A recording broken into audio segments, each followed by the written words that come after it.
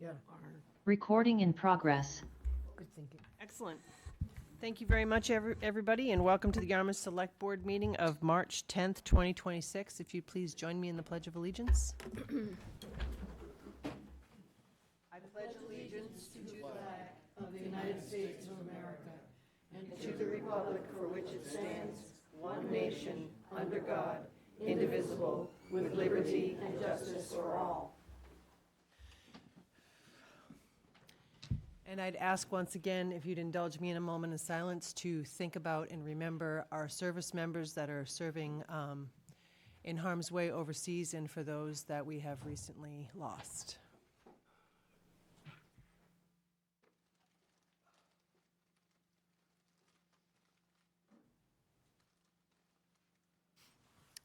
Thank you very much. Okay, we are going to begin our agenda with announcements. We'll start with the board. Liz, do you have announcements? I just wanted to bring something forward that was in our packet that I thought might it have relevance to everybody. Our Conservation Division is seeking data on storm-damaged trees, and if there are trees on your property that were damaged and require removal, please email photos to jgirolamo@yarmouth.mass.us. And of course, it's probably on the website. I hope it's on the website so that you can go to the website and follow up on that if you do want to get, they're trying to document storm damaged trees across Yarmouth. So send in your photos. Thank you. Excellent. Joyce? I'd just like to thank everyone who worked to make the St. Patrick's Day Parade such a success. I see one of the organizers in the back there who's ducking personal recognition, but who did a lot of work. We made the best of it, even though there was some snow still on the edges, and I think it intimidated some guests who might otherwise have come. But still, a couple hundred people, that's not a nothing. A couple thousand, Yeah. I would say. So anyway, congratulations. It was a real success. Thank you. Thank you, Tom. Thank you, Joyce. And yes, I want to also thank everybody that was involved. It was a full-scale effort after a week after a blizzard to put that on, and Bob especially. I know that you had to do some fancy dancing to make sure that our sidewalks were all cleared, and the DPW and everybody that was involved. So I want to say thank you for that. I also want to say thank you to Amy for bedazzling our golf carts and making sure that we had everything that we needed, as well as Mary Alice with the candy. And we always joke that if you think you have enough candy, get more. And she did a wonderful job, so it's a team effort on that. The Matakees site reuse, future reuse, is having a meeting here March 11th, tomorrow night. It's at 6 o'clock. So if you want to have any feedback on that property, that'd be a great place to go. Bob, I assume at the end of the meeting, you'll give some administrator updates on the storm progress still with Yes. brush and where we're at with that, as well as possibly talk a little bit about the Mass DOT situation. And we should probably talk just a little bit on the brush early, while, we have such a fabulous viewership and all of the people here. But under the direction of the Select Board, the DPW has arranged for the next week, they've cleared all of the space at the waste management facility to accept from residents only free brush disposal for the storm damage branches and things that people are collecting in their yards. So it'll extend for the next week. At the waste management facility, you need to have your normal sticker and just get inside, and so that doesn't apply to, there will be a nominal fee for any commercial haulers, but for residents only, it'll be free for the next week. Excellent. Good. Bob, what's the last day for the free brush drop-off? That would be the 17th, 17th, okay. which is going to be St. Patrick's Day. Easy to remember. Thank you. So drop your greens by the green day. Dorcas. Oh, very good. Yes, in addition to saying a great heartfelt thank you to everyone that participated in the parade, which was, as always, just the highlight of the spring. I would also like to send out congratulations to Pat Mulkeen. Pat is Jack Mulkeen's widow. Many of you, I'm sure, remember Jack. He was a very devoted volunteer in town, and Pat celebrated her 100th birthday on Saturday. Happy birthday, Pat. Yes, absolutely. The parade was for. Amazing milestone for our citizens. Mark, do you have any I'm all set, announcements? thank you. Bob, do you have any other announcements? No additional announcements, but thank you for mentioning the Mattakey School meeting that is tomorrow evening, once again, at 6 p.m. here in this room. And I just wanted to make a second mention of that because it was postponed. It was scheduled for the height of the blizzard, so we had to move it from this is the meeting that was supposed to be on the 25th, and so now it's going to be tomorrow. Please come on out or catch us on Zoom. It's all up on the town's website, how to get in there. Excellent. Thank you. Okay, we're going to move on to public comments. There is a Zoom user. If you'd like to bring in the Zoom user, please. And please identify yourself for the record. Madam Chair, can you hear me? Yes, Joe. Yes, this is Joe Flynn. Joe B. Glynn. I wanted to apologize to Joyce Flynn if anyone in the parade thought we were related and threw tomatoes at her. It's not my fault. It's Fizz Fargo's fault that started the rumor. It's the rhyme thing. Glyn Flynn, yeah. You know, we have the DUI finance people, I think, in the room, but I told David Flynn, the former finance director, if someone yells, "Hey, Flynn," duck first and ask questions later. But in all seriousness, it is serious, the budget and the school budget. And as it was said last night at the school committee meeting, these are people involved in the district, in teaching and staff of the district. But I just want to point out that there are people dealing with household budgets and paying their taxes and paying for medicine and paying for the high cost of heating and electricity and utilities and gas for their cars. And, many of those seniors are on fixed incomes and they don't get a 2.5% raise. And, that 2.5% raise is the law. It's not a guideline. It's the law. And unless the townspeople approve an override, it's the law. So I think that there's been kind of a warning that says that this budget is going to go up and up. And well, if it does, if it's 1.5 million and it goes up another 6% next year, then it's going to be more than 1.5 million. We talked about the E&D previously, and this all comes from projections. The district put out a projection of what they thought the health insurance was during the course of this budget, and it came in less, and that's great news. It came in like 7 or 8% less, but that means that their projections were off, and so they can over-project. And if the town people approves the override, the E&D now is at 2.5 million or close to that, and that's you don't have to go back very far to figure that all of that money is Yarmouth money. And if it goes back into the budget, the operating budget, then that's okay. But we still, at best, we lose 30% because that's we're paying 70% into the budget.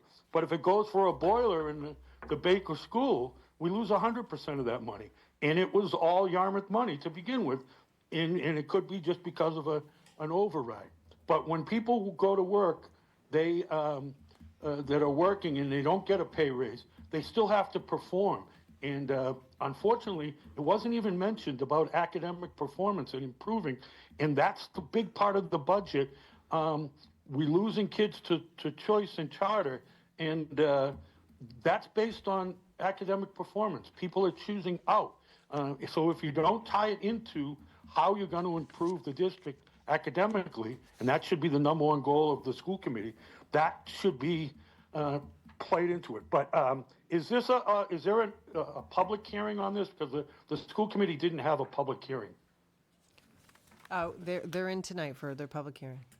Okay, so, but this will be a public hearing. We can speak on it later? Correct. Okay, I'm sorry. Okay, thanks very much. Have a great evening. Thank you, Joe. Okay, is there anybody else in the public that would like to? Yes, please, ma'am, if you go to the podium. Marion, I'll get you next. Can you identify yourself for the record? Ann Goring, Follins Pond Road. I'm going to talk for a couple of seconds about the blizzard and its aftermath. I'm quite sure that the administration and the DPW offices were fielding hundreds of calls complaining about the roads, the fallen trees and limbs, and no heat. I'm not here to complain, but to thank the many departments that helped to get this town up and running again. Other residents may not agree, but the town has done a Herculean job, and I thank you. The warming shelter at the DY High School was appreciated by so very many people. Thank you to the Red Cross, the American Corps. That's not their exact name, but AmeriCorps. AmeriCorps, thank you. The buses, and all the many others who helped during this time. I spent one day time there and appreciated the meals, the ability to recharge my phone, and mostly the heat in the building. Again, thank you for a job well done. Nice. And thank you so much for taking your time to come out and thank them. We were able to do that ourselves at our meeting last week, but we will be doing that on a more formal basis soon. So that's very much appreciated. I think their work sometimes goes unnoticed and unappreciated in such difficult times where people are struggling. And yes, there was a lot of cold people and awful things, but we were doing everything that we could behind the scenes. And so I really appreciate that. Thank you. Mr. Simon. Oh, I'm sorry. Nope. Wait a minute. Marion's next. See how I'm something shiny, Nemo. So my name's Mary Broderick, and I'm actually here tonight to represent the Saltbox Association on another issue. But I wanted to take this opportunity to address the selectmen in regard to the storm. And I agree with Ann, it was Herculean, it was unbelievable. Everybody worked together, the public was as safe as they could be, neighbors were helping neighbors. But I just wanted to point out that Saltbox Association on Saltbox Lane abuts the Bass River Golf Course. And the only egress into our association is on Saltbox. And that's where the public goes to sled. So when schools are closed, the kids are out. And it's wonderful, but I'm just, I guess on behalf of the association, we would ask if there could be any consideration to having the plow drivers come to our location first to clear the roadway before the sledders come and trample the snow and the plow drivers can't even get in. So I think just for a safety issue, it's something I wanted to point out for future snowstorms. Appreciate that. And Jeff is here, so he heard you, and we'll see what we can do about that. I'm not, there's always cars lined up and down that street. I mean, and I don't know if the town actually wants to incentivize that, but Well, I We'll don't have know to- that we can help it. It's tradition, It and is we're tradition. fine with it. It's just if the road could be a priority for clearing, because people are going to be there pretty quickly. If they're not in school, they're on that road, so. All right, thank you. all right. Thank you, Marion. I appreciate that. Okay, Richard, sorry.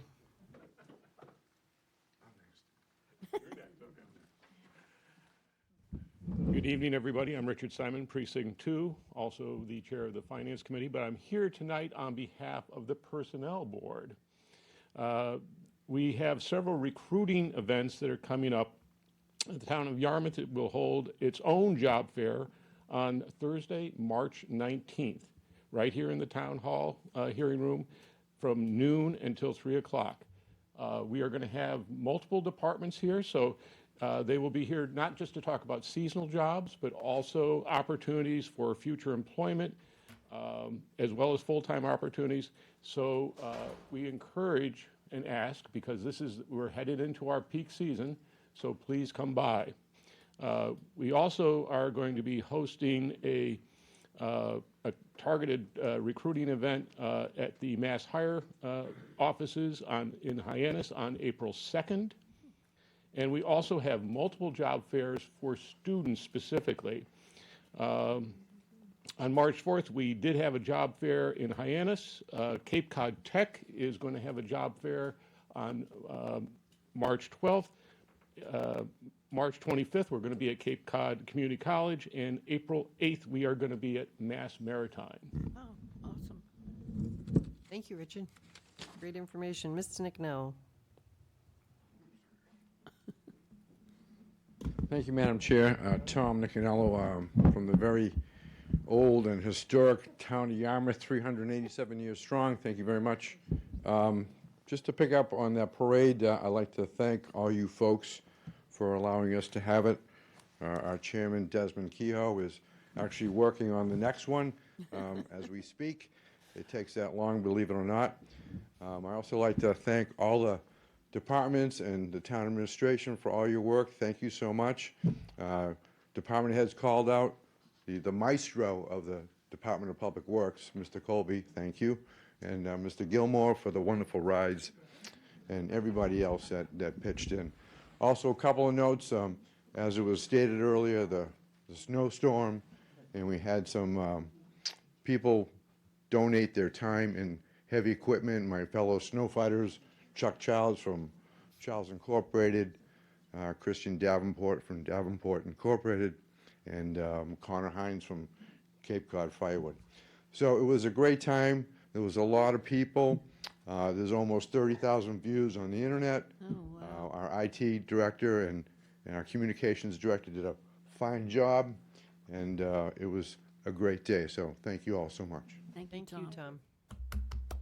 Is there anybody else from the public that would like to address the board? Yes, Brian.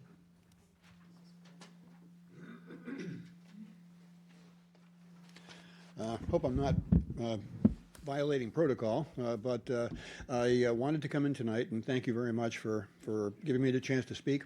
I want to introduce you to something that is that I'd like to try to get support for, and that is a investigation and determination of some significantly important historical sites at the Sandy Pond Recreation Center. Specifically, around the coast of Sandy Pond, there is still the remnants of the Sandy Pond Ice Company. And the area around it is still quite obviously showing signs that this is where the ice industry or an ice industry activity was conducted at that pond. And ice was a critically important resource on Cape Cod. There was a ice industry that actually incorporated ice ships, which sailed around the world bringing Cape Cod ice.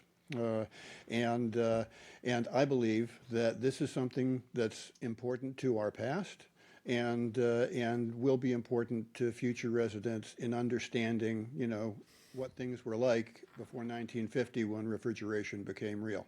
So I put together some information. I just wanted to pass it around to you so you can familiarize yourself with it. I'd like to come back at a later date and get into some details. Mark and I have talked about this on several occasions, and I thought this would be a good time for me to come in and introduce the concept to you.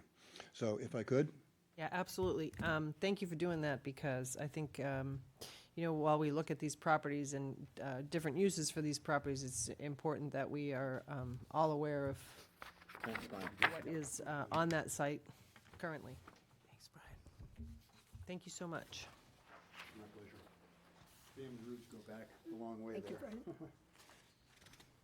Gee, Brian, I thought you were going to get up and talk about your dad's social club and the origins of Sandy Pond there. Well, that actually, to tell you the truth, what I'm requesting. Can you go to the microphone? I'm sorry, people at home won't be able to hear you.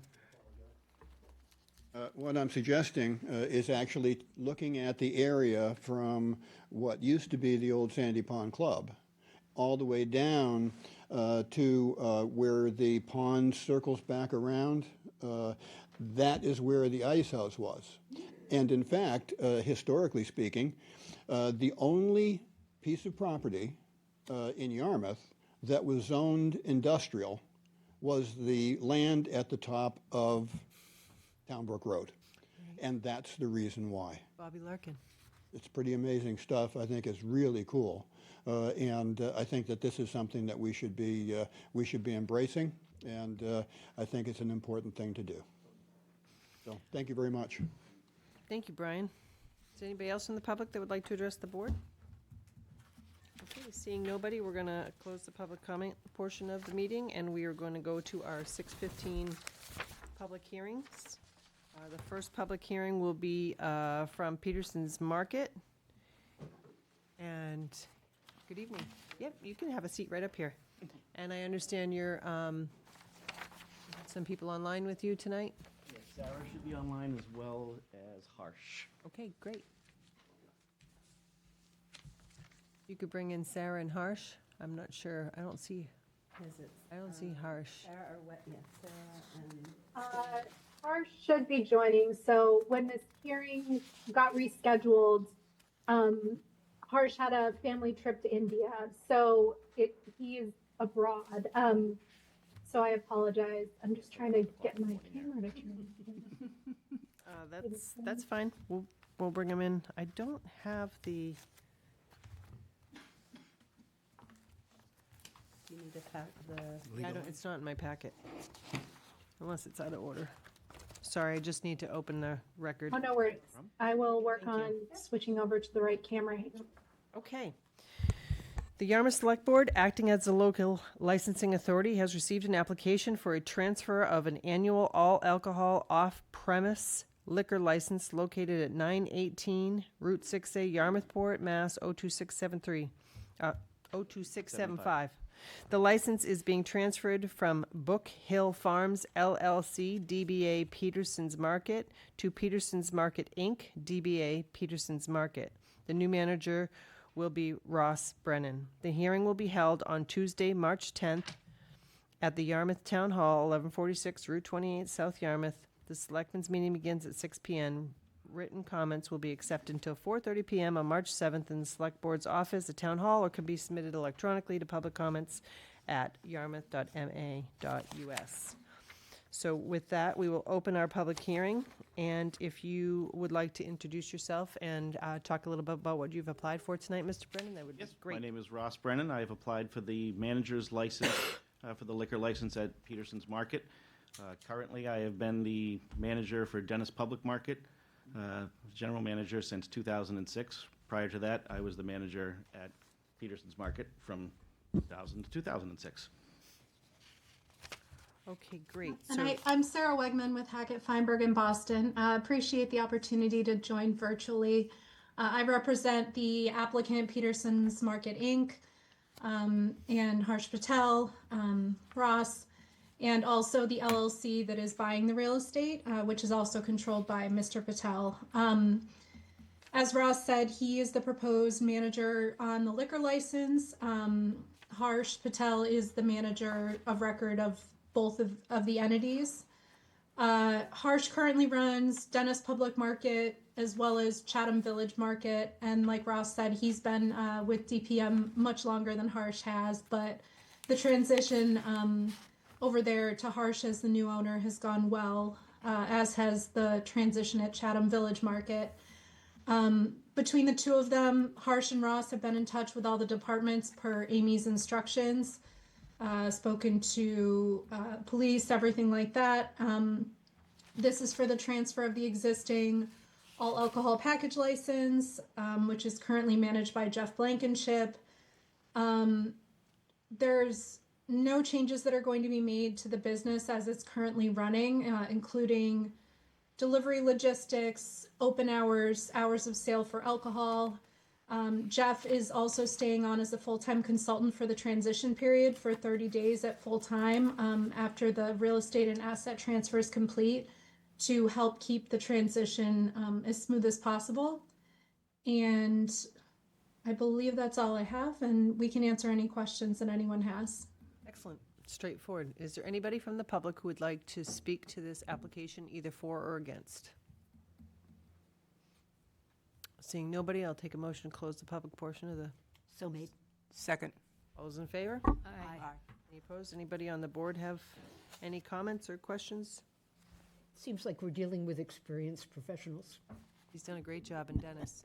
He's a Yarmouth kid, so it's great to see our Yarmouth kids grow up and invest in businesses here in our I'm community. the Dennis kid. Yeah, that's okay. We won't hold it. We won't hold it against you. Madam Chair, I move that we approve the license. Absolutely. Is there a second? Second. Any discussion on the motion? All those in favor? Aye. Any opposed? Passes unanimously. Thank you very much. Good luck. Thank you for your time. And Thank you've met with the police department? Yes. Okay, Yep, all sat right. down with them. So you know the rules and requirements and, all right. Thank you. Good luck. Okay, our next hearing is for an all alcohol license, weekday entertainment license by Jameel Hospitality Company, DBA The Cafe at Bass River Golf Course, 62 High Bank Road. So I'm going to read it. Good evening, Mr. Jameel. I'm going to read the public notice into the record. The Town of Yarmouth Select Board, acting as the local licensing authority, has received an application for a new alcohol restaurant license and a weekday entertainment license from Jameel Hospitality Company, DBA The Cafe at Bass River. Joseph Jameel, manager, 62 High Bank Road, South Yarmouth, Mass. 02664. Premises is Bass River Golf Course Restaurant and Golf Course, 18 holes on 121 acres, except for the maintenance building and all parking areas and entrance roads. The restaurant is located on the first floor of the clubhouse with a seating capacity of 162 and storage in the basement. Alcoholic beverages will also be sold from 2 beverage carts. Entertainment will be indoors and outdoors and will include dancing by patrons, entertainers, live band with up to 4 pieces, including singers, recorded music and amplification system between the hours of 12 p.m. and 9 p.m. Hearing will be held on Tuesday, March 10th, 2026, in the hearing room of Town Hall, 1146 Route 28. The Select Board meeting begins at 6 p.m.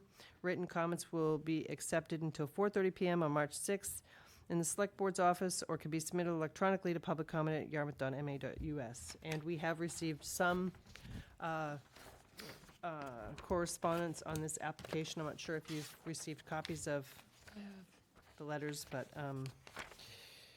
all right, with that, we will open the public hearing. Mr. Jameel, if you'd like to tell us a little bit about what you'd like to do at this place.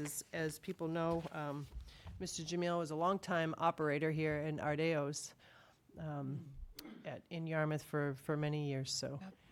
Yeah, I've been doing, sorry, I don't have much of a voice. It's okay.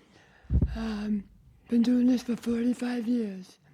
So, in both Hyannis, Yarmouth, Dennis, Brewster, and we've never had any issues operating our establishments. Certainly don't intend to have any moving forward. We've had many of our customers ask me to bid on this location. There seems to be, they weren't real happy with the food and beverage in the past. So our goal as officers come in, manage it properly, improve the quality, and try to build a dinner business from 4 to 8 on that beautiful patio with that beautiful view. You know, the golf business, it is what it is from 7 a.m. to 4 p.m.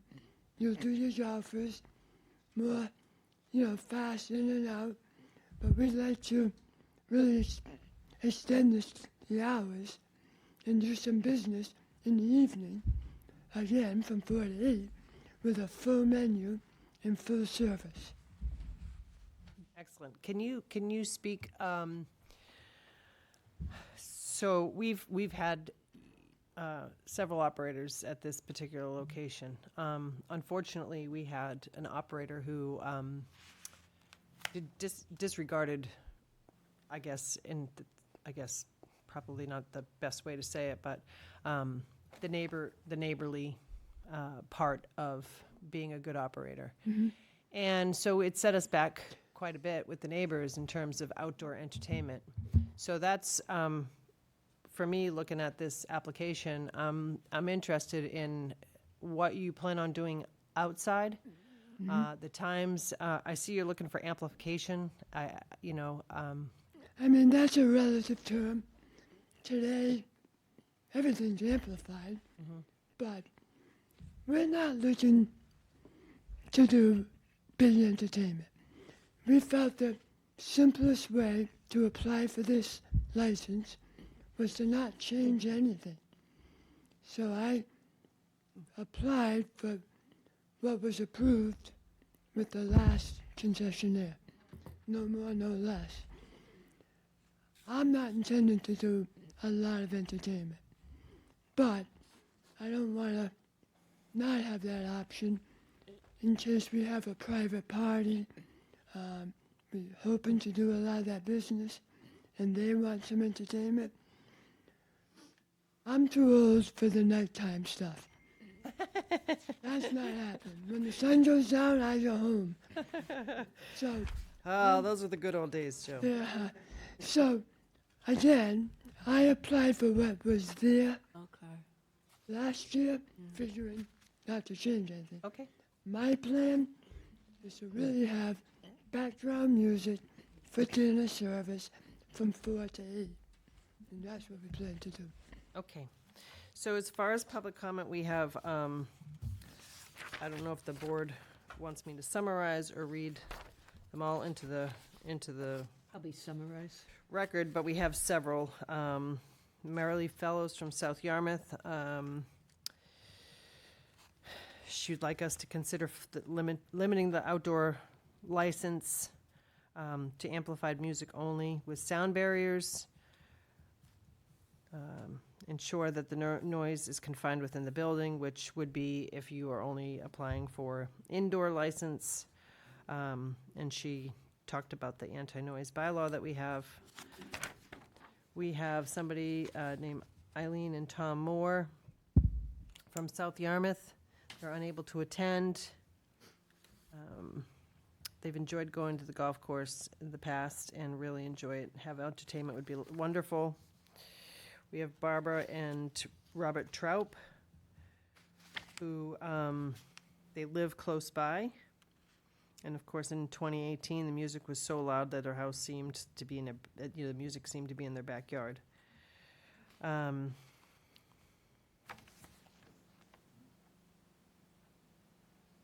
Sundancers is confined to the building.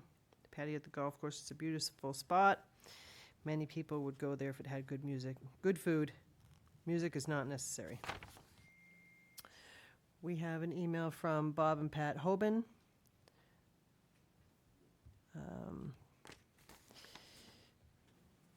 They said the course is surrounded by residential, not commercial areas. The areas would be negatively impacted by this change, both in value and usage. They support the golf course as an asset as it exists.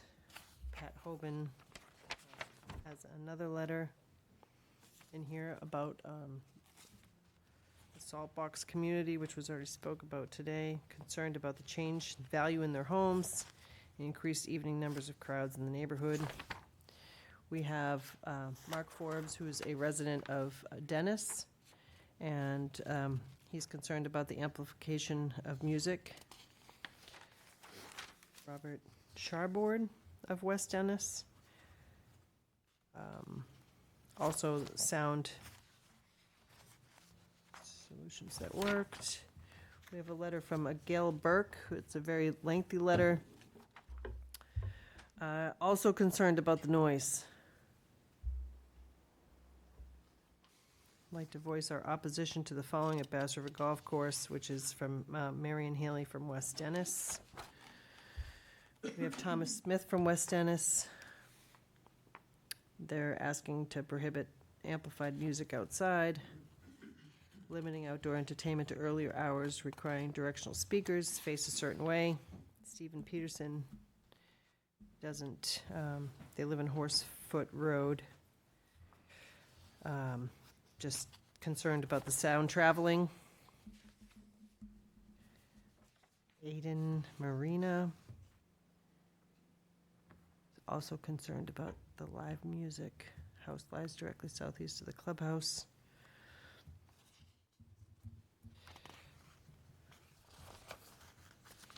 I just want to make sure I get them. Kevin Sullivan and Catherine Sullivan of West Jarmuth, I'm sorry, West Dennis. They support local business, understand the golf club role in the community. However, we believe the entertainment of this scale should remain indoors and compliant with the established noise limits. And we have Charles Burke, also from West Dennis, talking about the noise pollution policy. And should operate a family venue, not an outdoor bar.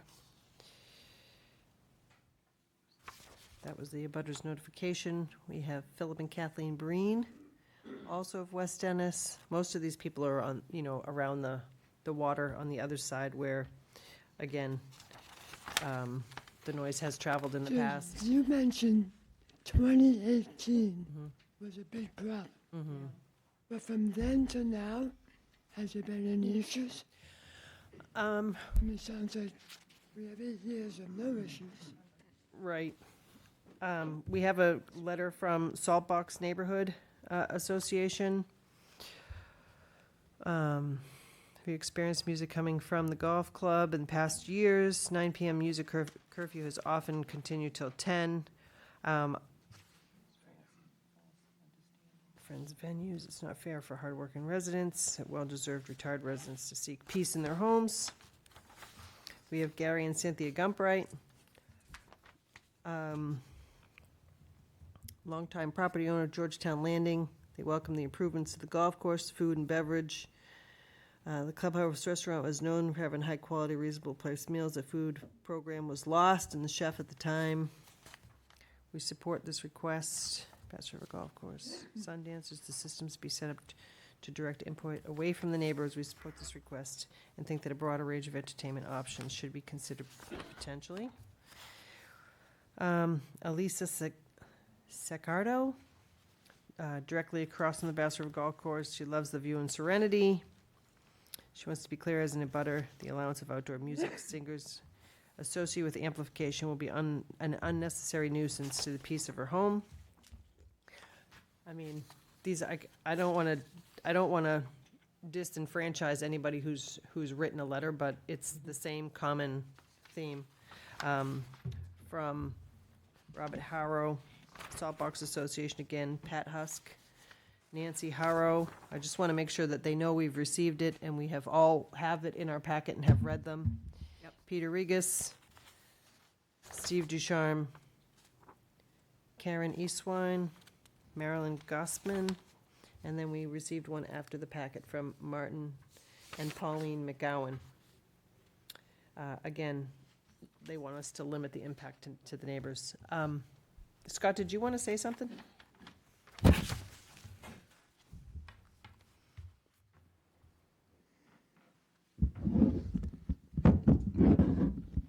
How you doing? Scott Gilmer, Director of Golf, Town of Yarmouth.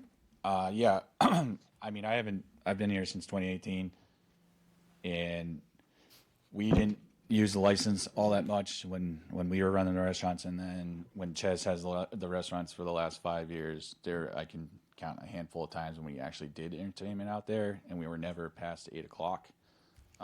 We've done some things to help with the noise. We point all the speakers inside, away from the river, and we keep the noise down as much as possible. But as Joe was alluding to, it's a occasional thing that, we're trying to just get some growth in business and stuff like that. We're not a nightclub or anything like that, and we just want to have a little bit of entertainment out there. But I don't think you guys received any complaints over the last 5 years from us when we had it, and we're pretty much proposing to continue the same thing. But we are definitely very aware we're in a very tight neighborhood, and we do everything we can to help keep the noise down. We also invested into sound absorbing panels into the restaurant itself, so that should help keep noise down in there as well. And I can help answer any questions if needed. Thank you, Scott. Okay, we're going to go to the public. If you'd like to come to the podium, ma'am, and identify yourself for the record.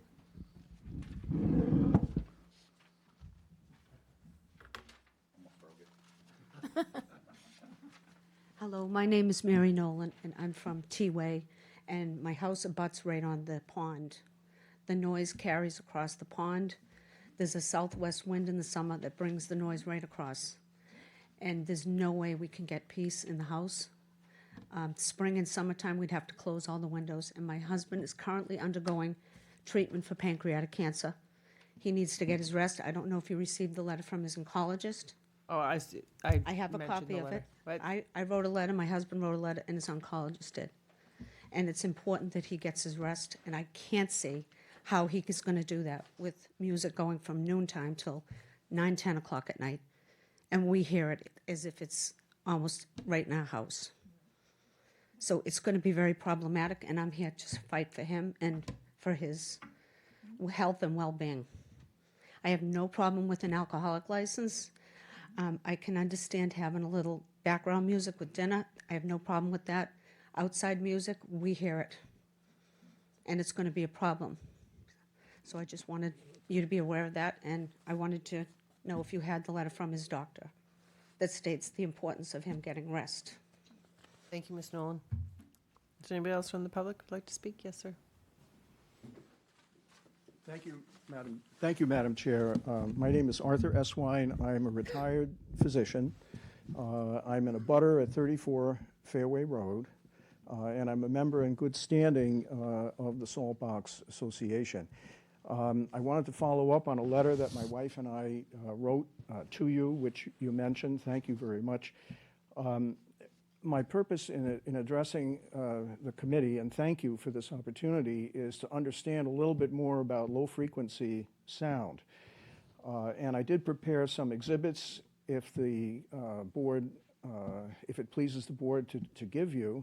But essentially, what we're talking about is low-frequency noise that has been shown repeatedly in the medical literature as being responsible for physiological effects on the autonomic nervous system and other systems of the body. I'm submitting as Exhibit A, and it's called The Effects of Low-Frequency Noise from Wind Turbines and Heart Rate Variability in Healthy Individuals.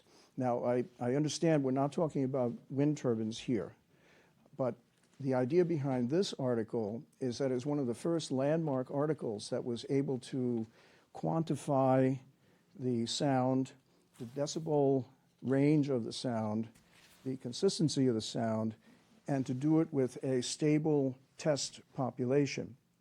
And so it is truly a landmark article from that standpoint. And also it is truly a landmark article because it contains innumerable references to the effect of low-frequency noise on health-related issues. The conclusions of the study are sharply focused, but inescapable. There is no question that heart rate variability was affected due to the effects of low-frequency noise on the autonomic nervous system. This report from 2021 concurs with a prior report from 2016, and I will enclose as Exhibit B, if the committee please, implicating deleterious effects from road traffic noise. So, you know, we're not really saying that acoustic amplification is the only source of low-frequency noise as a health issue, but many of the low-frequency noise issues that we have to deal with as a society are much more difficult to regulate, such as road traffic noise, air traffic noise, and things like that. But on the other hand, entertainment industry is something that is able to be controlled. The third exhibit I have is just some representative opinion articles gleaned from the internet. They're not well referenced, but they are opinion articles. And the fourth exhibit, again with the committee's pleasure, I just did a little bit of a Wikipedia excerpts. And the importance of that is that Wikipedia does not distinguish low-frequency noise as related to automobiles, trucks, airplanes, acoustic amplification. All of these things actually are one and the same. And just as a quick summary, and thank you for your time and patience, as a quick summary, low-frequency noise is different from high-frequency noise. High-frequency noise, as a function of distance, tends to dissipate and decrease. Low-frequency noise does not. It comes straight across water, it comes straight across a golf course. It is not hampered by barriers or buildings. It goes right through them, whereas high-frequency noise is stopped by barriers and buildings. So low-frequency noise is definitely a different animal. And the concern regarding the low-frequency noise, again, is on the peace and equanimity that our community enjoys in its relationship with the golf course and the Bass River. And my impression, again, I'm not a member of the Saltbox committee. I'm a resident. But from my own standpoint and my wife's standpoint, we just don't want to see a drastic change to the ambiance of our neighborhood that would be brought about by outdoor amplified musical entertainment. Okay. Well, thank you, Dr. Swine. Unfortunately, you can, but we don't have time to digest that information right now when we have a public hearing to make a decision. Is there a time I could submit it in the future, perhaps? Pardon me? You can submit it. Unfortunately, we just don't have. That was understood. We just don't have time to read it now. But when you talk May I about, approach? yeah, you can hand it to the Thank town you. administrator. He can scan it and make sure that we get copies of that. And I think that is, we've dealt with wind turbines before and low frequency, and I think one of the things with the health issues of that is the repetitiveness of it. So I'm not sure I'm not a physician, but I think there's something very different between something that is a constant than, music. And as Mr. Jamil has said, he's asking for what we've had in the past. So if you haven't had, in the past 5 years, which is the license that he asked for, if you haven't had any specific issues with that, I think that's what we'd probably like to hear about. Yes, ma'am, please come to the microphone. Hi, thank you for allowing my Thank you. time. I'm Elisa Sicardo. Okay. I live directly across the river from the golf course on Horsefoot Road. I love Ardeos. I love Joe. I love the golf course. However, I want to talk about the last 5 years because I've heard it mentioned that there's been this employment of a particular license type over the last 5 years. And I want to say from a personal and operational standpoint, there has been no outside entertainment in the last 5 years. So I think there's a misconception I would like to be corrected by No, I you think all. Mr. Gilmore had said that they had the approval for it. They just didn't utilize it often. And do you know why? I don't know why. Because we called the police. Well, and that's the reason I'm here today. Absolutely. And I don't mean to be negative. No, It's no, I'm that just this telling, is- I just okay. want everyone to know that if it's allowed, that situation would still, when you have a license, you have certain rules and regulations you have to live within. So you or any neighbor that feels that they're violating Correct. an entertainment license Correct. has the authority and the right to call the police. But it's inferring that there's been an operational production of music within that license. It actually has not been excess. He's not employed the full scope of the license. I'm hearing you all suggest, particularly you'd like to see that full employment of the No, I license. never said that, and nobody else on the the board. inference I got. No, that's not at all. That's what he's applied for. That's what Okay. we're talking about. I'm here to talk about the personal impact, not, I'm a specialist in audiology. I understand noise-induced hearing loss. This is not that. This is nuisance. Nothing more, nothing less. Nuisance. I love music. I want to choose my music. Thank you very much. I do not want a wannabe Frank Sinatra, which we listened to. Oh, man, what's wrong with Frank? Well, it was the wannabe. Oh, okay. The wannabe. He was a bad knockoff? It was also while I was out entertaining on my deck, which overlooks the Bass River and looks directly at the golf club, only to be followed by airline lights on the roof of the clubhouse that kept me up at night during that era. So this is not a new issue to Horsefoot Road or to other people that abut. I am an abutter.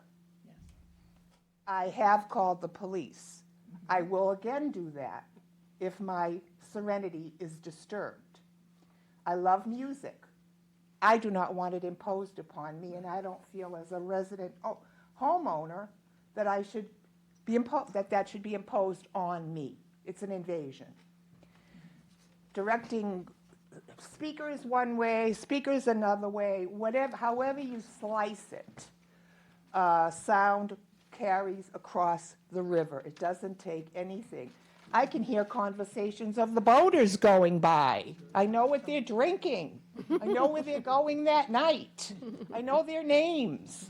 And I can hear 4 occasionally at the golf course across the way. That's what it's for. And I appreciate the desire for revenue. I appreciate its beauty and its potential in some eyes. But it's a residential neighborhood. We live across the river. We live next to it. And do not assume you can judge the nuisance level. It's horrible. Horrible. Horrible. Impeding the use of my own deck so that I have to sit out front and look at sun dancers, which, by the way, you don't hear. You don't. Okay, I live there. But I cannot enjoy the use of my own rear deck over the Bass River because I need to listen to whether it's a 4-string quartet or a rock hard. I don't care the quality of the music. I want to pick my own music, and I should have that right. I do not want to have an imposition by the business across the way. I have no objection to them following the law inside music. End of story. If you want a larger space, build a larger space. Build a stage inside with soundproofing. I'd be all for it. I'd go myself when I want to listen to music. But in the meantime, to me and to my neighbors, there's a history. I want to be clear on the fact that over the last 5 years, while the license might say they had the right to do X, Y, Z, they didn't go to X, Y, Z. So I don't want the assumption that everything's been copacetic and quiet. It's been quiet because it's not been employed. That's a big difference. And that's pretty much all I have to say. I appreciate your time. Thank you. Marion. So, Marion Broidrick, I'm vice chair of the Saltbox Association. Unfortunately, our chairman is in Florida, unfortunately for the rest of us. But anyway, I'm speaking on their behalf. And while the notice was fairly quick for us, a lot of our neighbors are away, but the board did convene to discuss the issue. And that's what I'm here to address. There's certainly several neighbors that are here to speak individually as abutters, but just generally, the board felt that to say that we're opposing the license, I think we appreciate everything that Mr. Jamil has done in the community.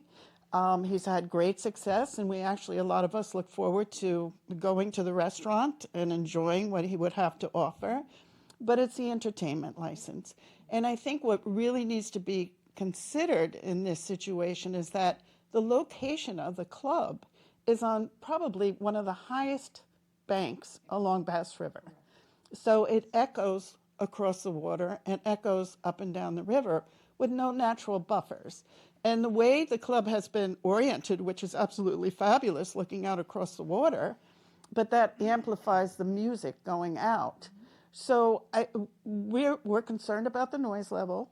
We're concerned about the hours that it would be imposed or be available. certainly more reasonableness in terms of what is being offered. We do know that we have the right to complain if we feel that it's a nuisance, but we're asking for a compromise and consideration and turning the music in as opposed to out. As they've mentioned, some dancers you can't hear, and there's a reason for it, because they've focused on not having the sound reverberate across the river. So I think, you know, in terms of granting it, the license has been there before, whether it's continued again, but with some restraint for the neighbors, which would only benefit all of us. All right? Thank you, Marion. Yes, sir. Hi, my name is Tom McNamara. I live on T Way, across the street from Mary. And I'd like to express my opposition to this entertainment license. I understand that Bass River Golf Course is entitled to do business, and I'm sure they pay plenty of taxes to the town. All of the people that live in Saltbox Association have very well-assessed homes that also pay very high taxes to the town. So we have an equilibrium here, and I'm concerned that the noise level that we're going to produce is going to seriously unbalance that equilibrium. I have primarily two concerns. One is the number of days of the week that this is going to happen, and my notice said weekdays. I don't know if that includes weekends. And the second is obviously the noise level with amplification.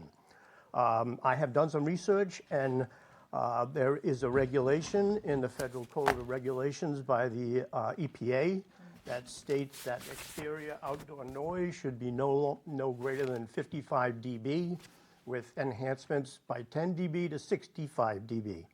So I would submit this as a consideration. If the board does consider granting this license, that the Bass River would be able to demonstrate that they could meet that requirement at the perimeter of the golf course prior to granting the license. Okay, you can hand that to Mr. Rittenauer if you don't mind. The town does have a noise bylaw where they enforce a certain level. It does, and I've looked at that, and it's quantitative. It's not, qualitative. It's not quantitative. It's expressed in terms of excessive. But if you look at that regulation, the EPA defines excessive as 65 dB. And 65 dB, if you do any kind of research, that is equivalent to the sound of a dishwasher in your home. Okay, thank you very much, Mr. McNamara. Thank you. Appreciate it. Sir? It's hard to follow Mary's voice. Absolutely. I was hoping I could talk before her.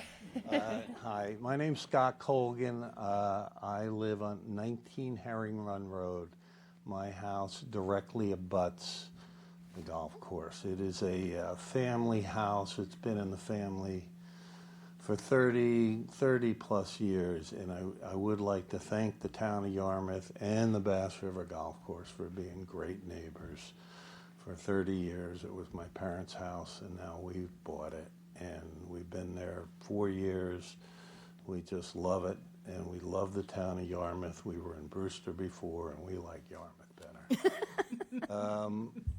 Having said that, you know, and I heard with the good doctor who's one of my neighbors and this young lady who's an audiologist, they clearly know the science. I don't think this is a science issue. I think it is a nuisance issue. I think it's all about our peaceful, quiet enjoyment. And there are certainly nuisance issues that we can't avoid. And when we move to an area, we just have to get used to it. Certainly, there's cars up and down High Bank Road all day long. You hear it more in the summer. It's a fact of life. There are nuisances in the winter, so we all have our windows closed in Saltbox community all winter long, and every single night when it's dusk and the geese are trying to figure out what to do and the coyotes are waking up, you hear them screaming every night, and they're all the way on the other side of the golf course, and the windows are closed. another nuisance we can't avoid. We have this beautiful river, the Bass River. We're 4 blocks away up over the bluff. And like this young lady said, you can hear every boat go by. You can hear every conversation, and we're much farther than her.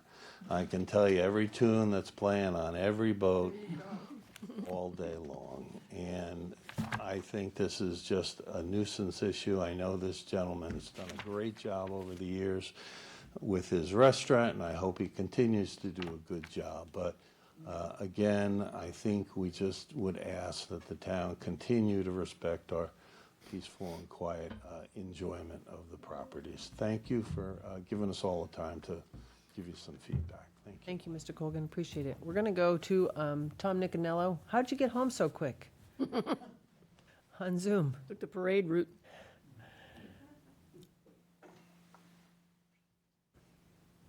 Hi, Tom. Here I am, Madam Chair. Thank you very much. Just to tonight's issue, the public hearing, you know, I love the way the public hearing brings the community together in this process. And as you know, other parts of our community, because we're so fragile, there's a lot of business and residential that abut each other. And I know where I am, it's a relationship with the neighborhood to work together. And there's other parts of town where the neighborhood comes together and they work out these issues so everyone can work together. And that's the whole key to what we have. We have an applicant that's there before you tonight demonstrating and understanding the concerns he's hearing in that neighborhood. He seems to be very well liked and has a great reputation, and already stated that that's not his desire. His desire is other intentions. I believe the applicant deserves a fair chance, and let him proceed with his business and work with the neighbors to make sure that the neighborhood is adequately for everybody. We all want to have the best time here in this community, all of our community, and the only way we're going to do it is by reaching out and talking to one another. So if those neighbors have a concern, and Joe seems like he can talk on the phone all the time, then that's what probably needs to happen so they can work things out. So that's what I want to say. Thank you, Madam Chair. Thank you, Tom. Zoom user?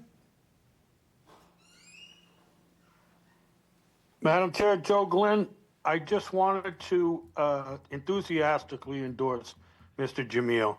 I can think of no one better to be in the community that has done business in the community, worked in the community, but also he had a restaurant on a golf course in the neighborhood in Yarmouth. But he is certainly, I can't think of no other person that you would want to be running this business from both the food side and being amenable to the community and working out issues. I'm sure that he is compassionate about health issues and doesn't want anybody to have any ill health. But I think that the constraints of the entertainment license and the select board doing their job as the liquor license holder, liquor license authority. I think if everybody does their job and everybody works in the community, I think that Mr. Jamil you will find will work any issue out. So I enthusiastically endorse Mr. Jamil. Thank you. Is there anybody else from the public? Yes. Hi. Hi. I'm Dr. Gail Burke, and I have several things to convey. We know very well that there are at least 15 letters that were submitted prior, and thank you very much. I know you passed them on. Thank you very much. And that was a super thing. And there is certainly that theme throughout. I don't think anybody is trying to, hurt this new business. I think the point you keep hearing over and over again, it is not an appropriate place for outdoor entertainment. And you've heard all these people They've given you lots of evidence. And there is lots of evidence. And in fact, there was a lot of police evidence in prior times. I mean, it was really rough way back, 2009 to 2011. That was just an incredibly horrible time where that place was booming constantly with noise. Now, I also believe that at some point, the zoning board had gotten involved and made sure that it was clearly understood by the management that the Commonwealth of Massachusetts also has a lot of jurisdiction in controlling noise. They do not want nuisance noise, and they're very strict about how they define it. And I love the fact that so many of the people who spoke already today have been able to do it, whether they speak it in decibels, whether they talk about the way the land is and how the water projects or helps to project that noise, how open space of golf course with no, what are you going to call it, no, nothing that will stop the noise from traveling. And I think that's what we're pretty much all here about today, is the idea we're trying to say, look, we've been through the suffering before, okay? We've been through it. It was not at all pleasant, okay? Yeah, and the nice thing is, it is true, pretty much there was no exercising of the outdoor option over these last many years. So that's probably why you haven't heard from us. You know what I mean? It's one of these things. If you can keep all the noise, and again, notice we're using the word noise, nuisance noise, because as people have expressed, you know, it's beauty's in the eye of the beholder, and it's the same thing when it comes to something you're listening to. You all want to choose your own music. You don't want to be subjected to somebody else's music. And when it is outdoors and projected in any way, it becomes a nuisance. And that's the point. So the main things are this: keep it indoors.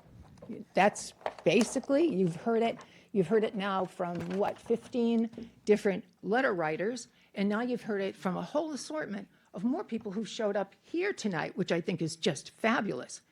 And therefore, the main thing is also aspects of, again, even just liability. You're now hearing from doctors, you're hearing from audiologists, you're hearing from all kinds of people who are specialists. And I know some of the letters that went out from others that wasn't necessarily quoted here, in other words, in this meeting, but I know you've read them, and they're people who really do understand the problem with noise projection and the kind of damage that it does to people. So again, basically what I'm just reinforcing and really want to say is we do not want to go back to the past, okay? There were problems then, and all you have to do is make the restriction that all the noise is confined inside the building. That's, you know, that's really the basic bottom line. And you can look, histories of police reports, you can look at even Yarmouth's own, basically what is that referred to as, your own conditions for the decision that goes back to, let's see, 2013. All entertainment is to be confined to the interior of the restaurant and be within literally an area that they marked out as referred to as the dance floor, okay? And that's where the entertainment can be contained. All noise from entertainment is to be confined within the building. All doors are to be closed and windows also closed when entertainment is provided. There should be no noise outside, okay, due to music or entertainment, and particularly not for any amplification. The Yarmouth Board of Selectmen and the licensing authority actually make a statement too about entertainment, and right there, point B, the licensee must ensure that all noise from entertainment is confined to the building. Okay, so that's basically the point we're making. And I think you've heard it plenty tonight, and we appreciate the fact that you have allowed us this situation to make it real. If you can see all these people, I mean, these are people, and you're going to negatively affect the quality of their lives. And I don't think you really want to do that. So we do want to make clear, please limit any of that entertainment noise to the inside of the building, as it is with most every place, even in commercial locations. It's confined, it's inside. And people want to listen to the music, they go, they buy a ticket or perhaps buy a meal, and then they can enjoy it. But don't subject people to noise they don't want to hear. Thank you, Dr. Burke. Thank you. Is there anybody else in the public who'd like to make a comment? Okay, seeing nobody, just for the record, there is also in our packet the Board of Appeals decisions from the past. So there was a Board of Appeals decision that was in 2013 that appears to have limited it, and then there was another one in July of 2018 that talked about amplification to be limited to 2 music ensembles. The music is limited to Wednesday through Friday, 4 to 8, Sundays 9 to 1. The music be permitted each year from March through Columbus Day. So that was. Never enacted, but that's. Oh, that's fine. I understand, but this is what we have and what was allowed by Board of Appeals decision. And then there was a decision in 2021 that no further review from the town would be required. So, okay. So is there a motion to close the public portion of the hearing? So moved. Any Second. Yep. Any discussion on that motion? All those in favor? Aye. Any opposed? Mr. Jamil, is there anything that you would like to say to respond to any of the members of the public with their concerns? Yeah, I'm dumbfounded with the reaction. I had numerous meetings with the Golf management team, and I simply wanted to deliver what they wanted as an operator. The last thing I want to do is upset a neighborhood. I've had numerous restaurants in numerous towns. My core business has been locals. The local people support my restaurants. I don't need this to have headaches. The last thing I need. I've done this too long. Gotcha. As I mentioned to the golf management, I have a restaurant. It's successful. The last thing I need is someone upset Right. and not go to my other business. Right. I'm not doing this to make people upset. Right, understood. I'm trying to create a really nice environment where you can have some food and have a nice time. But having said all that, is there anything that you're willing to amend in your requests that would make it more amenable for the neighborhood? I would amend whatever works for everyone. Again, to be honest with you, I applied based on what the license was. Right. I spoke to the management team. They said they've had no issues over the last few years. Tonight's the first time I heard there was not any entertainment. I think I'm hearing that they had the license and didn't use it. But I wasn't told that. Okay. The golf management told me they had not a lot, but occasional entertainment and had no issues. So. Okay, no, understood. All right, so yes, I mean, if it's things we can work out, I'm happy to do that. I'm certainly not intending to have rock and roll bands and create people's health issues. No one has more health issues than me. So, don't need people getting upset over this. Madam Chair, may I ask a question? Sure. Mr. Jamil, would you be interested then in amending your license so that it does not include outdoor entertainment and is restricted to indoor entertainment only? I don't believe I would really ever have indoor entertainment unless it was a private party. I would like The inside isn't conducive to that. People go there because they want to sit outside. I mean, that's my opinion. I haven't seen it in action. Right. Our idea was outside, guitar player playing background music. I don't. Wait a minute. Yep. Dorcas is speaking. So in other words, you do not want to amend your I outdoor wouldn't- entertainment? I don't think I would utilize an indoor entertainment license. Okay. That's not where the business is. I mean, you folks, I assume, have been there. Oh, I've been there. Everybody wants to sit outside. I think the, the issue is the amplification. So if what you're looking for is, ma'am, you've had your time. It's, the public portion is closed. We're not taking any public comment anymore. The amplification, that word in itself. So if you want a one-person guitar on certain hours and days, that might be something I'd consider, but I would be very hesitant to have amplification. Go ahead, Liz. Could we hear again from Mr. Gilmore regarding what he seeks in terms of working with Mr. Jamiel on this?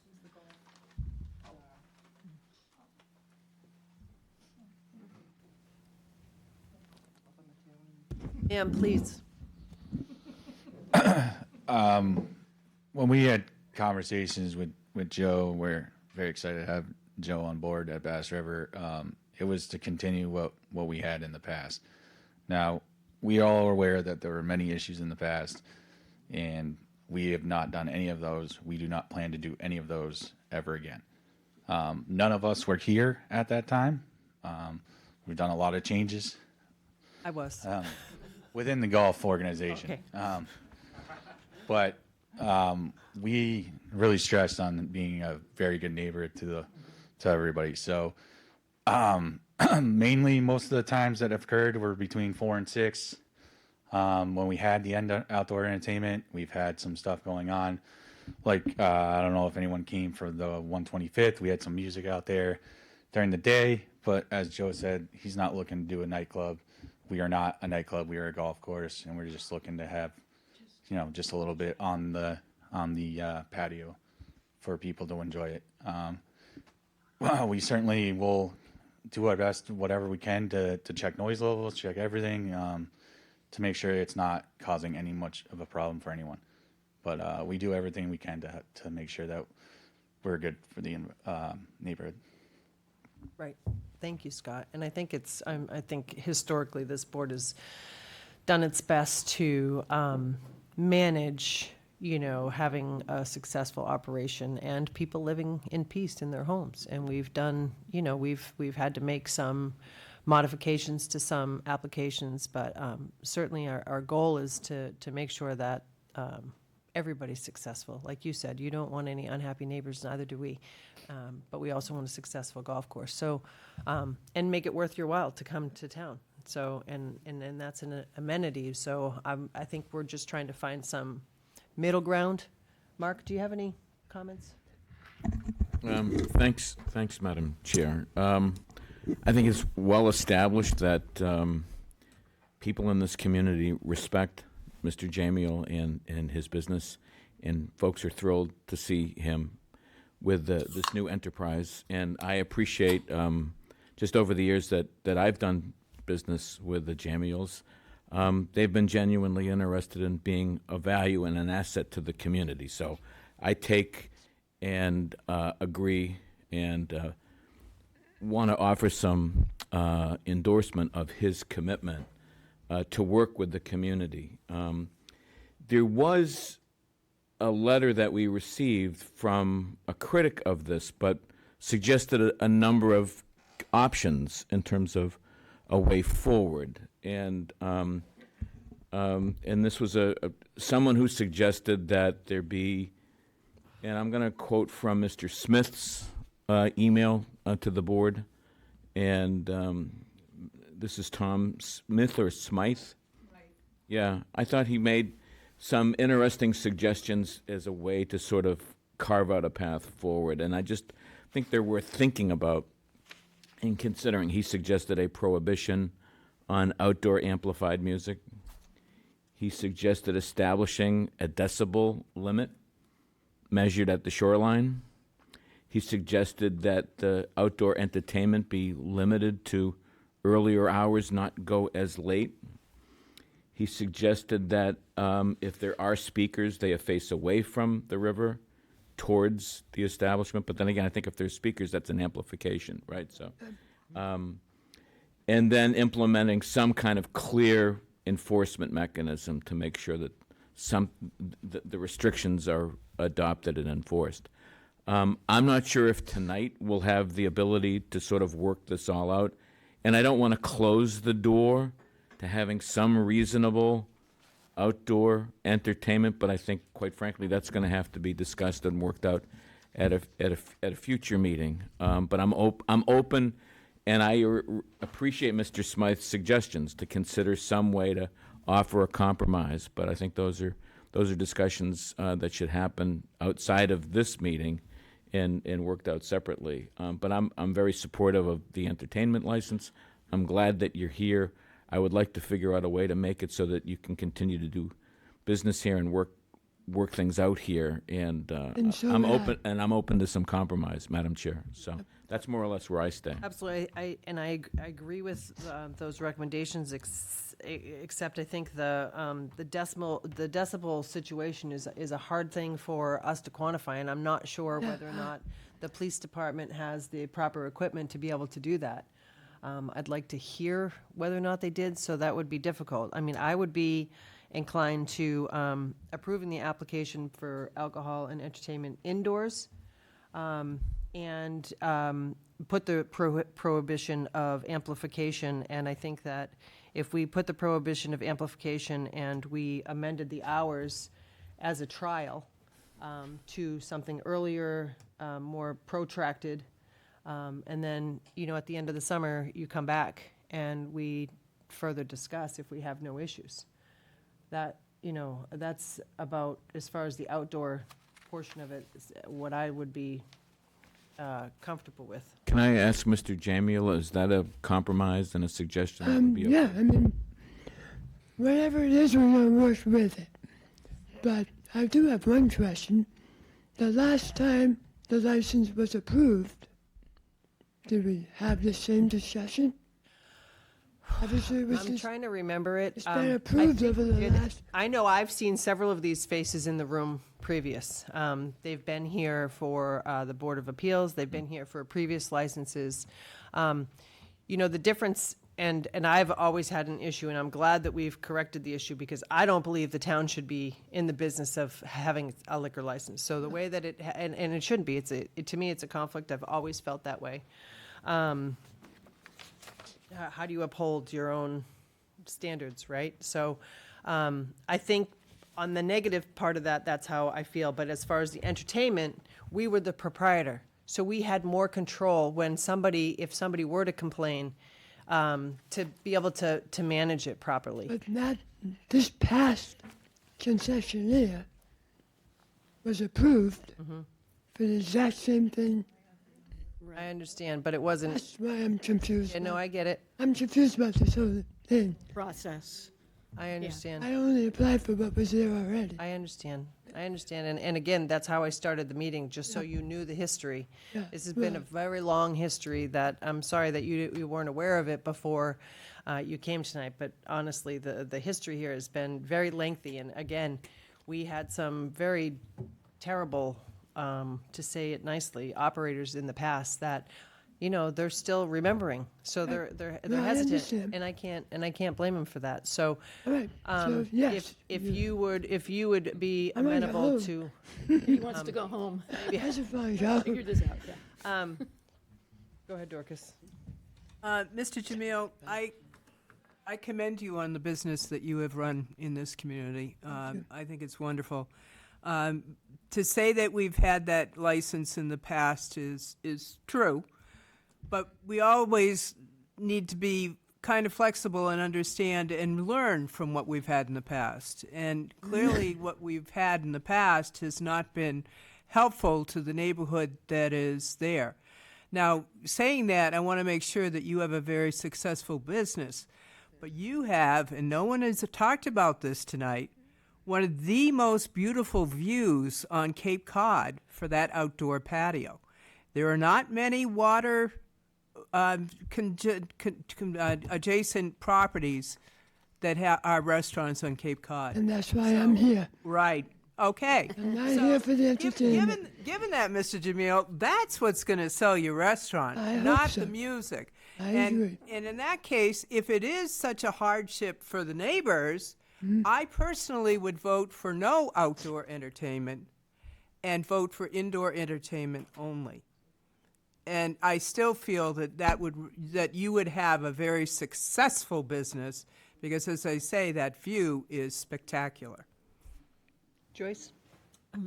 I have admired Mr. Jamil's businesses in the past, and certainly his golf course restaurant at Kingsway is an example of being a good neighbor, having a restaurant and bar that has entertainment. And Kingsway would have crucified you by now if you weren't a good neighbor. So, I mean, I think Liz still has to speak here, but I would certainly be open to moving the license with the emendations, no amplified outdoor music, and an 8 p.m. cutoff time, if that worked for the rest of us, including Mr. Jamil. Liz? Yeah, because I know we're dealing with Mr. Jamil, but I also recognize that we're setting some precedent, and that it is. So I agree with Joyce that I would like to see the conditions placed on it that do not seem to exacerbate, will not cause Mr. Jamil any stress, and will also allow the golf course business to operate the way it has been most recently. So that's where I come down, rather than just limiting it to indoor music. Okay, so let's take this one at a time. Can we, will somebody be willing to make a motion to approve the alcohol license as written? As applied for? Yep. Second. Any discussion on that? All those in favor? Aye. Any opposed? Okay, now let's take the, Entertainment. I think we can all agree that we're comfortable with indoor entertainment. I know that that's not in your business model, but it may have to be. I would make the motion that we approve the license for indoor as requested, and outdoor to be limited to no amplification,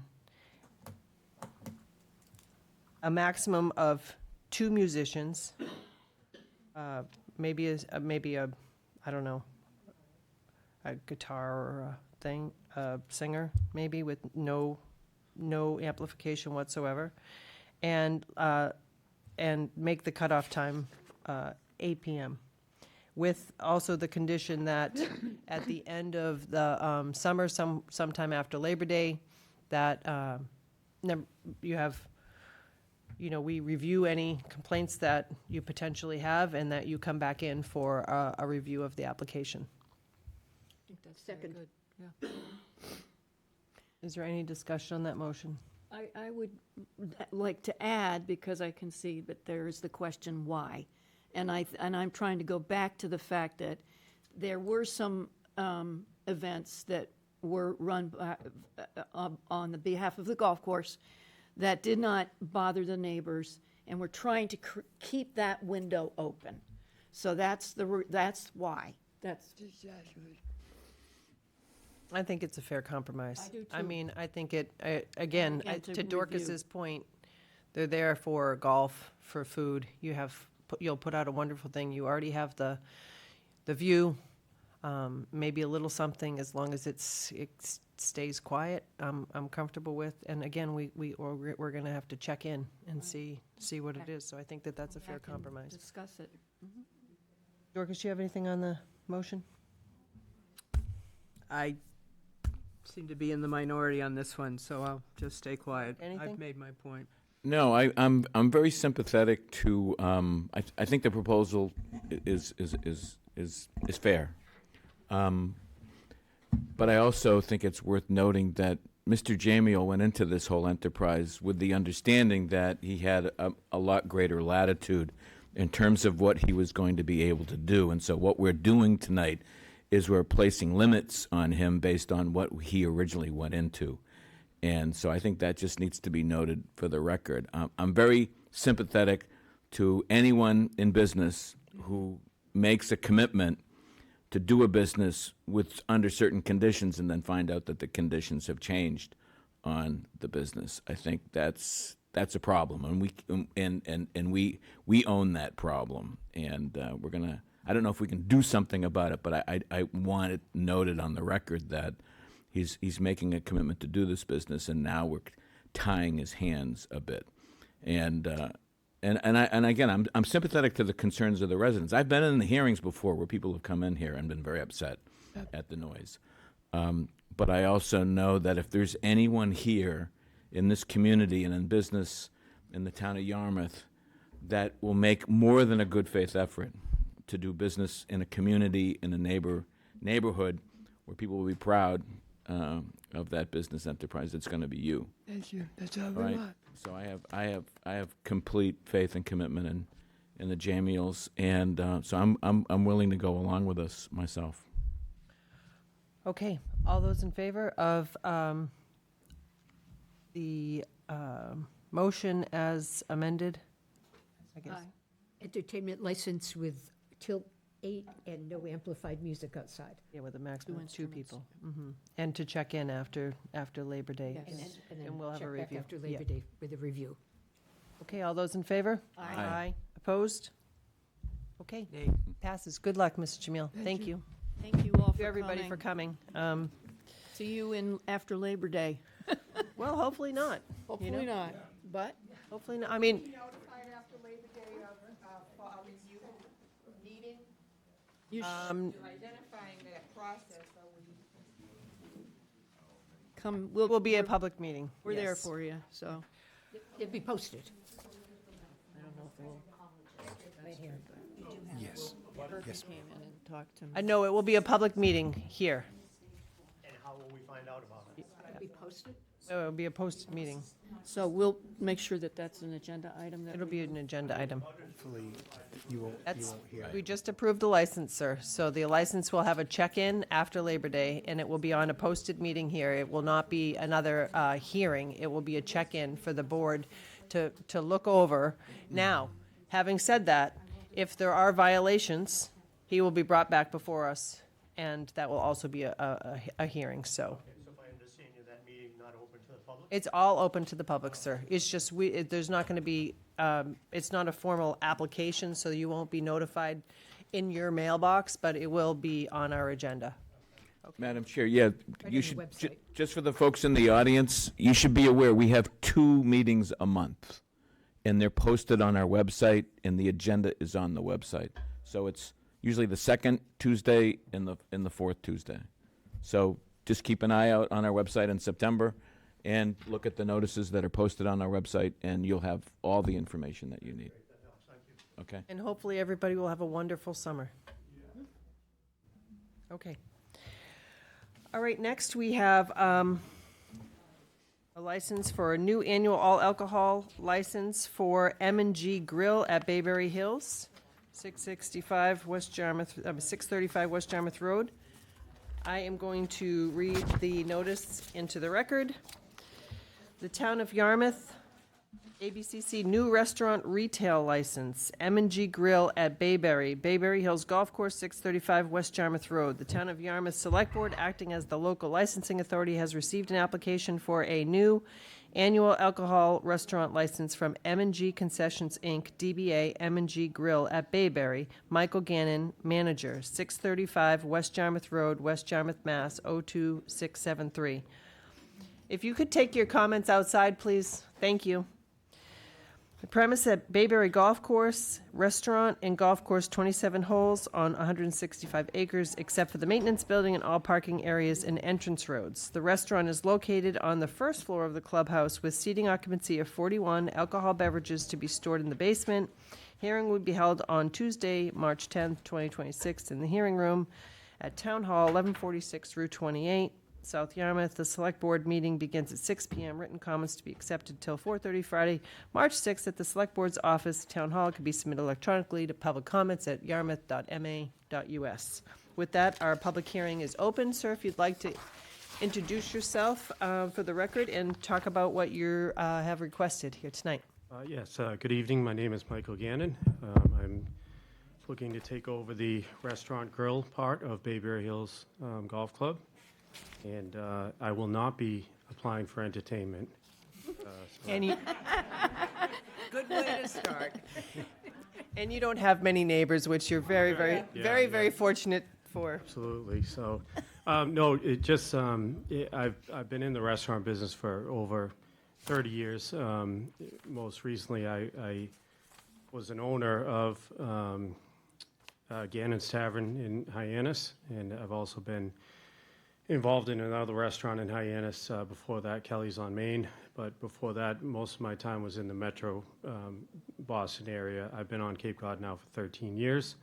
And like I said, I'm no longer involved with Gannon's or that license or anything to do with it. But we were a very good, and we've become, or I shouldn't say we, but they've become a staple in the restaurant scene around the area. So, like I said, I've personally been doing this for quite a while, and always been successful. Always worked good with other people, whether it's on a main street like Kelly's on Main, or at Gannon's in that area that it was. Not a lot of residential neighbors, but certainly always willing to work with the town and work with the people around for anything that we need to do. But as far as Bayberry Hills go, I was just looking to come in, and it's already been mentioned through the whole Joe Jamil thing that things were not going well, from what I understand, for the last 3 to 5 years. So I'd like to come in and change that. And that is something actually that I've done in the past, and that I'm good at, is taking places and kind of revitalizing, or whatever word you would like to use. Poor Bud's Country Lounge. I know, yeah. It sat there for quite a while, You definitely revitalized that. Yeah. So so when it comes to Bayberry, that's all I'm looking to do currently. So I started this company, M&G Concessions. My first concession is currently I have the license for Hyannis Youth Community Center, and I run that concession or grill. We call it the grill at HYCC, so that's why I was staying with that theme. Every time. And so this would be my second license. And my second operation to go through, but that's what I'm looking to build, somewhat of a smaller company down here on the Cape. I just truly believe that kind of this concession and quick serve type of thing is the way to go, and kind of unfortunately, except for Mr. Jamil, but unfortunately, full service restaurants are kind of in trouble these days, I feel. So that's why I'm here.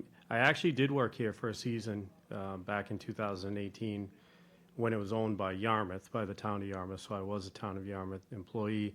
That's the year I was building Gannon's, and so this was my job for the winter while I was there.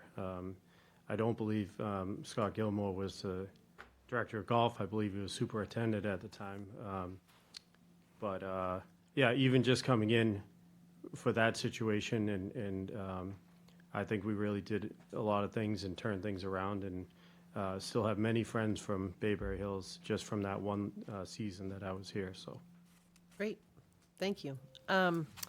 Just for people to know that your packet's here, you're tip certified. You have your resume in here, your Corey check, all of those great things. Now you mentioned that you are also manager at HYCC. So have you met with the police department to understand our rules and regulations on alcohol licensing and having a manager on staff that's also trained at all times if you're not there? I have not met yet with the Yarmouth Police. I've certainly been through that many times in Barnstable and Hyannis, but we were going to get through this meeting, and then, once I knew that everything was a go, we had a few bumps along the road with our insurance and this and that. Not on our end, just, trying to get that all settled. I believe Svetlana actually finally just got the final COI today. So yeah, not that I really had any doubts, but I was just kind of getting through the process as it goes. But I will certainly, if this is all good to go after this, yeah, that will that'll be a one of my requirement. first calls. But I do know about the management, issue in terms of having someone. I don't have alcohol at HYCC, but I do have a gentleman that's my quote-unquote assistant manager. I'm just saying, because there's alcohol here, that when you're not on site, that somebody else Well, has that's to what I be. mean, and he'll be coming with me, and he's also certified, tip certified, he's certified food manager certified, and things like that. And my wife will also be involved, who is also tip certified. She's she's been a bartender for years, and so she will also be a manager / owner type of thing. So the grill will be sufficiently covered. But I am an on-site manager, worker, owner. That's just how I operate things. So I will certainly be there, plenty. Okay, great. I am going to go to the public. Is there anybody in the public who would like to speak for or against this application? Seeing nobody, I'll take a motion to close the public hearing. So moved. Second. All those in favor? Aye. Any opposed? Is there anybody on the board who has any comments or questions on the application? I wish him well. It sounds like he and a family member and an additional staff person have a lot of experience in this. I just, before we do it, I just want to make sure that that is a requirement of the board, that you meet with the police department and go over our rules and regulations, because Yarmouth has some requirements in there that other towns don't have, in terms of, the manager having to attend some programs that we have. So I just want to make sure that you know that that's part of it. And Amy, you have the certificate of insurance for this? I do not have the certificate of insurance as of right now. I believe Svetlana did receive it this morning. There were some minor adjustments that needed to be made to the wording on it, and she was waiting for that to come back. We will hold the license until that is sufficiently met by Svetlana, and we will also hold it until the applicant and his assistant managers have met with Sergeant Renzi of Yarmouth Police Department. Excellent. And there has not been any correspondence from the public on this application? There has not, no. Okay, great. Is there anybody from the board who'd like to make a motion? I would like to a motion to approve. Second. Any discussion on the motion? I just want to make sure that, do we have to include that there are some open items that need to be closed? Yes, I think what Amy spoke about, we should approve the application with holding it until we have the proper documentation, insurance certificate, and that you've properly met and understand the rules and regulations with the police department. Yep. Okay? I'll give him a call tomorrow. Excellent. So moved. All right. Is there a second to that amended Second. motion? Okay. All those in favor? Aye. Any opposed? We wish you the best of luck. Thank you. Passed Appreciate it. unanimously. Thank you. Thank you. Good luck. Now I'll be in touch tomorrow. Thank you. Okay.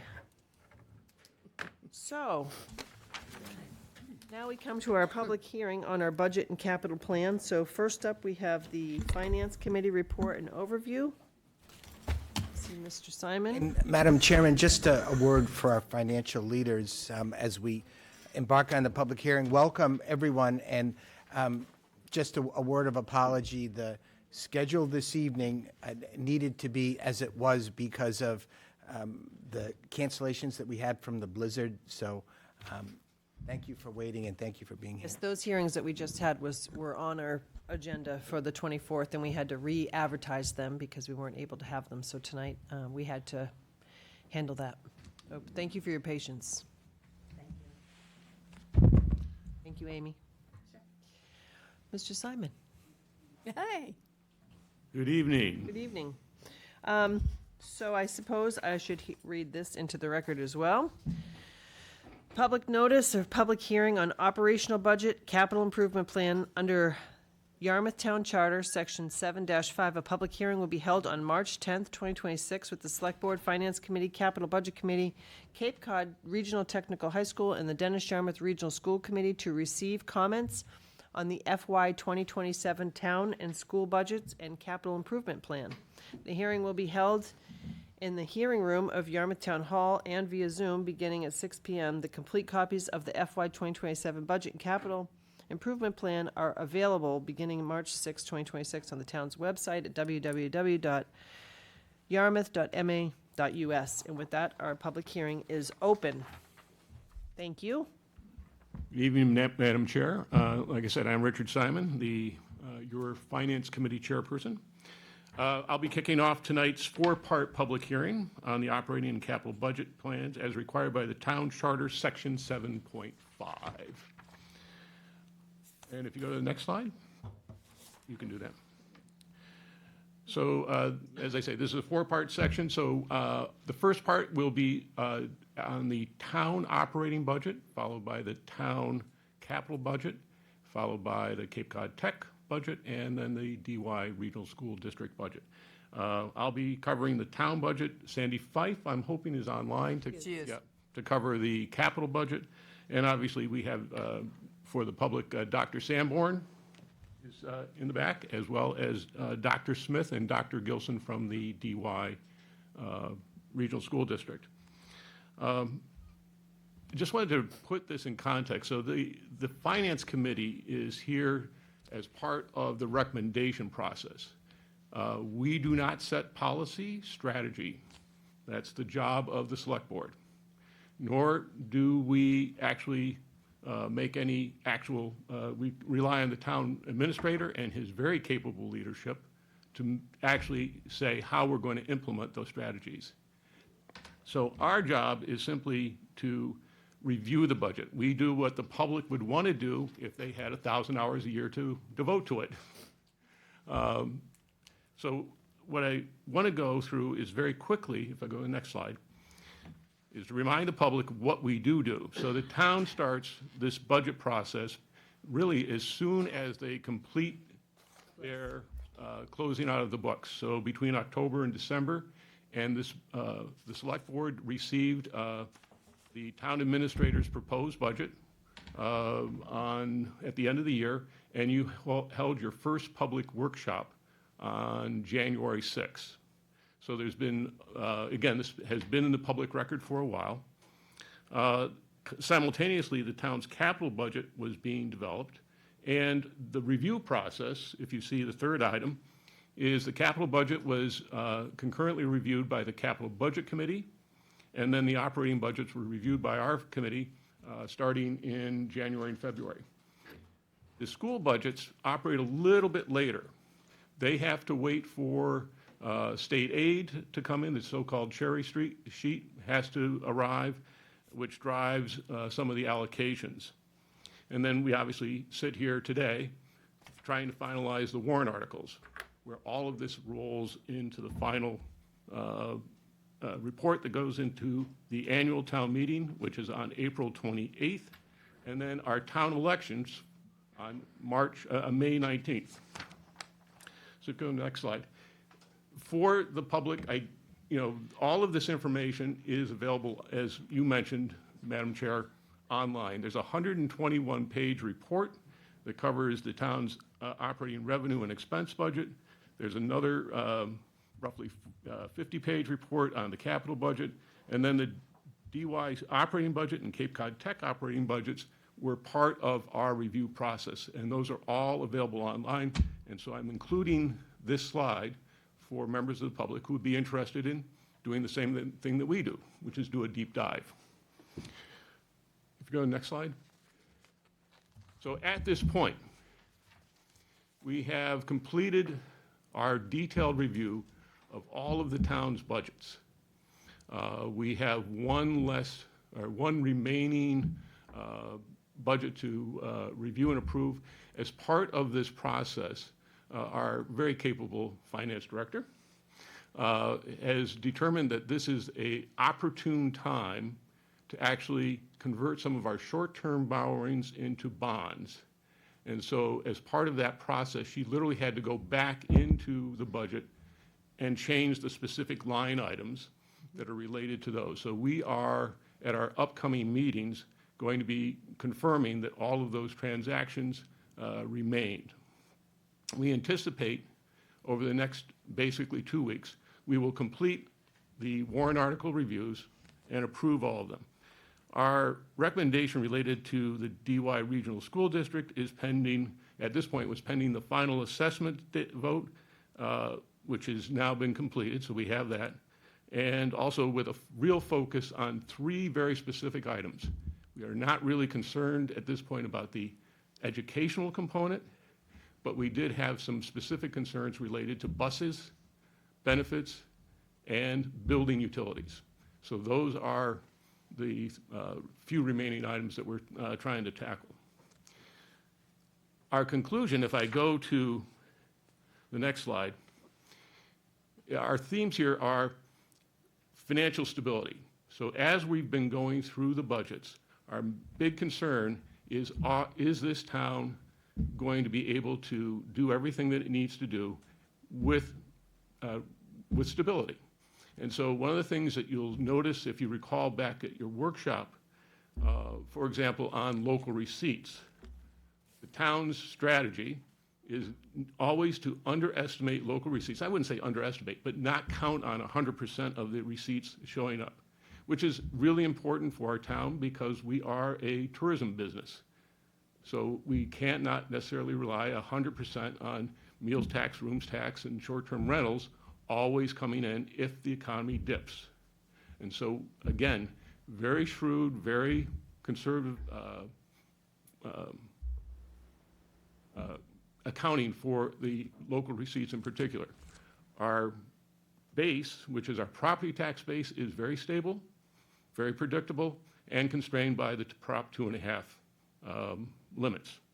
So the good news, in the recent years, we've had strong performance in our local receipts. And we've been using that to basically put a little bit of money aside and properly invested so that we have that little bit of a cushion for what we know are the rainy days, including, maybe not rainy days, but snowy days.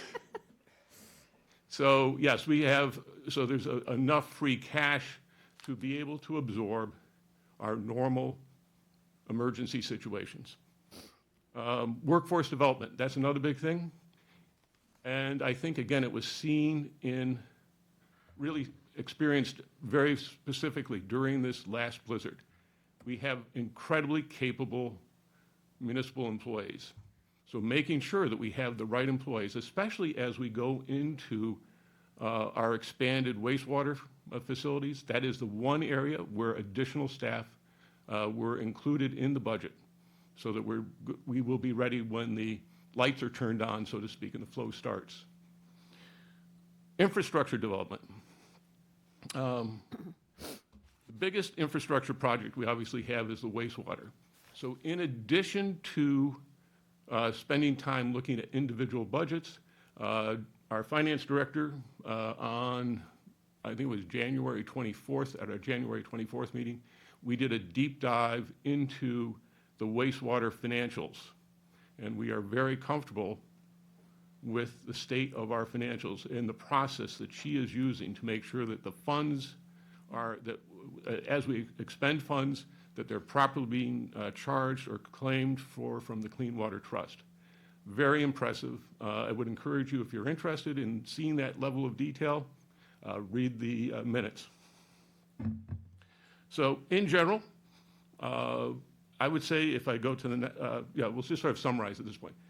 So at this point, we are, the Finance Committee is extremely comfortable with the quality of the balanced budget that was proposed by the town administrator, the budget items that are included in the, I think are very reasonable, and our committee concurs with that. Same thing on the capital, but I'm not going to steal Sandy's thunder on that. The other thing is we are very comfortable with the Cape Cod Tech budget. And I'm not going to steal Dr. Sanborn's thing. We'll come back to that in a minute.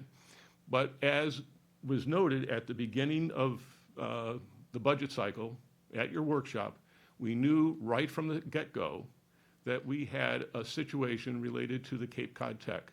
We had a record number of freshmen entering Cape Cod Tech, 57 new students, which is the most we've ever had, and is about 20 students more than we will probably have in future years based on this new enrollment policy.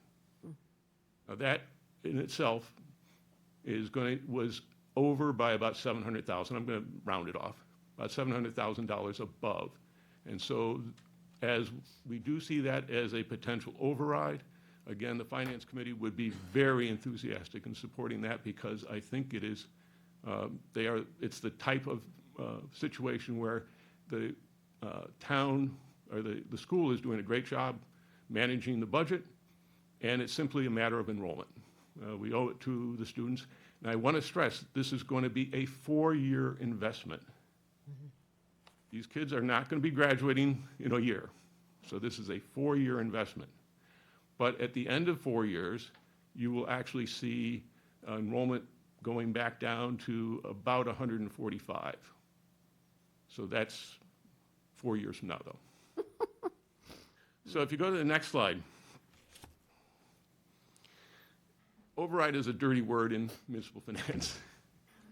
But I think it's important to put this back into perspective. If you think about some of our most recent overrides, they have always been driven by real need. And our most recent one was related to our investment in the EMTs. This year alone, in 1 year, demand for services went up 10%. I mean, it's amazing. And obviously during the blizzard, they were doing hundreds of calls a day. Without that capacity to deal with a surge, I just can't imagine where we would be. So I think this board and the committee and the community support has been amazing in this. The next thing is related to schools. We did talk about the Cape Cod Tech. This is a changing enrollment pattern. So Cape Cod Tech went up by 30. DY enrollment went down by roughly 100. We had a few more students opting to move into school choice or charter schools. So these will always be changing. The overall student population, though, in Dennis is about the same. It's relatively flat. At the same time, there's been a significant shift in federal and state funding. A lot of this has to do with for those who love the minutia of Student Opportunity Act. Exactly. Student Opportunity Act was implemented a few years ago, and it was a key driver in a significant increase in funding, Chapter 70 funding for our schools in particular. Now that is starting to tail off. So last year, we had a couple of years where it was a significant increase. This year it was pretty much flat. At the same time, and this is the other piece of it for the public to be aware of, so we're seeing the student aid portion dropping as a percentage, so it's not even keeping up with the 2.5%. In addition, because we have such a robust real estate market, we are seeing an increase in the minimum required distribution. Again, pushing, which has the effective rate of demanding more of our taxpayers than the 2.5% cap. So this creates a little bit of a structural deficit for us, right? because expenses are just keeping them within 2.5% is a trick, especially with cost indices like labor, energy, also, what's the other one? Content. Remember the old day when you used to buy a textbook and you could make it last for 20 years? Right. Now it's all subscription-based. So a lot of our expenses, and transportation, that's the other one, buses. Yeah. I mean, it's a contractual obligation that it has to go up like 5% per year. So you can see the structural deficit issue that we face. And as we noted the last time, so think about also some of the investments that we've had to make in things as simple as generators, backup generators, for our water supply, for our wastewater supply, for our police. So those are the types of investments that have been put into place and allowed us to actually do well during this emergency. So I included for you sort of the last 10 years of overrides that we have done. Most of them have been related to schools. And again, some of that relates to pre-Student Opportunity Act. But we did about $3.2 million in overrides related to schools. And last year we did the first one in a long time related to DMTs. So that's the context for overrides. Right. So I'm going to stop there. I don't know if that has been helpful for the public again, but I think you're going to see when the public does get to the warrant article, we are going to be recommending that they endorse all of the operating budgets and all of the capital budgets. So I just wanted to put that out there. Excellent. Questions? Jennifer, did you have anything to add? Not at this time. I think Richard really did a great job covering everything, but I'm here if you have any questions as well. Excellent. Does the board want to go to the public for the budget, each individual one, or at the end? I think we'll go. You mean Let's hear from the Capitol, and then we'll go to the public. Yep. Okay, Sandy? Ken and I are also presenting. So. Okay, great. I just want to make sure she's brought in. Hi, Sandy. Okay. Hi, everyone. I see some capital budget members here as well. Thank you. Don't go too far. I'm going to be here through the duration, all the way to the end. Okay. Okay, I'll just let Amy get ready, and Amy, let me know when you're all set. No hot mic over here. Lindsay, let's bring up another, you can bring up another chair, Amy, yes, please. Come right up. Hey, hi, Ken. Hi, Good Lindsay. evening, Madam Chair. How are you? Good evening, Board. All right, Sandy, Hello. take it away. Okay, Sandy's going to jump into it, and then I'll jump in where necessary. Okay.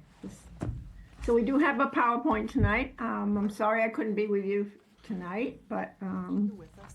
I'm sure I will be back pretty soon. So I'm going to go through the first few slides, and then I'm going to turn it over to Ken to go through our recommendations. So we do have some slides that we do, some of them the board has seen before, but since it's a public hearing, we feel it's important that we talk about our process a little bit so the public understands where these numbers have come from. So first I'd like to introduce our committee. My name is Sandy Fife, and I am the chair. With us tonight, we have Ken Smith. He is the vice chair, and he is the representative from the planning board. Good evening. George Perkins is our representative from the finance committee. We have Andrew Laird, Danielle Newcomb. I'm pretty sure I saw Lindsay Petro in the audience, but it was difficult for me to tell who's really there, but I think Lindsay's there. She's right up front with us, Sandy. And we also have Joseph Jamil.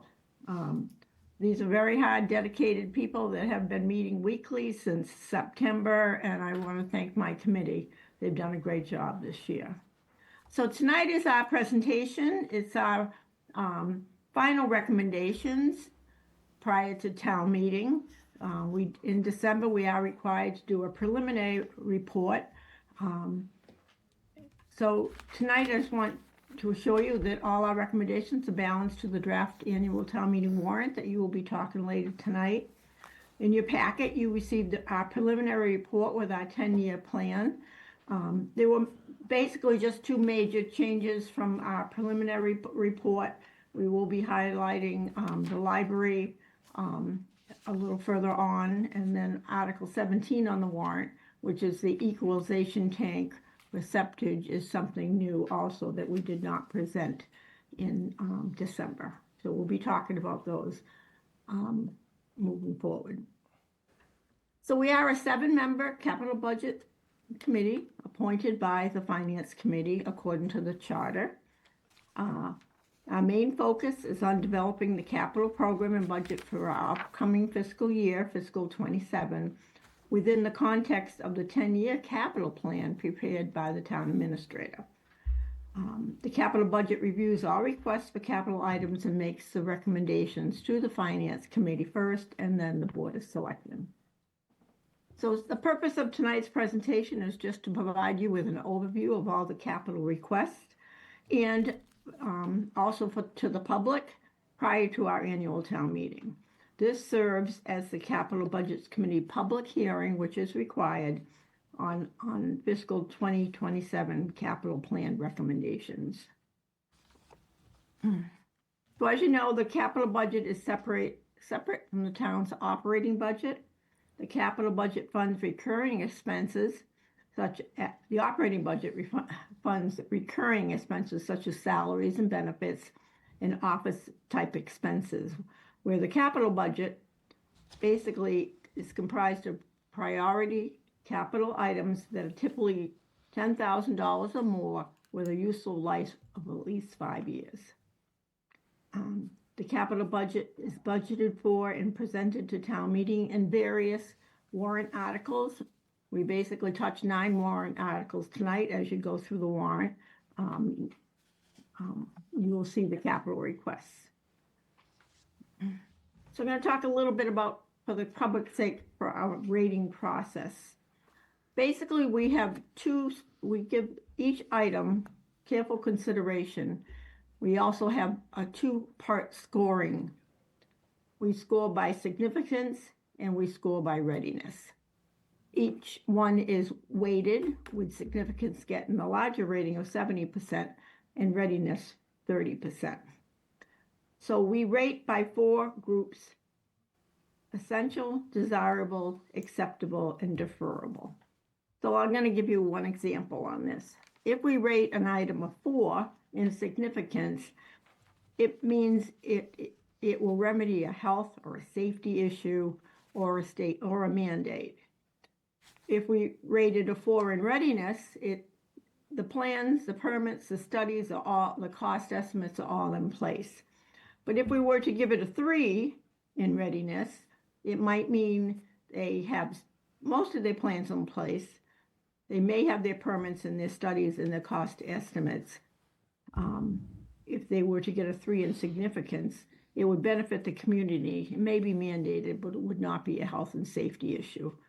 So all our rating criteria is available on the town website if you want to read the details on how we rate each item.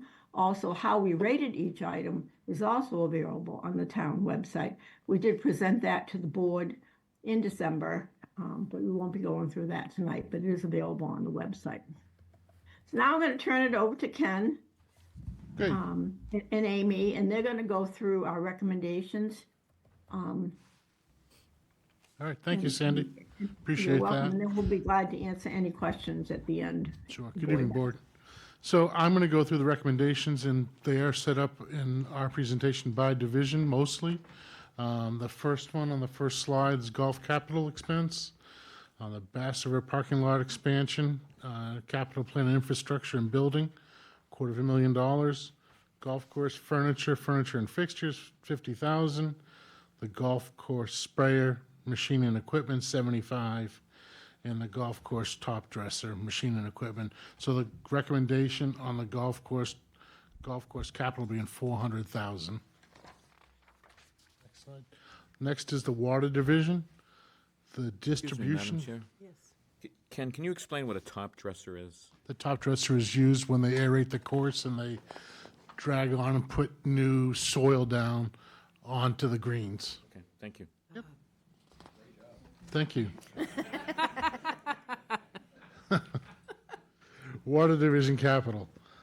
Distribution system improvements, the infrastructure, $289,000.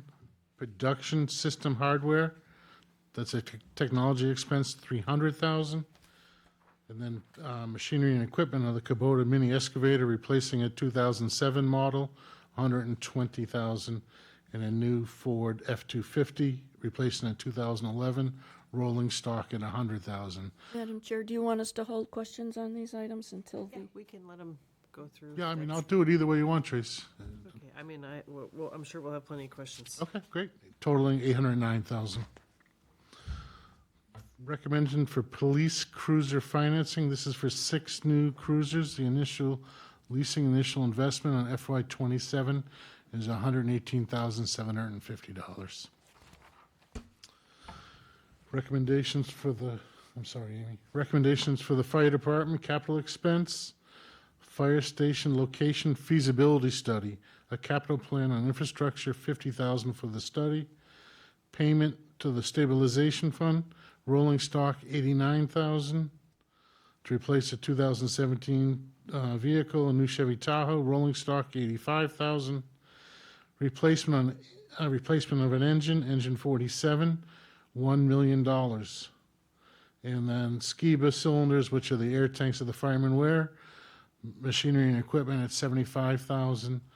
Fire capital being $1,299,000. Next one is recommendations on various departments.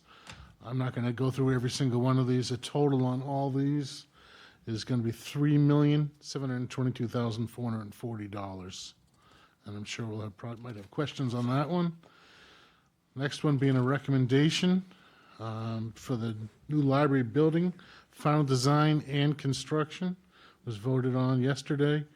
The total cost of the project, $35,304,000 and a few more hundred.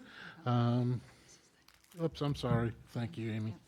$35,706,000 with a state contribution of $13,442,000, leaving a town obligation of $22,263,000 and change to be voted on at town meeting. We did recommend that.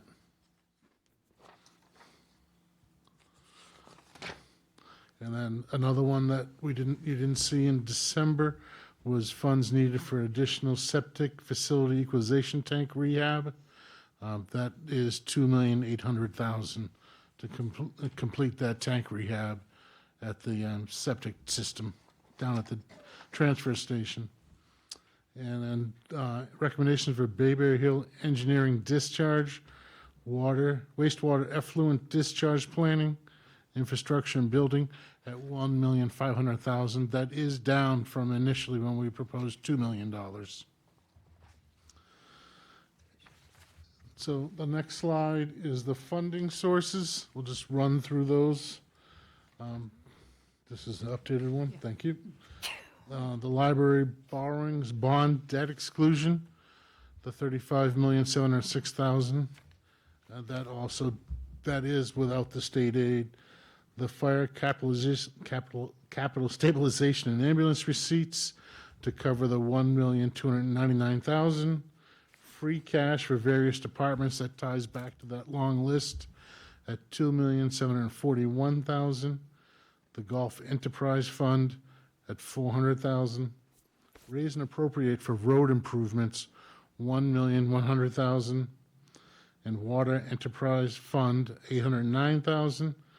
Water Stabilization Fund for $1.5 million. And the septic tank borrowing at $2,800,000. That's the equalization tank at the transfer station. Sandy, what am I forgetting?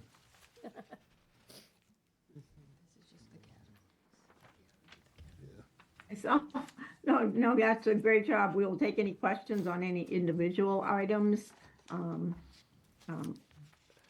But we do want to acknowledge and thank the town administrator and all the department heads for their help and assistance this year. We couldn't do what we do without them, so thank you so much. I have one question about. Sure. Most of these align with the lists at the end, except for the free cash is 3.7, and the free cash various department only equates to the 2.741. So I assume that funding comes from somewhere else that's in that list. So the, 1.1 is The 1.1 is the raise and roads, so appropriate this for the article is broke up by the tax levy and free cash. So what the comment was, the 1.1 for raise and appropriate plus the free cash equals that amount, Tracy. So that And money, in Article 12, which you'll see on the warrant for $118,750 is also included in that number on the slide. That's why it's not a perfect match. okay, I just need to understand the $1.1 million. When you say raise and appropriate, that's already been raised and appropriate through our budget, and you're just transferring it? Because I know you and I have talked about this before, and I get confused because we had talked about it being back in our budget. Yes, now, it is being raised and appropriated at the town meeting, but it is a reserve of funds underneath the town's Prop 2.5 levy limit because of the previous override vote that created that amount. Thank you. Thank you for clarifying that. Thank you, Bob. Okay, so if the board is okay with it, you want to ask your questions first, or we want to go to the public for finance and capital? I'm fine going to the public. I think we should go to the public first. Is there anybody who has any comments on the FY 2027 budget that's been presented for capital and the regular budget? I see 2 hands up on Zoom.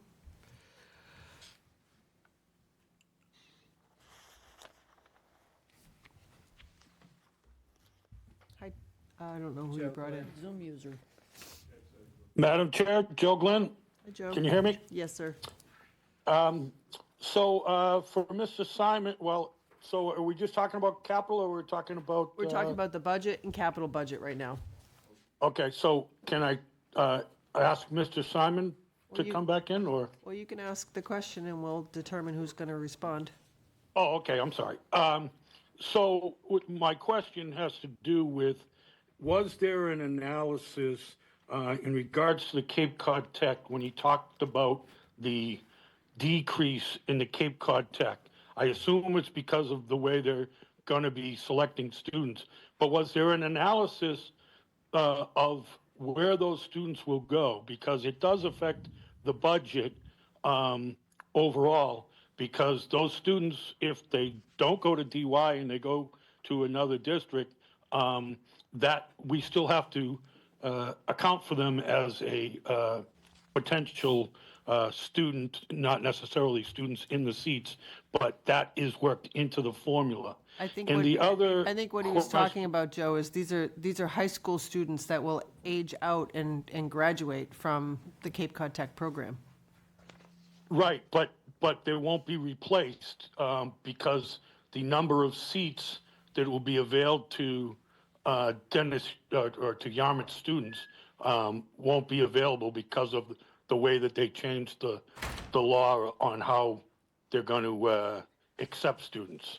That's what I got for him, but maybe he can answer that. We'll get to the Cape Cod Tech part. I guess I understand how it does relate to the budget, but you'll have to hold that comment until Dr. Sanborn's. Okay, that's fair enough. But in regards to the property analysis, well, I guess I can wait that too.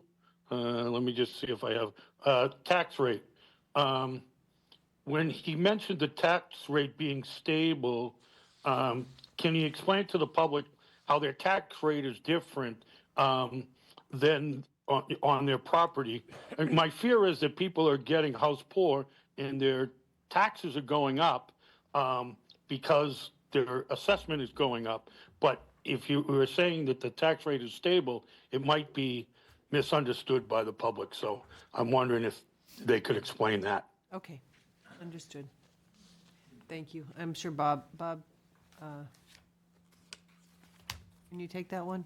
Sure. The tax rate has remained stable, and we also have gathered data that in terms of the average tax bill, Yarmouth is below average for the Commonwealth.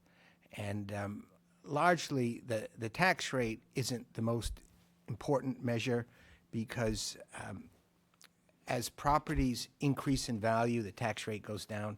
So you could essentially be spending more money and the tax rate could still go down. So, you know, we really try to look at we had, when we had our budget workshop, we showed the, you know, last 10 years of the amount of money that the town raises in property taxes. And it is a very slow-growing, stable resource. But I would underscore, I think the context of the comments is that you have to be very careful. And I think that that's the most carefully managed part of our overall budget is the conservative stance that this board and this town has had towards managing the level of the property tax. It is something that with the community that does not have high income, you know, we try to manage that carefully. And so, you know, we've had slower growth in our tax resources than a lot of our neighboring communities, but it's still, you know, it's an ongoing concern that we'll permanently have as a feature in the conservative budget making. Joe, does that answer your question?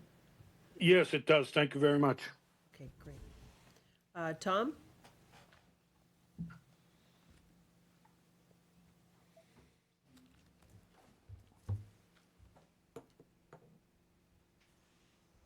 Go ahead, Tom.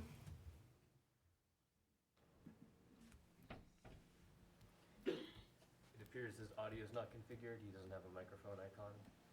Oh, okay.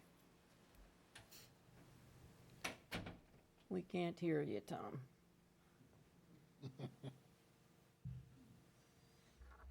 Tom, is there any way that you can get a microphone? And I'm going to go to see if there's anybody else in the public here, but we can certainly come back to you.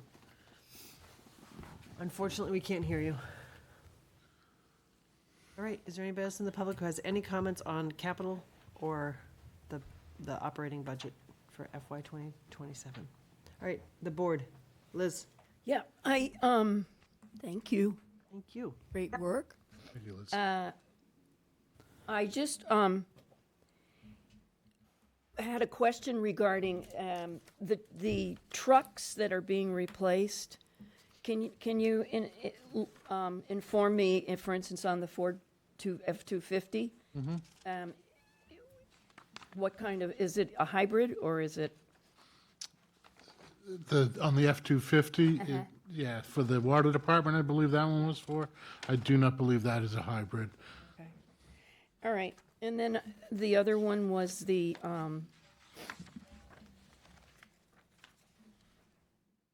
Chevy Tahoe. That's for the fire station. Yeah, I also do not believe that's it. Sometimes those are need not to be, but Right. But certainly in the case of the water department, I'm surprised we're not going hybrid on that one. And then there's a Ford F-450 stake body. That's a utility body truck. That's definitely not a hybrid. Most of the trucks that are being purchased for the big. departments, the size of them, they're all being bought with plow equipment. Tough to be a hybrid if you're plowing too, so. Okay. In the case of the water division, what I'm looking at is, well, before I go on to that, Sure. why did the wastewater effluent discharge plant, the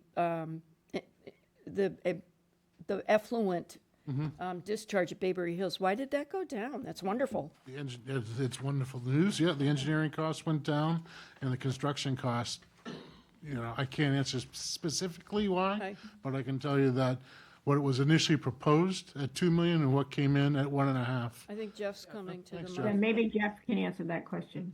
Here he comes. There he is. Jeff Colby, Public Works Director.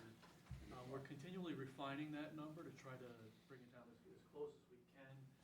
This is the money is being requested for final design, and we feel comfortable that we can get the final design in for the 1.5. Fabulous. We targeted a little bit higher, but we've refined it as we go. Gotcha. Thank you, Jeff. And then my last question regarding the individual items is the library, that number, can you just, because the grant, where does this number coming from? I don't know if the library committee's in the room if Sure, they I want can to. answer Thanks, that. Amy. So the library building committee will come before the board at our next meeting, but they were able to, get 2 independent estimates. Oh, okay. As part of the project, and they were able to reconcile those 2 numbers. Oh, closer, okay. They were able to get 2 independent audits. Estimates of the project, and then reconcile those estimates, so that this is the reconciliation of those. Okay, so this isn't a final number, it's very the close. beginning of looking at It's what it very- might cost. It's very close to the final number that Oh, will really? be put on the warrant for annual town meeting. Okay, and so, well, they're going to inform us as to where they are. Okay, I'm looking forward to hearing about how that number came up to be. We've done it both ways, Liz. It's a little bit of a Understood. gamble. We've gotten the bids in hand first, and then went to town meeting with a solid number, but that's only, good for a period of time. They don't hold it for very long, so in this case, probably. So, best case estimates, they still have to go to bid and Right. fit within this after the money's available. Thank you for that, Tracy. That's very Can you helpful. hear me, Madam Chair? Oh, there's Tom. Yes, thank you very much. A little Tom, just audio. hold off. I'm going to let Liz finish her questions first. We'll get back to you. I'm glad we can hear you, though. So all in all, I'm thinking about the local comprehensive plan. Kathy's here. Yay, Kathy. And the mitigation plan. Yay, Kathy. And I'm looking at the letter that was the memorandum from Sandy Fife as the Capital Budget Committee Chair to Tracy as the Yarmouth Select Board Chair. And I'm hoping that the energy efforts that are outlined in the local comprehensive plan and the mitigation plan, and by our energy committee and climate mitigation committee, I'm hoping that will in the future be more a part of this planning process, because it's clearly absent now. The building assessment, for instance, there's so much that I'm a little perturbed to see that we're looking at a new boiler for one of the schools, but we're not. That's kind of like still going backwards. We need to be looking forwards to what we can do to get these facilities into the era that we're in with energy and energy conservation, and not just kind of fixing things with old technology. So that's my pitch, that we bring somehow the energy committee in, or I know we don't have an energy manager anymore, but I'm hoping that we can somehow have that kind of dialogue with the right people, so that we are including the local comprehensive plan outlines in the future CIP projections. Thank you. That's my tirade. Thanks. No, we appreciate those comments. Thank you. Thank you, yeah. Okay, Tom, let's take Tom first. Okay, Tom's been waiting. Yes, thank you, Madam Chair, and sorry for the technical difficulties, but as you know, that's what happens. So, first of all, I'd like to thank the Finance Committee and the Capital Budget Committee. They've done yeoman's work, outpouring effort and timelessness, dedication. With that, my question is for the capital improvement. Under the miscellaneous, I was wondering, you have $250,000 for the stormwater. Is that just an allocated amount, or is that something that's requested? That is an allocated amount, Tom. Oh, it's requested by the DPW. Right, it's requested by DPW as an allocated amount, though, Sandy. Right, so is that allocation gone up or down in a number of years? Go ahead, Sandy. It's usually 250,000, but I think Jeff can speak exactly to where that how that money is allocated. It's gone up slightly, Tom, in the last couple of years, but it's been 250. I think now this will be the third straight year. Right. No, I definitely appreciate that. I mean, we have, a laundry list of stormwater issues, and I know the department is doing the best it can, and I'm just trying to see if there's any consideration to kind of move that number up a little bit so some of this work that's been lacking for 20, 15 years can actually get done. Our town engineer is doing a great job. It's nice to have one. I remember when we didn't have one, and everything just kept on backing up. We have our environment, which we're talking about. We're talking sea level rise, and our stormwater management plan is a good one. It just needs to have a little bit more financial boost. We have reoccurring problems over and over again in our neighborhoods, and it's just, I appreciate all the hard work that's going into it and the great work that you've done, but I just think it needs a little bit more money. Thank you. Thank you, Tom. Jeff, would you like to? Thank you for the question. Yes. We Again, agree. Jeff Colby, Public Works Director. At 250 is about 3 years, and we'd certainly be happy to have more, but I know there's just some tough financial decisions that need to be made by the town. But certainly 250 gets us about 5 or 6 full stormwater installations. We certainly have a long list that could use more, but we also look at using Chapter 90 as a supplement to that. Thank you, Jeff. Thanks, Jeff. Thank you for the question, Tom. Okay, Joyce? Oh, thank you. Just following up on Liz's question about the wastewater effluent discharge planning, I just wanted to get clear in my head. That $1.5 million is not just for engineering and design, that finishes the project? Jeff, you want to touch on that? No, I don't believe it does. Might as well stay there, Jeff. Yeah. I just wanted to wait till he was seated. Yeah, no, I get it. Could you repeat that question again? Oh, my question was about the wastewater effluent discharge planning for Bayberry. The $1.5 million for this coming year, is that just engineering and design, or does that fulfill the project? It will be just engineering design. It'll get us to the bid point for that project. We do expect that project currently the estimate is about $30 million to construct it. Okay, thank you. And then my one other question, I love to walk around. The $200,000 in sidewalk improvements, do we know where that will be? Yeah, right. Typically, that's for ADA upgrades. That's not extensively new sidewalks, but we have a lot of issues with transitions and curb cuts that need to be upgraded, so it typically would be applied to those locations. Doesn't go far. No. And it doesn't go far, right? Okay, thank you. Those are my only questions. Yeah, good questions. Dorcas? I just want to thank both the Finance Committee and the Capital Budget Committee. I know there's an awful lot of work that went into planning this, so you can see all that work, and I have no questions for you. Thank you. Mark? The library number, we're going to have a separate discussion on the library? Next week. Very good. And then I'll hold off on those questions until next week. Thank you, though. Thank you, Mark. Great. Week after next, actually. Great.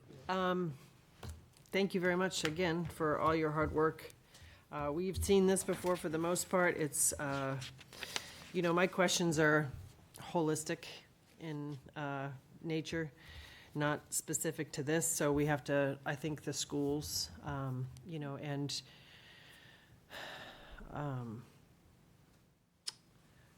where we're at with an override, how we're funding some of these things long-term. I mean, it is unfortunate that a lot of it gets cut based on what we have, and I really do appreciate that. So we're looking at, the infrastructure's $30 million, so hopefully that can be funded through offsets for wastewater. But, I see the library on here, I see Cape Tech, I see the Dennis Sharma schools. I see a ballot that could be potentially disastrous, unfortunately. So I think we need to be careful about timing of of these projects and when they hit the ballot. I know as far as the library goes, we have the grant funding, which is a time-sensitive thing. But, you know, I've, I guess, done this long enough that when you put multiple things on there, it gets very overwhelming, and people, you know, sometimes they all fail, unfortunately. So that's it, nothing really specific. I know we've seen most of this before. I'm just concerned with the overall, you know, where we're going to be at the ballot. Yeah, absolutely. Yeah. We agree. Yeah. There's a lot coming at us from a lot of different places, and there's a lot of money being spent, so we just got to all be sensitive to that fact. So, thank you. Right, no, thank you. Thank you all. We're going to, I don't know if you want to stay, if we're going to have a wrap-up discussion at the end, I don't know, but we're going to move on to the schools now and see how we. I just want Yes, to say thank you absolutely. to the department heads. This is my 4th year on the committee, and every year it's gotten better and better, and the support from Bob and Amy has been fantastic. This is my last meeting with capital budget, so I know. So I did want to pass on a thank you to Sandy. So much, Ken, because for she has your done service. an She amazing has. job with capital budget. And Sandy has watched the I guess the evolution of what we've been through in our community, coming up with a plan, an implementation, a rating system, all of the infrastructure that you need to be able to do your job, which is certainly evolved over the years, and we're very My appreciative. 10th year, so 10 years. Yeah, well, we thank you very much for your service, Ken, and I appreciate all that everybody does. Yeah. With that, we will have Dr. Sanborn next.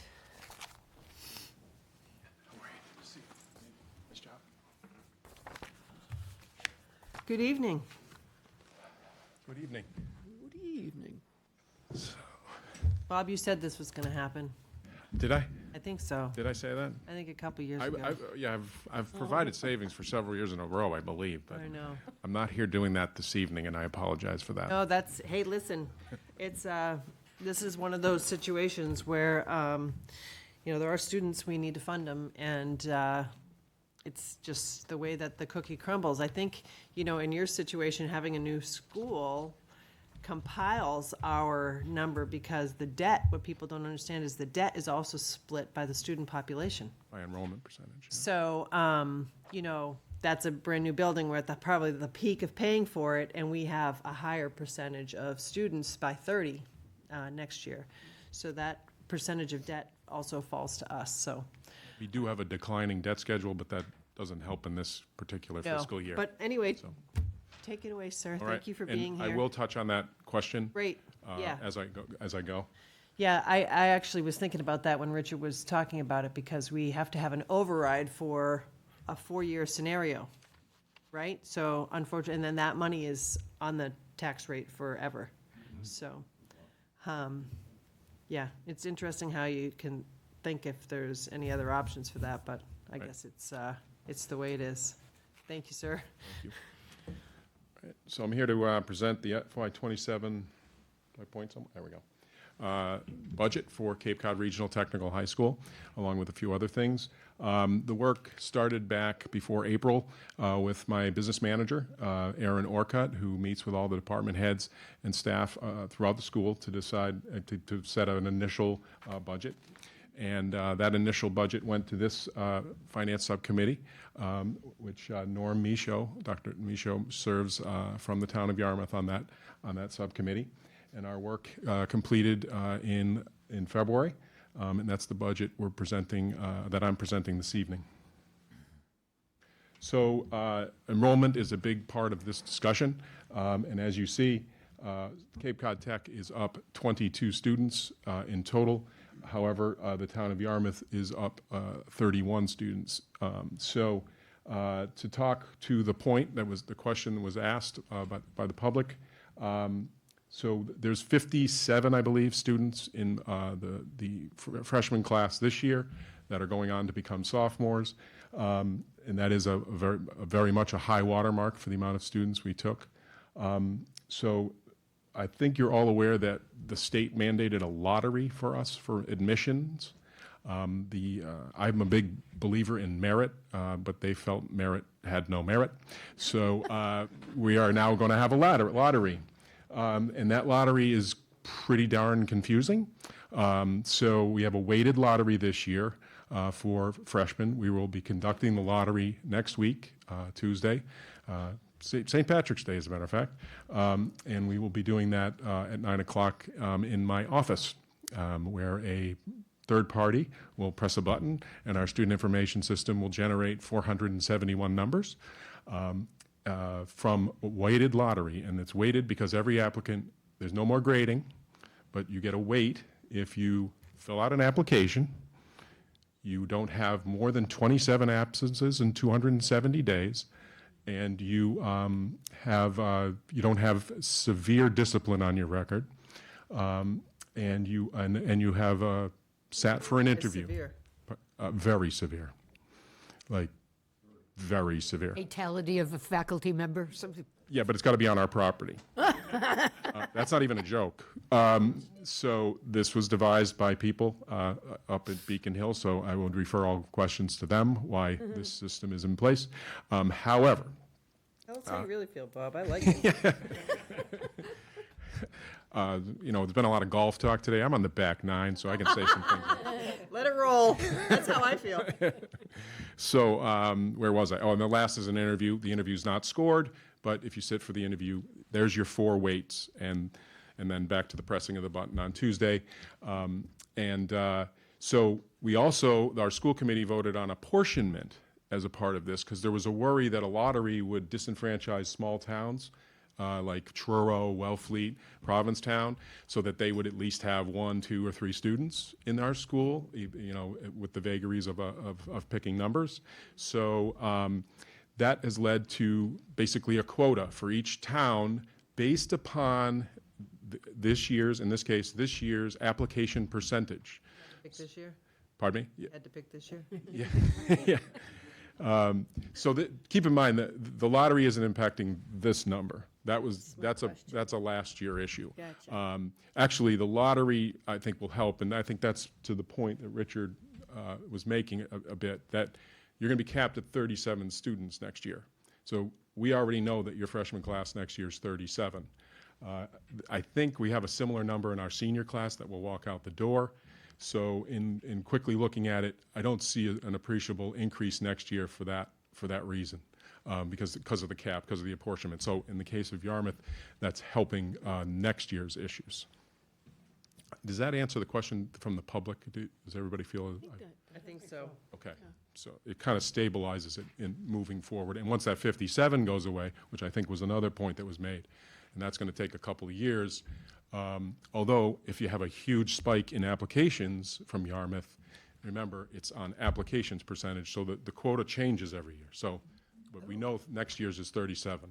So technically, how does that work with an override? Because the override is for the tech specifically. Are we allowed to reduce that budget and not expend it if the budget doesn't come into that number? How does, I know. So the override is for this year's budget, correct? Correct, but I'm talking about in the future, should our apportionment go down? Right. How does that work? That money's From forever? an override standpoint, I have no idea. I'm just wondering technically. I can explain that. In a case where the budget is far in excess of the override amount, it would not cause a change in our operations. We would simply need to reserve minimum of that amount for the override for that purpose. So I'm talking the other way around, Bob. I'm talking about we pass an override this year to fund the school. And I know you haven't done your presentation yet, but this is. That's okay. We pass an override this year to fund the school at a certain level. 4 years from now, right, our student population, our percentage of the budget reduces. That tax levy is still on the taxes forever. well, first of all, in future years, you don't need to spend it on one certain item. But So you're saying if we get an override for the Cape Cod Tech now, we forever have that funding? what you have is the levy capacity, if needed, to raise that amount of dollars on the taxes. And unless you actually withdraw from the tech school, I'm you'll not always trying- be spending. I'm not trying, I'm not going in that direction. I'm just wondering how that funding, that mechanism to raise the taxes, to pay for our students at Cape Cod Tech, 4 years from now, when those students aren't there anymore, I'm hypothetical. We use the money for something else. Well, Or you don't need to raise it. It's not creating money. All it does is it raises the town's legal levy capacity, right? A lot of You towns don't have to use it. You don't have to use it. A lot of towns don't. We don't know much else because we're perennially right up at that Would we Prop be able to do 2.5 limit. an underride then for that You wouldn't particular have budget? to. A lot of communities do is, you don't do an underride because then that just forces you back the next year for an override. If you have levy capacity that you don't need because costs are going down, you don't raise up to your absolute 100% levy limit. We just don't have any experience with that because Yeah, I don't think 'cause it this never goes town down. has I know. ever been at a situation where they didn't need the I just think for transparency from a perspective of somebody who's voting for that, is going on your taxes, I would think that, it would have to be for the Cape Cod Tech budget and how that just works in over time, if it just goes into the regular budget and then if we don't have to expend it, like you said, but, that's. Just because Richard said their budget's going down, I'm not 100% sure that's Oh, the no, case. I understand, but hypothetically, it could happen. I mean, it could, 4 years from now, we could have only, a fraction of the students there in our budgets, but we're still paying the taxes on the higher number, is what my point is. Okay, sorry, Bob. We'll spend it on something important. That's okay. I want to spend it on what the taxpayers are believing that they're voting for. That's my problem, is that if Really we're. good question, If Tracy. we're bringing it to them and we're saying that this is to fund the tech school, then that's what I want that funding to go to. So in the situation down the road, when we're not, then I feel like they shouldn't have to spend that money anymore. That's my personal opinion. Makes sense. Although the tech school will be very different with the new admissions, so it's like there's going to be. We don't know what would happen. I'm just talking out loud. Sorry. One thing I would add to this, and Bob can correct me, is that I do know this from our end. If 2/3 of the towns approve our budget and the assessments associated with that budget, the additional towns, luckily we've always had unanimity, but that's just something that the public should know, that you'd still be on the hook, unfortunately. Okay. That's interesting, too. So that's the enrollment picture. And this just shows the percentages of all the 12 towns as they stand today, with Yarmouth increasing, I want to say about 2 percentage points, and another slide shows that. This is a look at our enrollment since FY19, and you can see we've had pretty good growth, over 100 plus students, 130 plus students over the last several years. And the Nude School is part of that. A Renaissance in vocational technical education, and the cost of college education, I think, are all coming together to make vocational technical education pretty popular these days. So that's our enrollment and growth over the last several years, keeping in mind that the new school was 6 years old now, and that it was built for 650 students. Oh, boy. This is just a history of the enrollment. Obviously, at a high water mark for Yarmouth because of that 31 growth, but it was 137 back in 21. It did get up to about 149 in 24, but obviously, so you were quite stable there for a while until this fiscal year. So I'm presenting a 4.5% increase over FY26. I hope you'll think that we've been good stewards of the taxpayers' money over the many years. If you look at the history of our budget increases, we are starting to revert back to the norm. Hopefully, we can get back to the 2s and 3 days. I'm hoping to get back there, but those have been very difficult to get to in the last several budget cycles. So where the money is coming from, it's primarily from the 12 towns, because state aid, we did benefit from the Student Opportunity Act in its first 2 years. But since then, we've been at getting the minimum. Currently, the minimum is $75 a student for FY '27. That state is comprised of Chapter 70 as well as Chapter 71 transportation reimbursement. And we are devoting a small portion of our facility rental and interest income. That's what the local revenue is comprised of. But assessments are overwhelmingly from the 12 towns the revenue source for our budget. And that has been historically. The Chapter 70 and Chapter 71 don't really get over the old bridge, and I don't think they're going to get over the new bridge. So Nobody's going to get over that bridge. So this is just a history of those revenue sources. You see that we did devote, in the early years of the debt schedule, we tried to be cognizant of assessments, and we devoted more of our excess and deficiency in that local revenue column, but we did have to taper that back in the last couple of years, hoping that we can revert back a little bit more as we build E&D back up. What is your E&D balance? It's about 419,000. It's not certified yet in '25. And are you using any E&D to offset other than the No. the 120s The one- from other funds, but we're- nothing from E&D? Yeah, we're not touching E&D this year.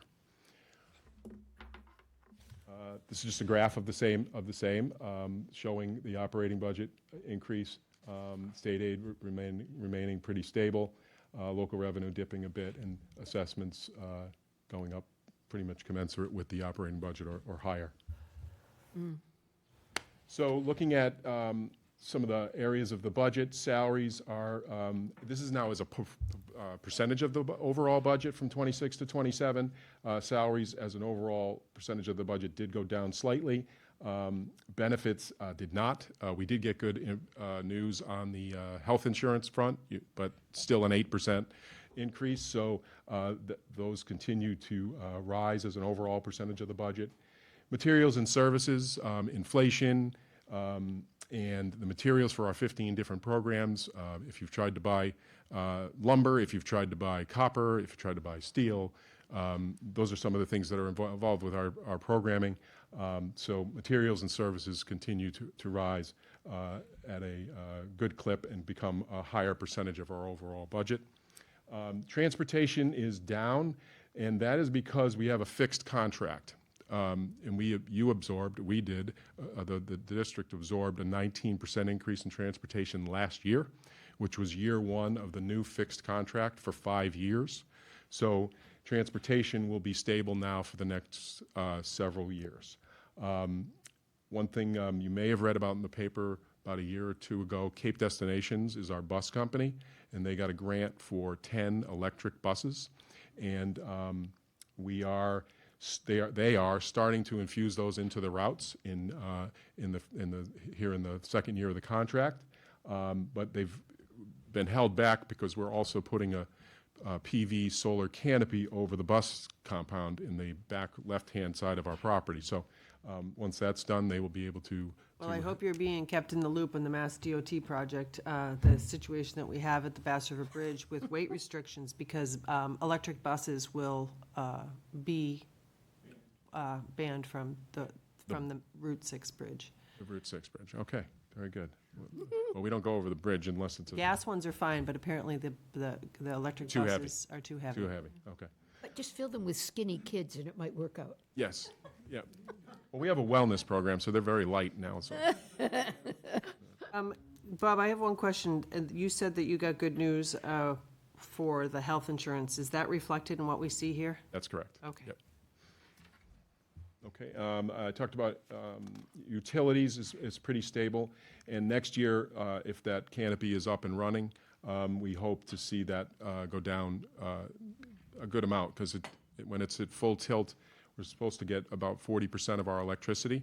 That doesn't mean we're not paying for that 40%. We're in a power purchase agreement at about around 11.9 cents per kilowatt hour for that 40% of our electricity starting hopefully in July.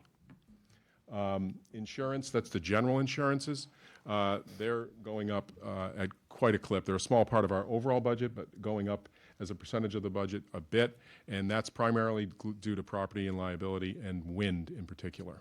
We got introduced to a new concept this year, deduction buy-down insurance. So started our deductible buy-down insurance.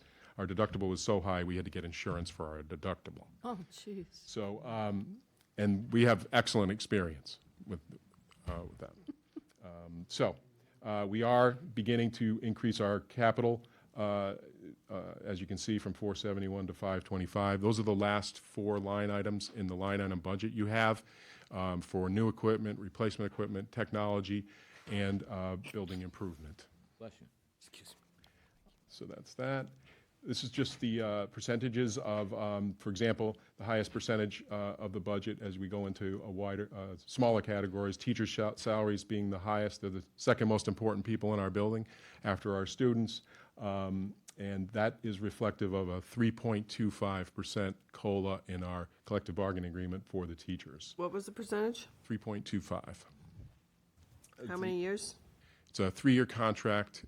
We were at 2.5, 3.25, 3.25. That's 25, 26, and 27. So this budget is reflecting the last year of a 3-year contract. So we'll be going back into negotiations in the next fiscal year.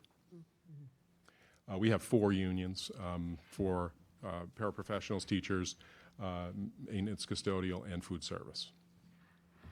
One thing I think, which you know this from DY and as a regional school, but $1.7 million of our budget is devoted to people who don't work at our school anymore. That's retiree benefits, health insurance primarily, but also the Barnstable County assessment, and also our contribution to OPEB, other post-employment benefits, which I'll get into. But it's just something that bears repeating because it continues to erode the overall budget. However, I have a firm commitment to our retirees. This is the budget, a little wider, smaller, areas of the budget, but those are the same areas I just showed in the last slide. I'm going to go on. And this is, you see salaries up 2.4% overall. That's because of comings and goings. That 2.4. There's also a budget cut of 1 science teacher in this budget, which helped with getting down to 2.4. But as we talked about, benefits and materials and services, utilities and heating to a lesser extent, and general insurance driving the overall increase higher to the 4.51 I'm presenting tonight.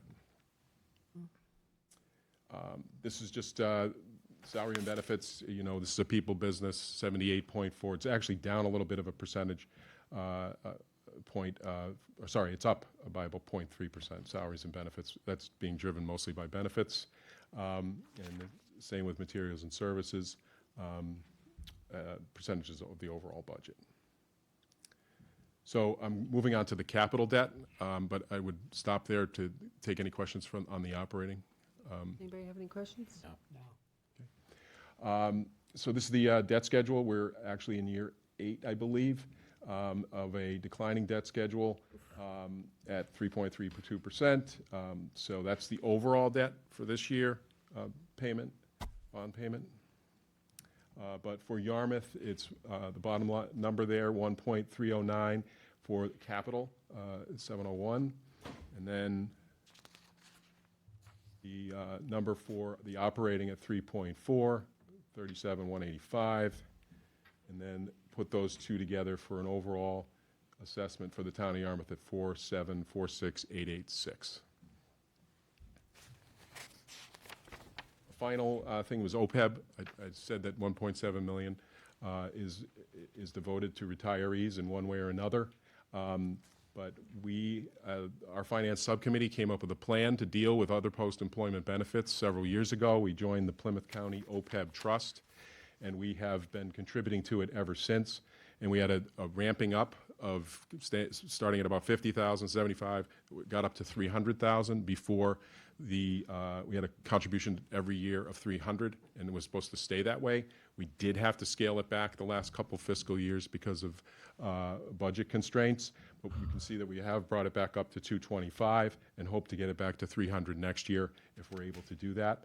and the reason we can do that is that $3.5 million is well ahead of the schedule, the 28-year plan of the Finance Subcommittee to fully fund health insurance or OPEB, other post-employment benefits. So we felt we could scale it back, but we do need to start ramping it up again. And part of that plan is taking the Barnstable County assessment when it sunsets and having that money join this money to really accelerate getting to a fully funded OPEB account. Thank you. Thank you. Thank you.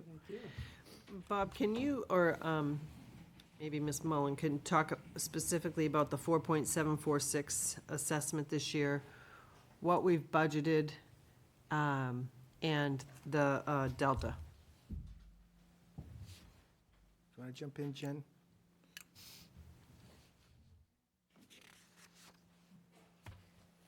I can give you an approximate number of like 700,000. That would be the difference. I don't have the exact number in front of me. I haven't incorporated Cape Tech into the budget just yet. I mean, I've been following the numbers, but it's about 700. So we've been noticed that the 4.746886 is our number. Yes. Okay. And I incorporated 2.5% into the budget. So the difference is about, like, the override amount would be, I think it's 700 or a little less. I don't have the specific number with me right now. Just under 700? Okay. Okay, thank you, Jennifer. All right, let us go to the public. I see Joe has his hand up.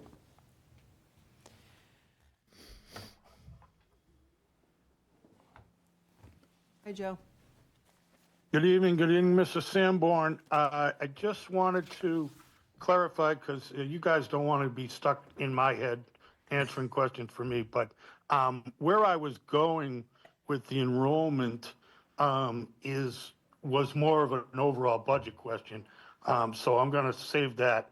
But with Mr. Sanborn, I was going with the fact that there's a value in the Cape Cod Tech, and my concern was that those students, because of that non-merit-based situation, students from Yarmouth that could have the value of a Cape Cod Tech education, because of that renaissance, because they wanted, they're putting out a great product under the tutelage of Dr. Sanborn,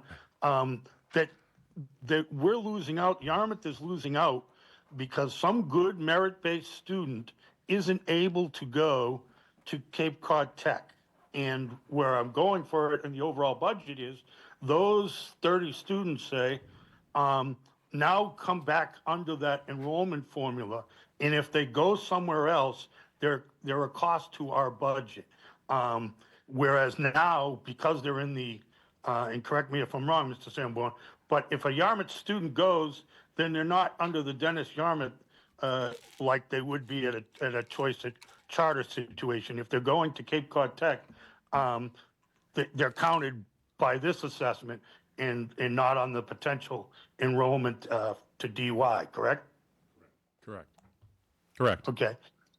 And the other question I have is more rhetorical. I think I know the answer to it, but on transportation cost, is there some kind of sliding scale? In other words, a student from Harwich, obviously you're not spending gas money to get the student from Harwich to Harwich, but you are from P-Town to Harwich, and less from Yarmouth as opposed to P-Town. But there's no prorated discount. It's just all thrown into the transportation budget and split evenly to the total amount of students, correct? Yeah, it's enrollment based, just like you said. Yeah. Okay, thank you very much. You do a great job, and I think it's a loss that the merit-based system, because we didn't have representation fighting for you, and knowing what you do, you know, the students, Yarmouth is actually losing by not having kids in there, their parents, because there's a need in our community for the vocational education, and that's reflective in that renaissance that you talked about. But thank you very much for all you do. Thank you, Joe. Thank you, Joe. I will say that we did fight it as hard as we possibly could through our MAVA, which is our professional organization, Mass Association of Vocational Administrators, along with our legislators. But it was an uphill battle with DESE and, quite frankly, the administration. Okay, Chris.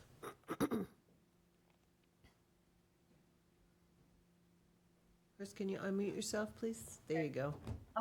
This is Christine Greeley, I'm actually one of the members of the school committee representing the town of Yarmouth. And I want to just say that the presentation that you've just seen by Dr. Sanborn really is the kind of presentation that takes place with the school committee on a monthly basis with the work that Aaron Arcott does and that he does. And just the administration is amazing in terms of penny pinching, to tell you the truth, to really make sure that these dollars are spent appropriately for the types of education that these kids want. And I think it should be mentioned the fact that our students, our MCAS results for technical school in particular outweighed academic schools in Cape Cod, and that our students are award-winning in their trades and national contests and things like that. So that basically every penny spent at Tech is very, very strongly accounted for. And secondly, that it is providing an absolutely incredible education to our students who are going on to work here in the community quite often. I recently had a problem with my heating system in my home, and I had 2 students who were graduates of Upper Cape Tech and Cape Tech come and literally fix it immediately, which I'm afraid a PhD philosopher wouldn't have done for me that day. So I just want to commend Dr. Sanborn and the staff for the work that has been going on continuously at the school district to make sure that Yarmouth is getting the best value for its dollar for its students. And I thank you. Thank you, Chris. Is there anybody here in the public that would like to speak about the Cape Cod Tech budget? Okay, anybody on the board have any questions? No, I would just say thank you so much, Dr. Sanborn. So it's very inspiring that so much of our children population are going in that direction, and I totally get why. I'm still getting my mind around the difference that it's going to make in your school culture with the different admissions policy. And this is only indirectly a financial question, but do you think your projections of students staying there for 4 years will continue on the same plane with the new admission system? That's an interesting question. I am hopeful that students who may not have been able to get into our school, but get the opportunity, seize that opportunity, and that we don't see what you're potentially inferring, that we will see dips in enrollment or performance. I have a lot of faith in our staff, and Joe said under my tutelage. No, it's under our teachers' tutelage, and all the great people at our school that I take credit for that. But it's their work that's making some, quite frankly, miracles happen in some cases with students. So I think we can continue to do that. Okay, thank you. Fergus? I said I was hopeful. I'd just like to thank you and your staff for the great work done. It's just a credit to you showing that we had such a significant increase in students wanting to go to your school this year. So thank you. Thank you. Mark? Hi, Bob, thanks for being here tonight. Once again, a great job, as always. Much appreciated. I would like to ask you a little bit about this whole enrollment in the formula and how it works. How many students are likely to be left out of getting into? Sizable amount. We had 471 applications for 190 spots. So that's about 200 plus. Now, I'm assuming some of those kids may never come. they weren't going to come. They may have had multiple applications out there and made other decisions. So it's not simply doing the subtraction, but I would say 150 student is a conservative estimate of students. 150 students not being able to get in. Now, wouldn't that speak to a push for expanded help Yes. and assistance to our vocation? I mean, to me, that's the direction you would think we would be going in. And we did have an application in to start 2 new programs in environmental technology and veterinary technology. I am just recently been informed we did not get that grant. So I'm just blown away by this. I mean, here it is. We've put a ballot question, put more money in education. This is an area where the interest is there's a growing. lot of competing interest across the state. You know, we're competing across the state for that I money. remember there was a time when we didn't have waiting lists. That's correct. At these schools. I've been there since 1994, so I remember when it was 400 kids. Yeah. Yeah. And so I'm just sort of shocked that You can't be a day over 30, Bob. How can you, how can that happen?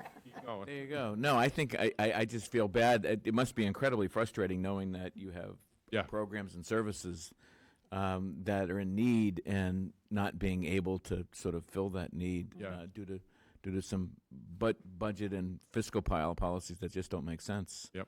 So but again, I agree with the other members of the board here. You do a wonderful job at the school.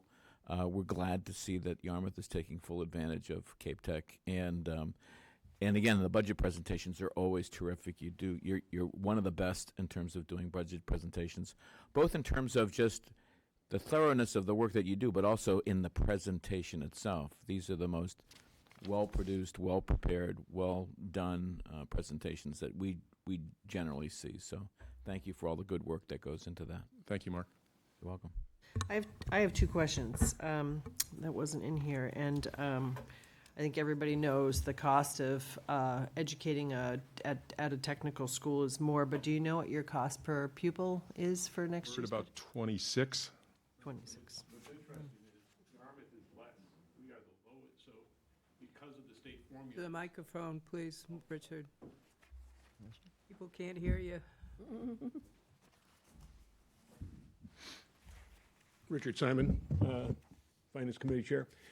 The other interesting part is if you look at the cost per student, because of the way the formulas work, Yarmouth actually has a lower mandatory contribution than the other Cape towns, and so we're actually one of the lowest cost of all of the towns. Interesting. Thank you, Richard. So about 26,000. Yeah, that's all in. That's all in, like budget, Total budget. grants and all that. Okay. My other question is, you said that the school was built for 650, and now we're up to 703. How do you, I mean, I know you're trying to get as many people in there, but it went up, we've been increasing. We went 662, 681, 703. How, is that based on the number of people that met the merit criteria that you wanted to take, or at what level do you stop? It's there's several limitations. Square footage for shops is one. That you can only put so many kids in a certain amount of square footage. For example, HVAC is a super popular program. Much more kids want it than can get into it, but the space is just small. And it was just the DESE square footage regulations when we were building the building for 650. You have to, once you agree on enrollment, you design the school for the 650. Keep in mind, that was a time when everybody was talking about there's no kids on Cape Cod. So, I was even believing it, but it's obviously changed for us. The square footage of shops is student-teacher ratios in the shops. Certainly, we'd have to hire additional staff. In a couple shops, we could do that because the space is a little bigger. Our schedule would have to be fully redesigned at some point. So when I say it's built for 650, they think of it, that's like 85% utilization of the property of the school. That's the way the MSBA does it. So there is some room. So at 703. We're not running into each other. Okay. But there will be, I would say at about 7, really in about 25 to 30 more kids, we're going to have to make some major changes to our schedule, which we'd rather not make. And would have to do some more hiring as well in the shops that can absorb more kids if there was additional staffing. So is that your ability, is the diversification of the shops that they're put into? Or, I mean, because I know that you used to take them based on the shop, but now it's different, right? You have, they shadow all the shops and then they pick. So how do you know when you take them in how that works? They only get Don't. placed into the shops where there's room. Yeah, you don't know what they want. They will say what they want, but then they go through exploratory, and many of them change their minds completely by looking at all the programs. And that's been around for a long time. So we don't accept on like the amount of electrical students, because there's a whole exploratory process kids go through in freshman year to determine what they're going to study for the next 3.5 years. Okay. It's just interesting to see it Yeah. keep increasing. Yep. Okay. I don't have any other questions. I thank you very much, Bob, for Thank you. everything and for your presentation and the work that you do. I hope your back nine's slow. Was that Harsh Patel from Little League? Right. Like 27-year-old Harsh Patel? That's fantastic. Isn't it? That's fantastic. He was on my Little League team. No. He was a good Wait a left-handed minute, pitcher, you were too. in the maroon, you were, hold on, how come I can't think of it? Angels and then the Astros. Astros, you were the Astros, Tom Downs. Yes, Ah, exactly. Joe Jamil was the A's. and Don't get me started on that. Thank I you. know, people don't know, he was really into baseball. Really into, oh yeah, he worked those kids and he had a winning team every year. Those are the good old days.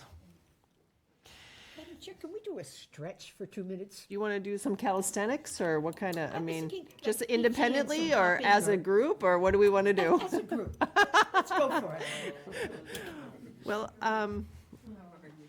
do you mind if we take a quick Stretch. second for people to move around? It's your meeting. All right, we're going to be in a very brief recess. We're going to take just 3 minutes, please.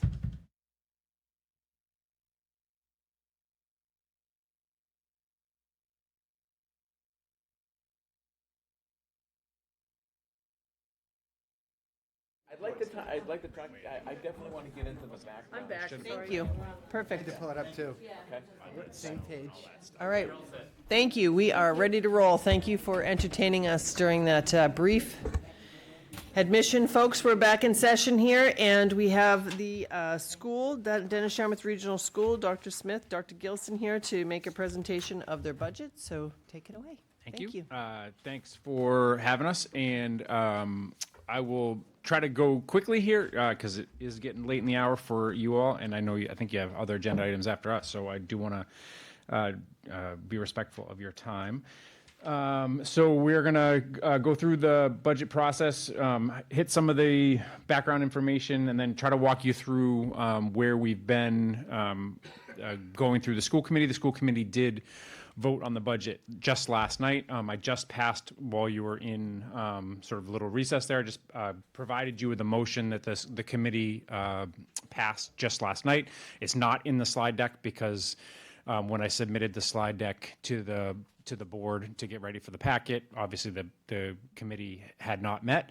So I just wanted to make sure you had the most updated information. And you'll see sort of how it ties to the presentation but you won't see an actual version of it in the presentation because they made some iterations to some of the options that we provided as staff. So for us in the budget, there should be a copy over there somewhere for you. Anyways, so we have two main things that are driving the budget process from the very beginning. We've been, over the last couple years, we've been working off our strategic plan. There are three main objectives that drive our strategic plan, and that is that we're working to eliminate disparities in achievement for every student. And this is really around trying to improve academic achievement for all students. Second is trying to establish some district-wide systems that support organizational effectiveness. And then the last bit is around addressing the district's short and long-term facilities and capital needs. And then the last year, the district adopted 5 core values. And we've been talking a lot about this in the last several meetings.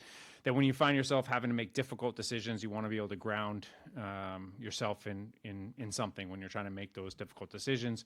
So being able to understand, okay, we want to try to move our strategic plan forward, and then when we have to make difficult decisions, which the committee's had to make some difficult decisions in the last couple meetings, well, how are we going to make those decisions? We want to ground those in the district's core values.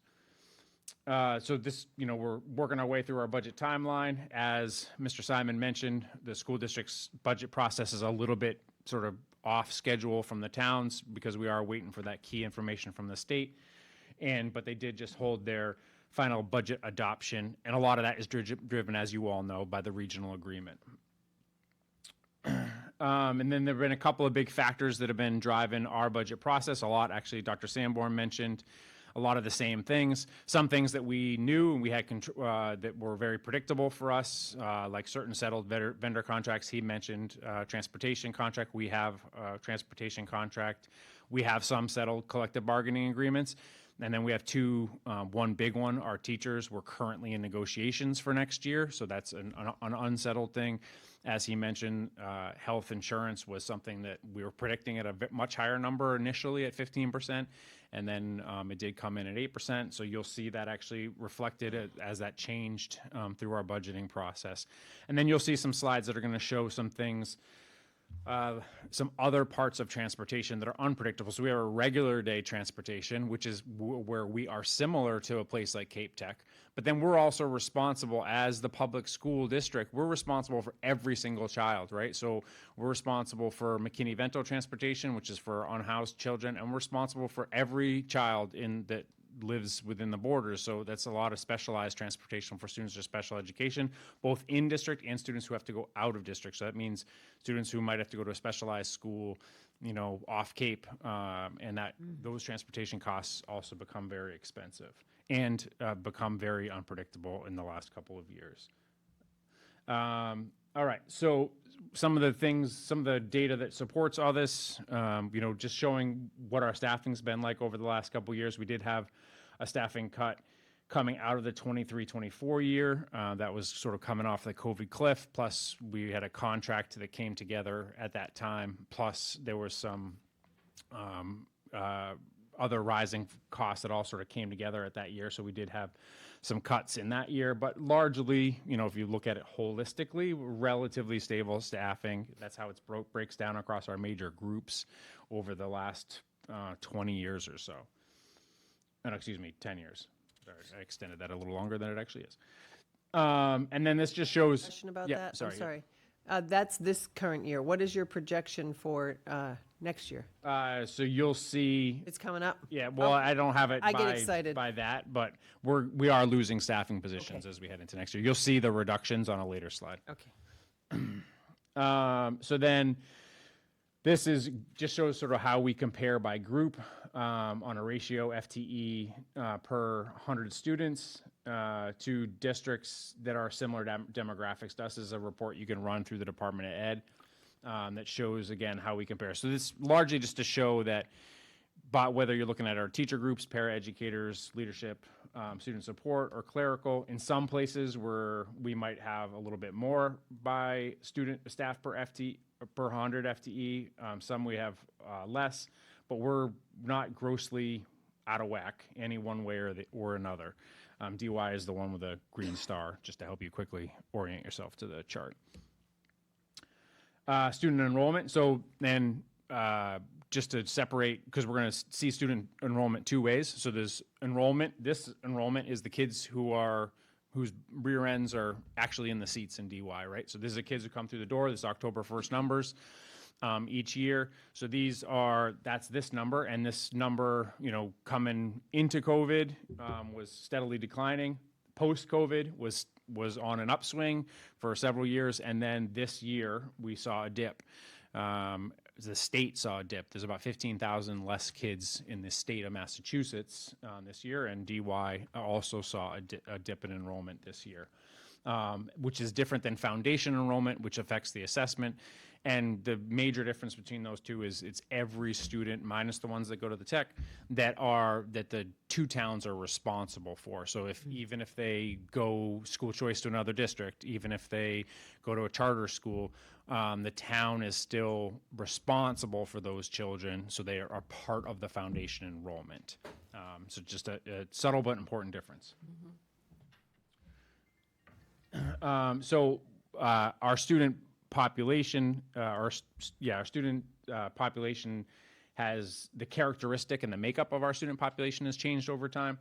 The Department of Ed has a category called high needs, and that high needs population has grown over time. And then further to break that down, that high needs population is made up of 4 different categories: student income, students who are economically disadvantaged, that's the top line; students who are special education, which is the yellow line; students who are first language not English, that's the dark green line; and students who are English language learners, that's the light blue line. And you can see, while special education has largely stayed the same except for a spike in this last year, English language learners, socioeconomically disadvantaged, and first language non-English have all steadily increased, which is largely what's pushed up that total percentage of high needs. And then out-of-district transportation costs out-of-district both tuition. There's 3 data points here. So the green line is like, I don't know, it's kind of looks green on my screen, but it's really more like a yellowy green up there, is the number of students. And that's gone up slightly, remained fairly stable with a slightward uptick over the last, 8 years or so.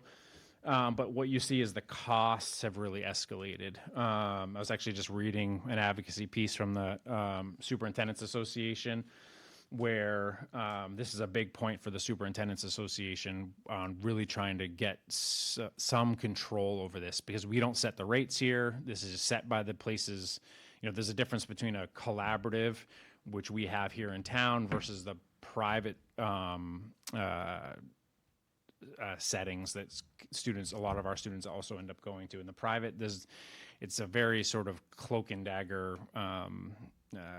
process that public schools don't have a lot of insight into, where they set the rates. And you can see, like, going from FY22 to FY23, there was a statewide, like a 17% spike in the tuition costs. And you can see that reflected in what we paid, and every district saw that. But you also see, so the blue is the tuition costs and the orange is the transportation costs. But this is a huge factor in our budget. It's creeping up to be about 10% of our operating budget as a school district. It's a rapidly escalating cost. That being said, another question was asked about per pupil.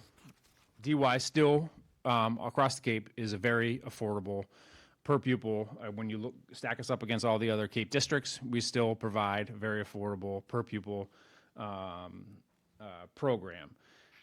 Again, as Dr. Sanborn said, it's a mix of all the different ways we spend our money, right? So it's looking at our grants, looking at our general fund expenditures, looking at our revolving. When you take all that money and divide it by the number of kids, that's our per pupil expenditure, and we stack up very well. The decision made way back in, I think it was, whoever made the decision a long, long time ago to regionalize, made the right decision, because it's still a wise investment. It's still bringing back it's still affordable decision for both communities. You're still benefiting from the scaling that you get from being a region. Mm-hmm. This is how we stack up against the state. And then, all right, I think I'm missing, I think this is the older slide deck that I sent, but that's okay. I will adjust. All right. So we use a prioritized system to get recommendations from our departments. So I've shown this to the select board before. So we use a 4-to-1 system. 4 is the highest level, and it's actually I actually modeled it a little bit off of the process is used by the capital planning committee. It's not the exact same one, but it's sort of where I got the inspiration from. So we use this system when we start our process internally. We start presenting to the school committee in January. We start our process internally in October. With all of our departments, having them present to us, and then we rank all the system, all the requests. So 4 is the highest, 1 is the lowest, obviously, and then with that, we ended up with 4 items. The original version of this, that we didn't have the red and didn't have the crossouts when we first presented to the school committee, because there was 4 items, and the finance subcommittee had originally put them into the budget. When we first started this process. Since then, there's been some changes. But there were 4 items that were priority 4 items. But there has been now, to get the budget to where it currently sits, there's been some adjustments made. And then of the priority 3 items that were requested, everything on this page is either deferred or, well, actually, they're all technically deferred. We will apply for some federal grants as a federal COPS grant that we'll attempt to apply for to get some of the security upgrades that we'd like to have happen. But there's no guarantees with that. And then, we're gonna replace, we have an annual replacement for technology that happens at 4th grade and at 8th grade. Last year, we switched from iPads to Chromebooks, 1, because it's instructionally better, and 2, because they're cheaper. But next year, our 8th graders will move up to the 9th grade. And while the 8th graders are largely self-contained in the high school, 9th graders mix. So you have like 9th graders in classes with 10th and 11th graders. And now, so you have multiple devices in the same class, and it interferes with instruction delivery, curriculum delivery, a whole bunch of problems. So the request from the technology department was to outfit the high school only in one shot, the rest of the high school, with Chromebooks. So it's a one-time purchase, and then we'll be back at our normal replacement cycle. So since it's a one-time purchase, the recommendation was to use E&D funds to fund this one-time purchase. And it was a priority 3 item. And then there were remaining priority 3 items. We're in a multi-year phase-in of ELA curriculum. We did 6 through 8 this year, and next year is K-5. Again, it's a 1-year purchase of all the materials. Again, that was recommended to be an E&D purchase, plus we had some money in a revolving account that can supplement that. Plus, potentially, we could get a DESE grant for it. Again, no guarantees on a grant. We had the recommendation was initially for the to use E&D plus the revolving account to pay for the large chunk of the ELA curriculum to, again, keep it out of the operating budget. And then there were these purple items were the only priority 3 items that went into the operating budget.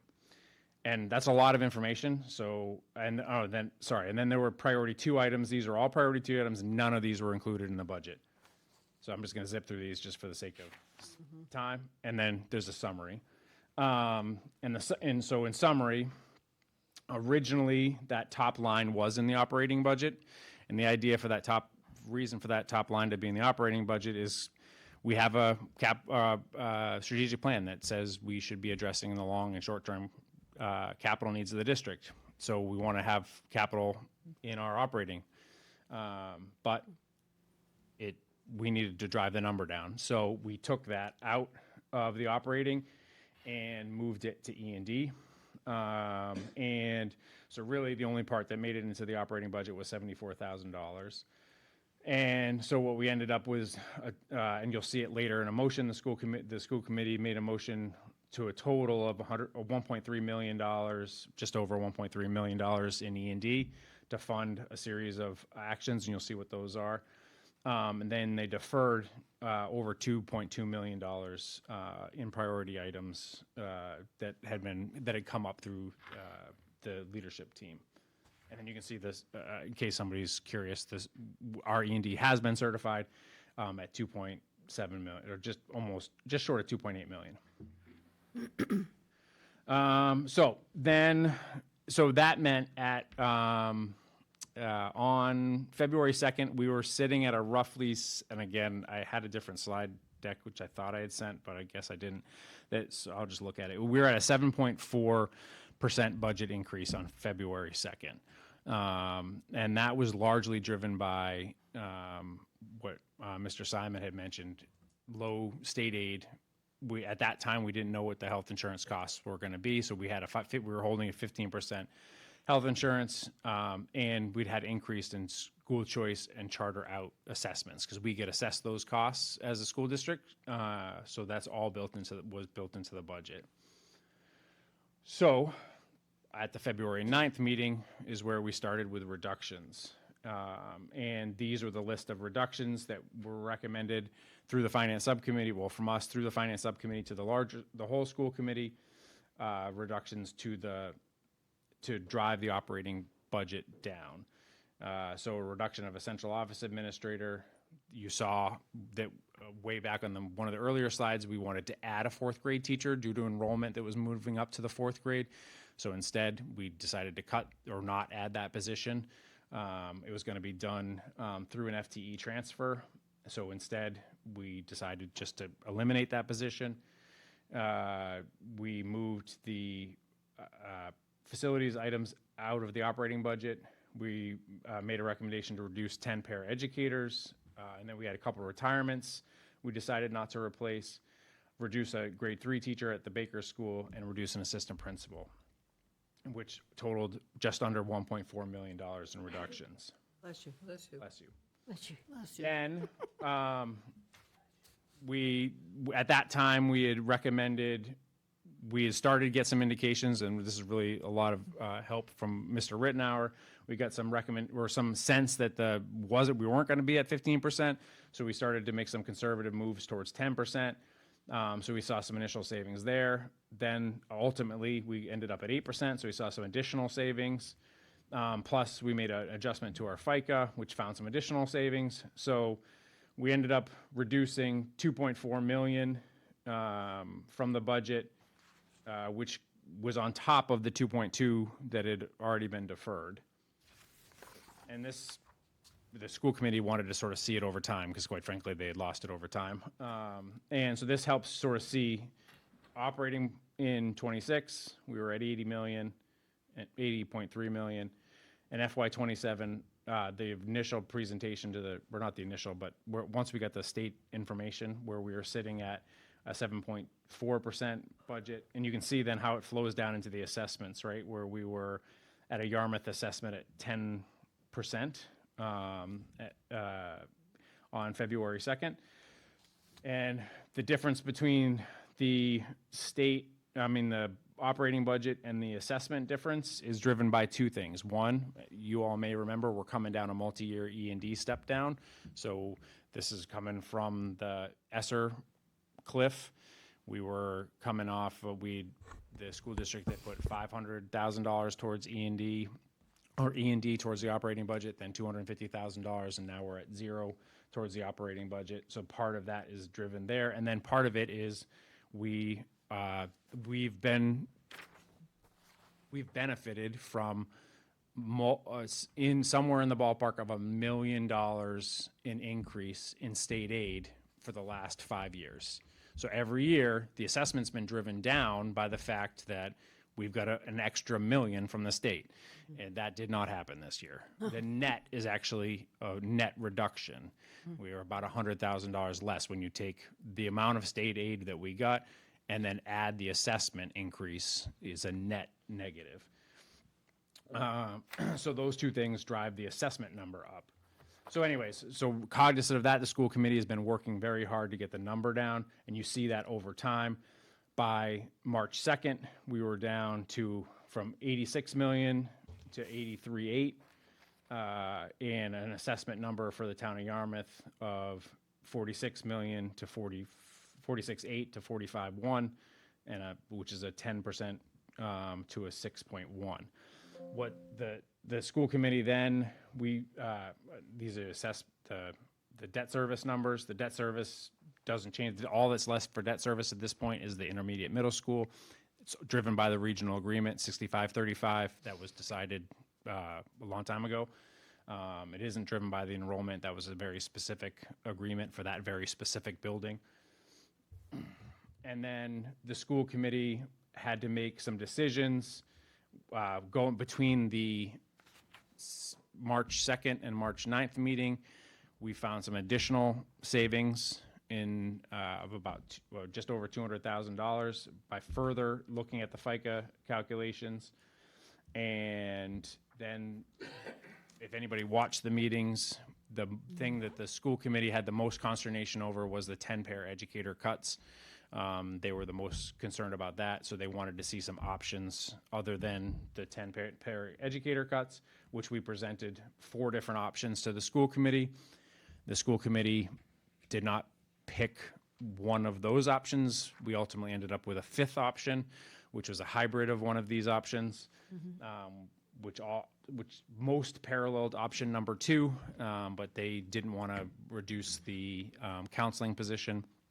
So ultimately, what you have in front of you is the motion that was passed, which it ends up, again, most close to option number 2, which was a total operating budget, operating budget of $83,748,973. The debt number doesn't change. So that is a operating budget increase from FY26 of 4.233%, from 26 to 27 for the district. And then what the assessment for Yarmouth, so the operating assessment is $45,020,623. Debt service, $2,337,555, for a total assessment of $47,358,178. So the assessment increase is 5.987. So the lowest number that the committee's had it up till this point. And then they voted and approved an E&D motion. E&D, the school committee voted to approve $1.3 million in E&D transfer to fund those 3 items. Then I have a little bit on capital, but I don't know if you want to pause here before I move into capital. Sure, we can ask if anybody has any questions. I'm happy to wait. Anybody want to wait? I just got like let's- 3 things on I don't have capital. anything urgent. Okay. All right, so then for capital, just, we've been talking about a capital plan for a long time, right? So I actually have one, a little bit of one to present. The school committee's still working. I think we had some feedback from this board, yes, right? Sometimes I lose track of who I presented to about what. But it was in front of this board. We got some feedback around considering like some of the language. So actually the school committee is working on some policy around capital, what qualifies for capital, what's the capital, adopting a capital policy, what's the role of the capital planning committee, et cetera. But we do have a 5-year plan, and then again, then it'll be coming about how do we start to fund some of these things, and that's again getting into some of the policy pieces. But so these items on the left that are in green, yellow-ish color there are the ones that we have in the funding and that are part of that E&D motion. And then as you look out to year 2, these are items that are on our needs list for the coming years.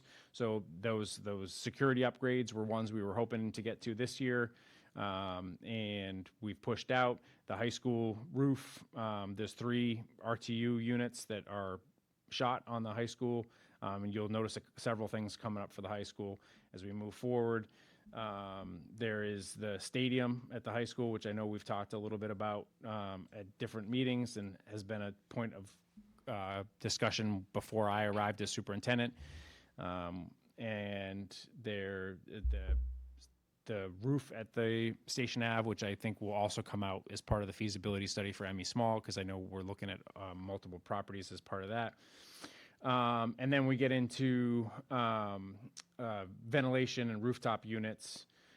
steam table, and again, we're looking at I think the capital planning team here calls it rolling stock. Our only rolling stock is we own a small fleet of buses. The big buses are our transportation vendor. They take care of their own, but we do have a small fleet of specialized transportation buses that are DY property.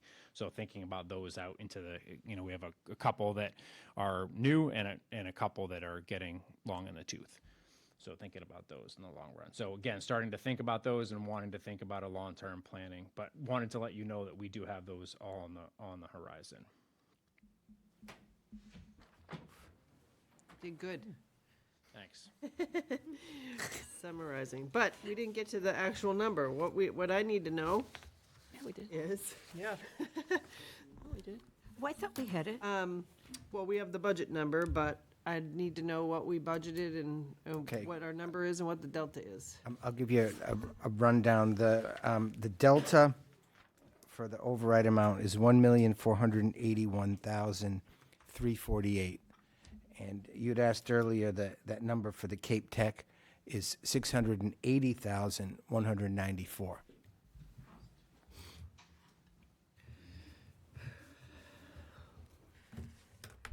Okay. Great questions from the board. Liz? No, thank you. Thank you. I'm glad to see that as you're going out into the future, there is some consideration of the roof and the units on the roof and so on. But no, I don't think I have any questions. I move it right along. Well, I know that the loss of any of the teaching assistants was considered a big loss, and I appreciate you going into so much detail to give 4 projected ways around that so that you were able to reduce the number of teaching assistants lost. It seems to me, as somebody who's kind of been watching this, over a couple months, that you've really done some very thoughtful trimming that probably won't have a big impact on students other than maybe slightly larger class sizes in history in the high school, fewer options for electives. But I congratulate you on an enormous amount of work to get it to this. Thank you. Amazing. Marcus? No questions, thank you. Mark? I used to get stressed out over this budget area, but then when the town administrator came in, I learned that he's got such a good handle on school budgeting and the DY budget that I figured out I'd only get stressed out if he got stressed out. So I'm interested in the town administrator's assessment because that'll have a lot of an impact on me in terms of my views. Well, I want to say, in summarizing our process, first and foremost, I need to acknowledge Dr. Smith for his efforts, I think the second year in a row, in pulling our teams all together very early on in the budget process. And one of the things, if we ultimately do some, reform in terms of, the overall agreements and things, it would be great to line up a little bit better the different budget processes, but it's only been through that individual effort, which I appreciated tremendously, that lined up our processes so that they had actually agreed to start much earlier than normally under the agreement that they have to. And so the information that we've had throughout this process, I want to say has been very strong. And when we received the original budget proposal, we were somewhat alarmed. That seemed to be a high level of increase, almost 7% or somewhere in that range. And then because of the shifts in enrollment and the minimum required spending, we were up well over 10%, and I think the delta was like 3.2 million. And it was a tremendous amount. And through those meetings, we had communication. We expressed a lot of concern, and I think that the regional school district made some tremendous efforts to try to bridge the gap. And through those efforts, we've been able to get down from 3.1, 3.2 to 1,481,000. Our team I would say we had hoped, and our goal was to get it closer to 1 million. We fell a little bit short of that. And, you know, we're just going to have to work it out in terms of our contingency plan. But I want to acknowledge, I mean, very strenuously, the efforts of the school system in trying to reduce that number, and the additional communication, the meetings that we've had. I think it's much more, you know, than I've ever seen. So I know, you know, the problem is we're faced with a structural deficit, and the issue is that the town's revenue growth has slowed down. We were picking up extra money on those local estimated receipts, you know, the non-property tax local receipts with the motor vehicle excises and the rooms tax and things of that nature, at a few percent higher than we saw in the other revenue sources. But for fiscal year 27, that growth has stopped.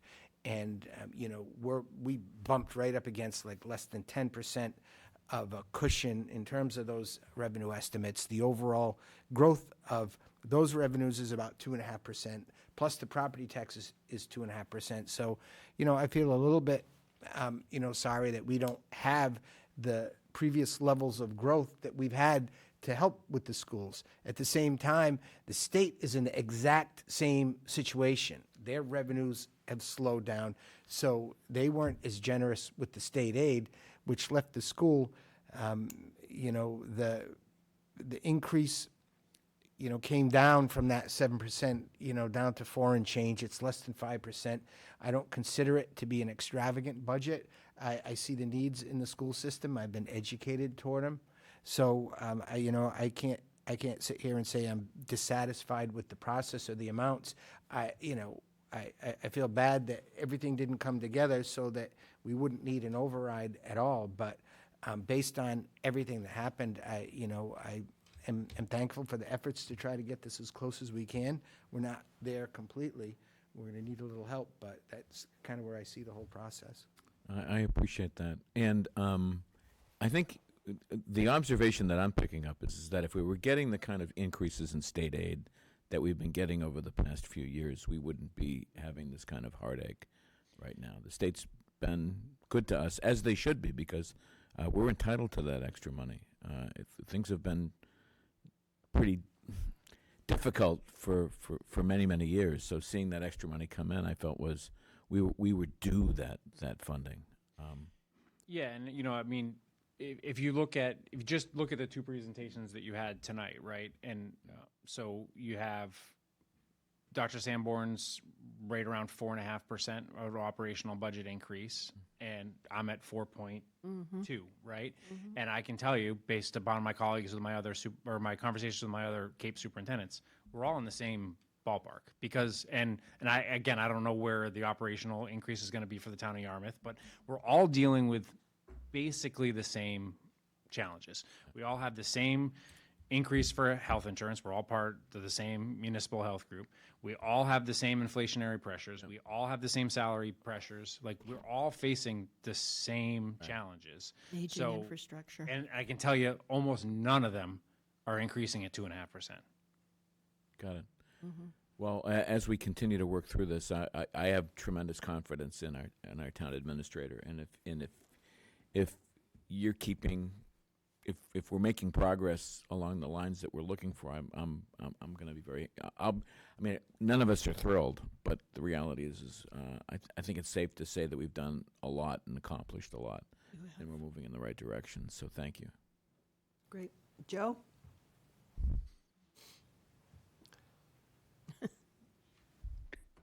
Madam Chair? You hear me? Yes, sir. Okay, I'm sorry. Yeah, well, you know, those same budget issues that, you know, I know the people who aren't getting the 2.5%. All of those budget pressures fall on the same households. They all have to do the same thing, and they have to live within those budgets. And we're talking about a 6% and a $1.5 million, well, when we went from 1.5 to 1.48, and we found money in that health insurance, and that was my question. So on the 2/2 date, the February 2nd, or you might want to call it BS, before the storm, the health insurance, we found money, we lucked out that increase wasn't as bad. But it was, you found $2 million. So we went from 86 to 84, and we found money, but those weren't really reductions. It wasn't sharpening your pencils. And that's what the public has to do, is they have to sharpen their pencil at home, and they have the same exact inflationary pressures that the state does, that the town does, that the district does. So, I don't see where we sharpened our pencil and reduced that much. Where, Mr. Simon showed that 2.5, actually it was 3.2 million over time of assessments. And they were about 800,000, 500,000. This is 1.481 million. And the people still have the same problems. And, when we talk about the core values and when things get tough, we got excellence, we got equity. This isn't equitable. That something has to be done with the regional agreement, because it just isn't fair. And it goes to community. It goes to Yarmouth's community. Those are their core values. And Yarmouth's dignity loses out because we don't get that same fairness in the regional agreement. And it becomes a real problem, in that formula and that value is disproportionate. You talked about regional transport or the regional district. Well, we don't get we have unfunded mandates. The regional transportation isn't fully funded. That's a problem from the state, but it doesn't help with our value to our taxpayers. And when Dr. Sanborn in Cape Tech, those 30 kids, that's where the delta is. The delta is in that increased assessment to choice and charter. Well, if those kids go out of the district, it's going to get worse. And you're already saying, well, we're going to have another 6% increase next year. Well, the taxpayers can't handle it. It's unsustainable to the taxpayers. And they're the ones who are doing the eating and sleeping and living and dying and paying the taxes in this town. So, I just don't feel, I think that you found money. It was almost like you marked it up to mark it down. It was 15, you projected it to be 15%. And, that could have been a reasonable assessment. And we lucked out. That's great. But what would have it been if it's 1.481 million now? What if it was 15% as you projected? And so those are my questions: is how are we going to find money next year and the year after? We just going to keep on going to the taxpayers when they got the same budgetary constraints. So I would like to know how we got to on the health insurance, how much we saved, and how it went to, the reduction in the budget. Okay, thank you, Joe. There was a lot there. I think all of us agree with what you're saying in terms of the taxes. I think, since Dr. Smith's been here, he's been trying to accomplish a strategic plan for academics. And I've been, I think it's a balance. It's an unfortunate balance because the choice in charter is so high. And, if we could actually achieve that strategic plan with improving our academic outcomes, I think that, those choice and charter numbers that are going out would come back in and it would be a net savings. So it's very difficult when you have to make these choices, because you make these choices, people get nervous, then they choose to go to a different district. So it's kind of like Well said, it's Tracy.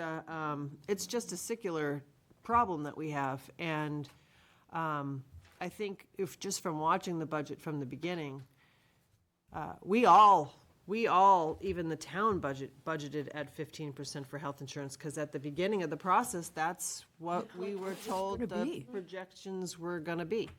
And then as information comes in, we do the best we can to align with that. So, but having said that, I think he went through it quite well with talking about that. He also did make some cuts. Yes. So there was a sharpening of Yeah, the and pencil. I'm happy to answer the Yeah, question, great, right? okay. So there was 300, so Slide it's is up. roughly, so there was 100,000 in cuts or in savings. Let's just call it savings to be clear, right? There's 105,000 in savings in healthcare. Just from March 2nd That's just to now. that's just March. Right, that's from 10 to That's 8. from 10 to 8. Right. And then then on February 9th, there's 350,000 from active and 122,000 from retirees. So we add that all together, you got 105 plus 350 is 455 roughly, plus another 122 is, now I'm trying to do the math in my head, $680,000. We did not, you will notice there's no retirees in that last 2%, and that was a very deliberate, because we have a lot of people retiring this year, and so we have a lot of people who are going to be going on. Dr. Sanborn talked about this. We are responsible for our retirees just like they are, so we're going to have a lot of additional people going on the retiree rolls for retiree health insurance. So that additional last little bit from the 10 to the 8%, we did not put those savings in, because we're going to get a large increase in the number of people who are now going to be on our retirees rolls. So that's why you don't see that second line there from March 2nd. So that was we spoke with that to the school committee. But anyways, so I had lost that number, 770,000. But if you go back a couple of slides, the cuts, that's $1.4 million in staff cuts, or either, position cuts, right? So most of this is going to happen through attrition. We were deliberate. I can't remember if it was Ms. Flynn or Ms. Argo asked or sort of stated, but we have been. We talked through this process with the school committee. When we thought about cuts, we really were trying to have. We looked at high impact from two different perspectives. We thought about high impact, or high impact, low impact, I think was the way I described it to the school committee. High impact in that it was going to have the highest impact on the reducing the budget, and the lowest impact on student programming. So like replacing a retired, not replacing a retiree has the highest impact on the budget, as opposed to cutting a position. Because if we cut a position, then we get into bumping, and bumping ultimately ends up reducing the lowest paid person in the district. But if we can not fill somebody who's going out at the top, then we save that entire salary. So we looked for places where we could have the highest impact on reducing the budget, but the lowest impact, and not every retired spot, we have a retiring math teacher, and that's not a place that I felt was a low impact on student programming. So this 1.4 plus what you did last night, right? So Yeah, this is all prior to last night. And yeah. last night was an additional. So last night was a discussion around that 10 paraeducator line. That 11,360. That was like 2 meetings of discussions amongst the school committee. Didn't really cut that. Do you know what the We number? did. Oh, they did. So but 10 plus? it ended up looking a little bit It's different. not that number. So yeah, it ended up being. So if you look under option 2, right? Oh nope, sorry, I'm on the wrong slide. If you look under option 2, I tried to give them 4 options. We tried to give them, because I did not do this alone. We tried to give them 4 options that were around the same amount of savings. So the 1.3 wasn't the total cuts. It's a different number from that you finally landed on last night. Yes. Do you know what that number is of real reductions? So it was everything that's on that previous slide. Then it ended up being, instead of 10 paraeducators, it ended up being 6 paraeducators and 1 administrative assistant. they did not decide to cut the But it was counselor less than the position. 1.3, ultimately, because Well, the 1.3 except- included all of them. Yes, but then we also found an additional 204,000 in savings between March 2nd and March 9th. So basically, last night, we cut the 2,004, 200,000 for, 204,544. And again, another 235,344.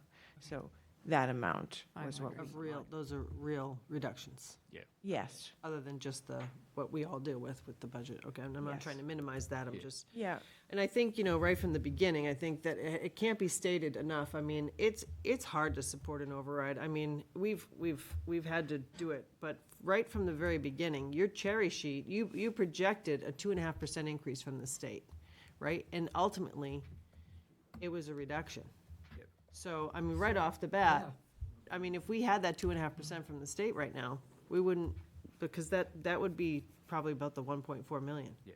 So, I think that people have to recognize we're trying to do more or do even the same with less money from the state, so.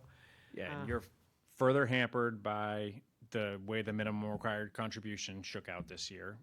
I know I spoke a lot about this last year, but it's the second step in the assessment formula. First is taking off all the state aid and other revenue sources, right? We have revenue sources from our solar farm, other pieces that are come off the top before we get to the assessment. And then it's minimum required contribution is the first step. And Yarmouth's minimum required contribution went up. It's not on this slide. It is on. Go back here. So if you look 1, 2, 3 lines down, you see Yarmouth's minimum required contribution. Again, this is provided to us by the state. We don't make this determination. Right. That is 30 million, and that's up 3.4%, a little bit more than 3.4% from last year. Dennis's minimum required contribution is 14.5 million. It's only up 1.6. Your minimum required contribution went up. Right, and last year it was the other way around. Last year was the other way around. We benefited from it. Yes, last year you benefited from it. State does This not year help you us. did not benefit from That's it. the bottom line, is the state is not helpful, but It's never the same. It never is like you both go up by the same percentage. it would be nice. But just, so we're looking at 1.4, we're looking at 680, we're looking at a debt exemption for the library. That's what the ballot's gonna look like. Yep. So, that's the reality. Yep. That's gonna be a tough sell. Yeah, and we get that, and what I will say is, our next, we had this conversation yesterday after school committee. Our next phase is to start to plan for if and Dennis is looking at it at an override as well. And the reality is, and this is not fear mongering, this is just the reality. This already had a different slide, and I've presented it to school committee. We're already starting to move backwards with this budget. We're not able to move forward strategic initiatives. We're not able to move forward our capital plan. We're increasing class sizes at the high school, and this will continue to compound itself over time. And to your point, these are people watch, they pay attention, and this is going to drive. These things will over time Hurt start to us. drive people away from the district, which is going to then compound the problem because it'll increase school choice out, which is another assessment, et cetera. But an override that doesn't pass, we're going to start to talk about what that is. But 1.5 million out of the budget, and then figuring out what that, because then we have to do the calculus on what that means because then we have to make it match on the dentist side. That would be, it's going to be closer to 2 million out of the operational budget, which is going to be Devastating. Yeah. Yeah. And again, that's just a. Well, it'd be nice if we But could. we're going to be clear on what that will mean, because the school committee needs to know too, and we need to start planning, because if that's the reality, then that's the reality. Then that's what we'll have to plan for.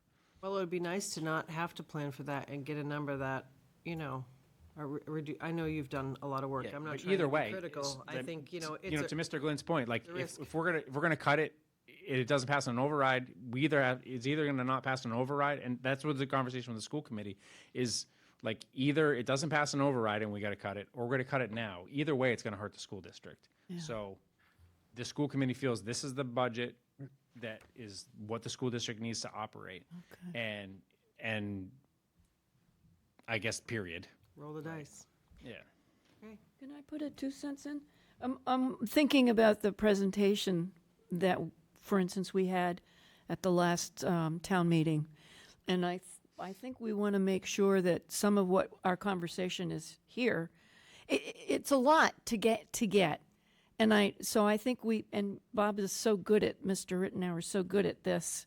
I trust it'll be in good hands, but I do think we have to find a way to inform the public about all of these aspects without overwhelming them with these numbers. So I hope we can get some real swift PowerPoint work. Right, and all the iterations will be gone by then. Yeah. We'll be talking about just the Yeah. final number and trying to Yeah, but it's convey. I think you're right. I mean, I think people need to understand what the reality of what this is, what the reduction of the state funds. and how hard you worked at it. Yeah, the state funds and how things have changed, but also I mean, just to see where you started and how many meetings you had, and where you ended up. That speaks volumes to me. And you're losing teachers. That's just so painful. Well, But we're also losing what else? students. Our population's declined. So, I mean, to some extent, yeah. you can absorb some of that, right? I mean, I don't think you would make that recommendation if you didn't feel like it was something that Doable. you could do. But, I mean, it's always tough, but at the same time, it's tougher to cut 2 million. It's an unfortunate thing that we're in, and we've seen it so many times, but it's a calculated risk is what it is. And I agree. I don't think we should go backwards, but I can't say that I have a lot of comfort, unfortunately. So, but anyway, anybody have anything else? I just want to say thank you very much. I know Yes. it's late and we're exhausted. I can speak for myself, and it just deserves so much time and attention, and there's people waiting still, and I feel awful about it, but it's a very important topic, so I'm glad we had the opportunity to discuss it. Oh, sorry, Joyce. Thank you.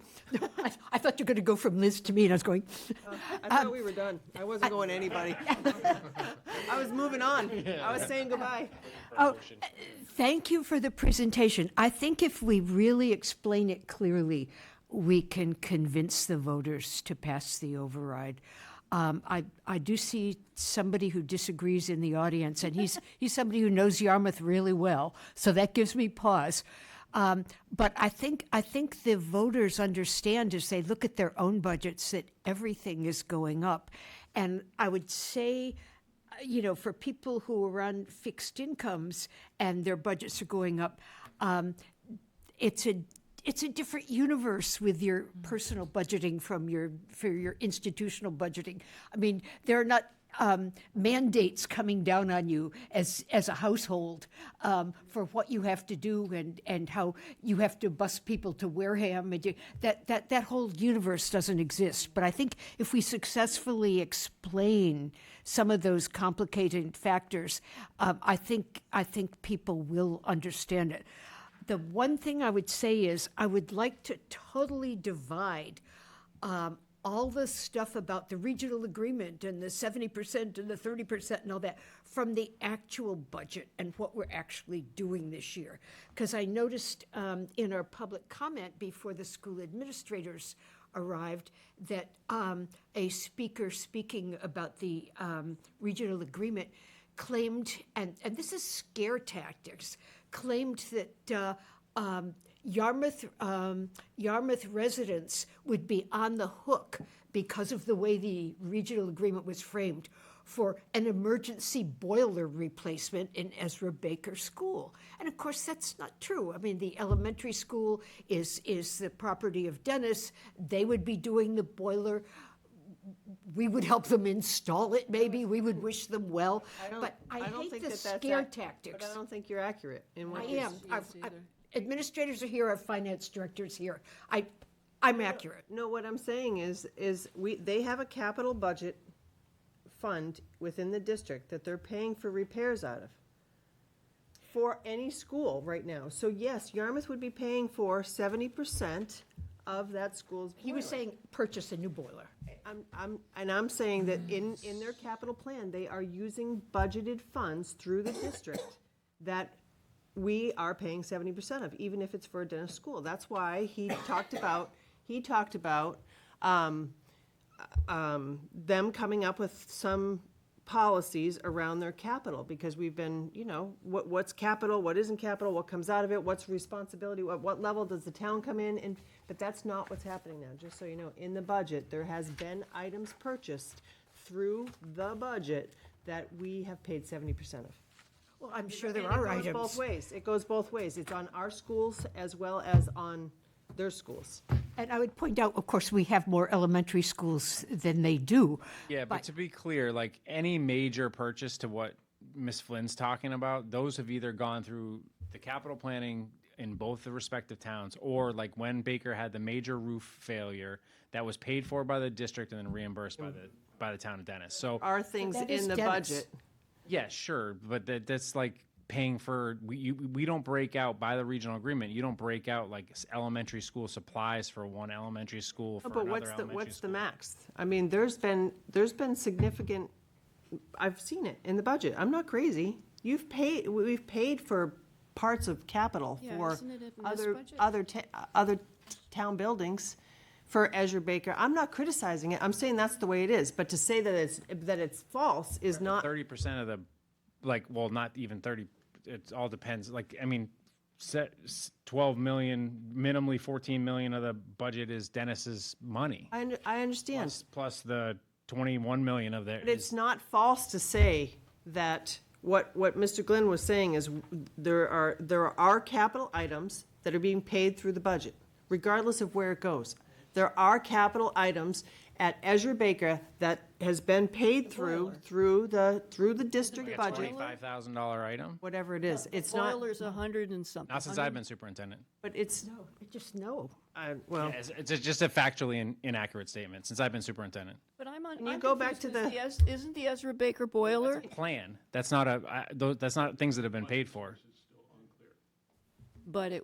Right, and it's not a funding plan. It's a plan for things that it's a did thing. you use E&D this year to do an Ezra Baker project? Did I not see that? No. There was two high school bleacher things, and then there was a Station Ave Elementary School. Station Ave, right? Which I'm So, pretty sure is in but Yarmouth. It is, but it's still the same thing on the other side. Why isn't Yarmouth paying for that?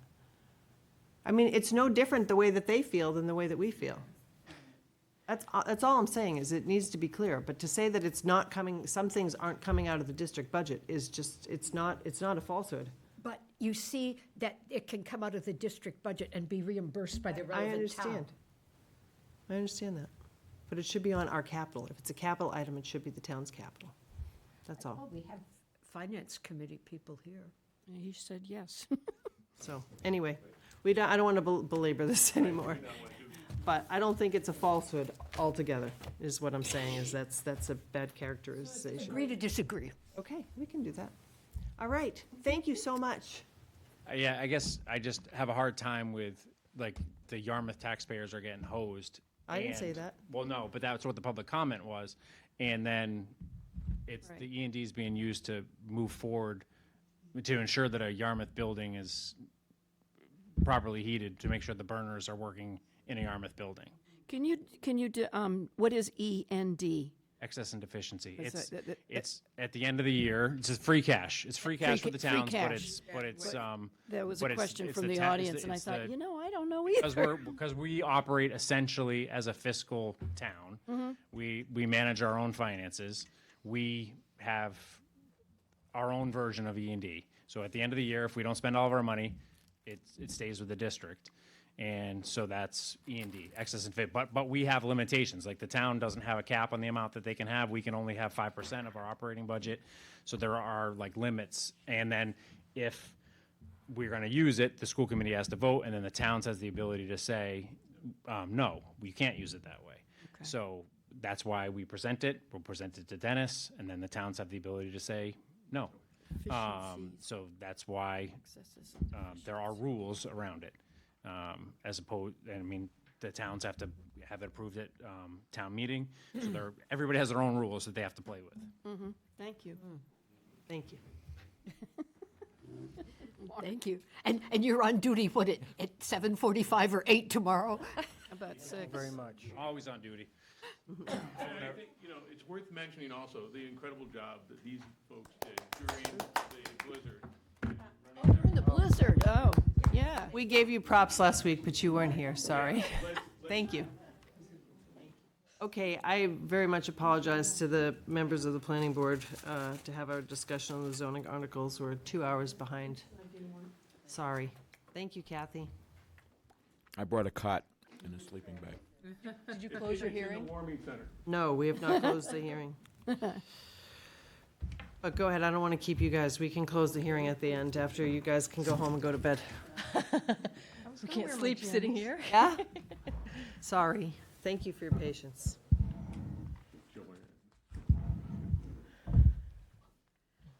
Good evening, Madam Chair and members of the board. I'm Joanne Crowley, Chair of the Planning Board.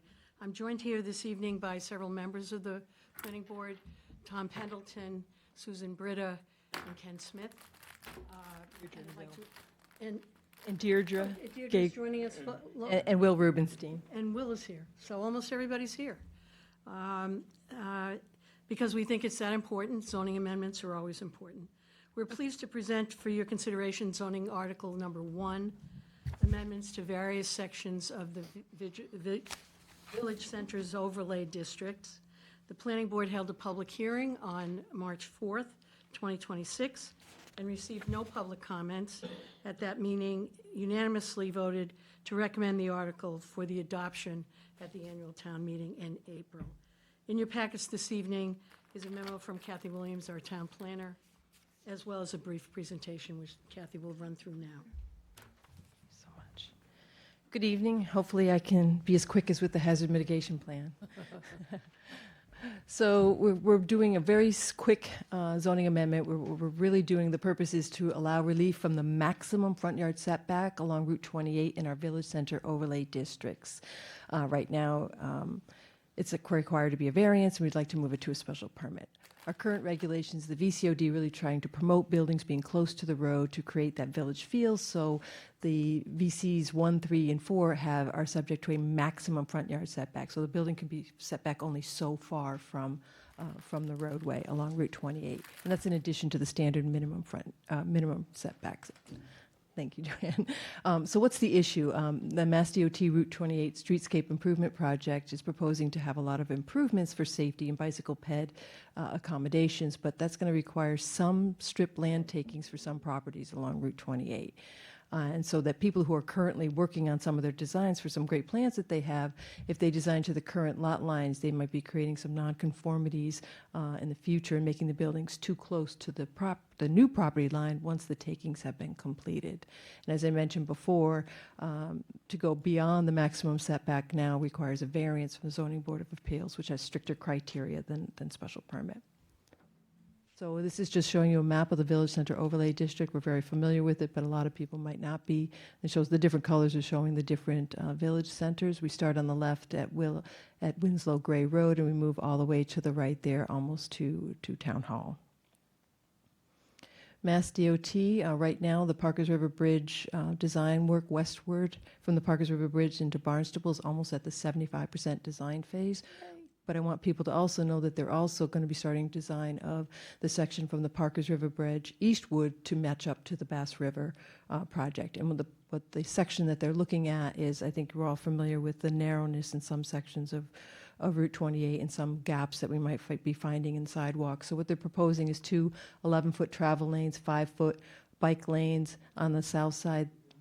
Or I'm sorry, on the north side, there would be sidewalk, 5-foot sidewalk, and then on the south side, there would be a 5-foot green strip and then a 10-foot shared use pathway for people to use. And the grass strip.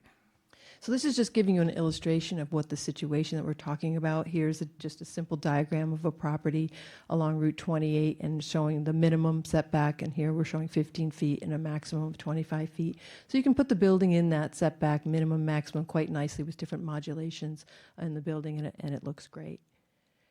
When you come through with the Mass DOT strip takings, you can see that ultimately, if you had constructed the building meeting the current regulations, you would now have a nonconformity. You wouldn't even meet the minimum front yard setback of 15 feet. You'd be, in the end, your building would be kind of too close to where that shared use pathway is.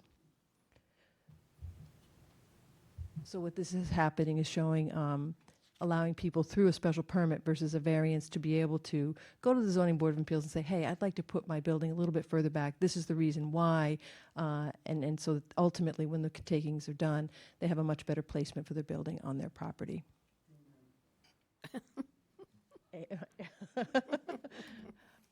And as Joanne mentioned, we had our public hearing. We only had one person remote with no questions asked. It was kind of not anticipated to have a lot of questions because it's a very simple procedural change from variance to special permit. It just gets a little complicated with some of the questions related to the Mass DOT corridor project. So I think this isn't a town project, so if people have some specific questions with regard to that, they should be talking to the project manager, which is Tom Courier at Mass DOT, and his email address is right there.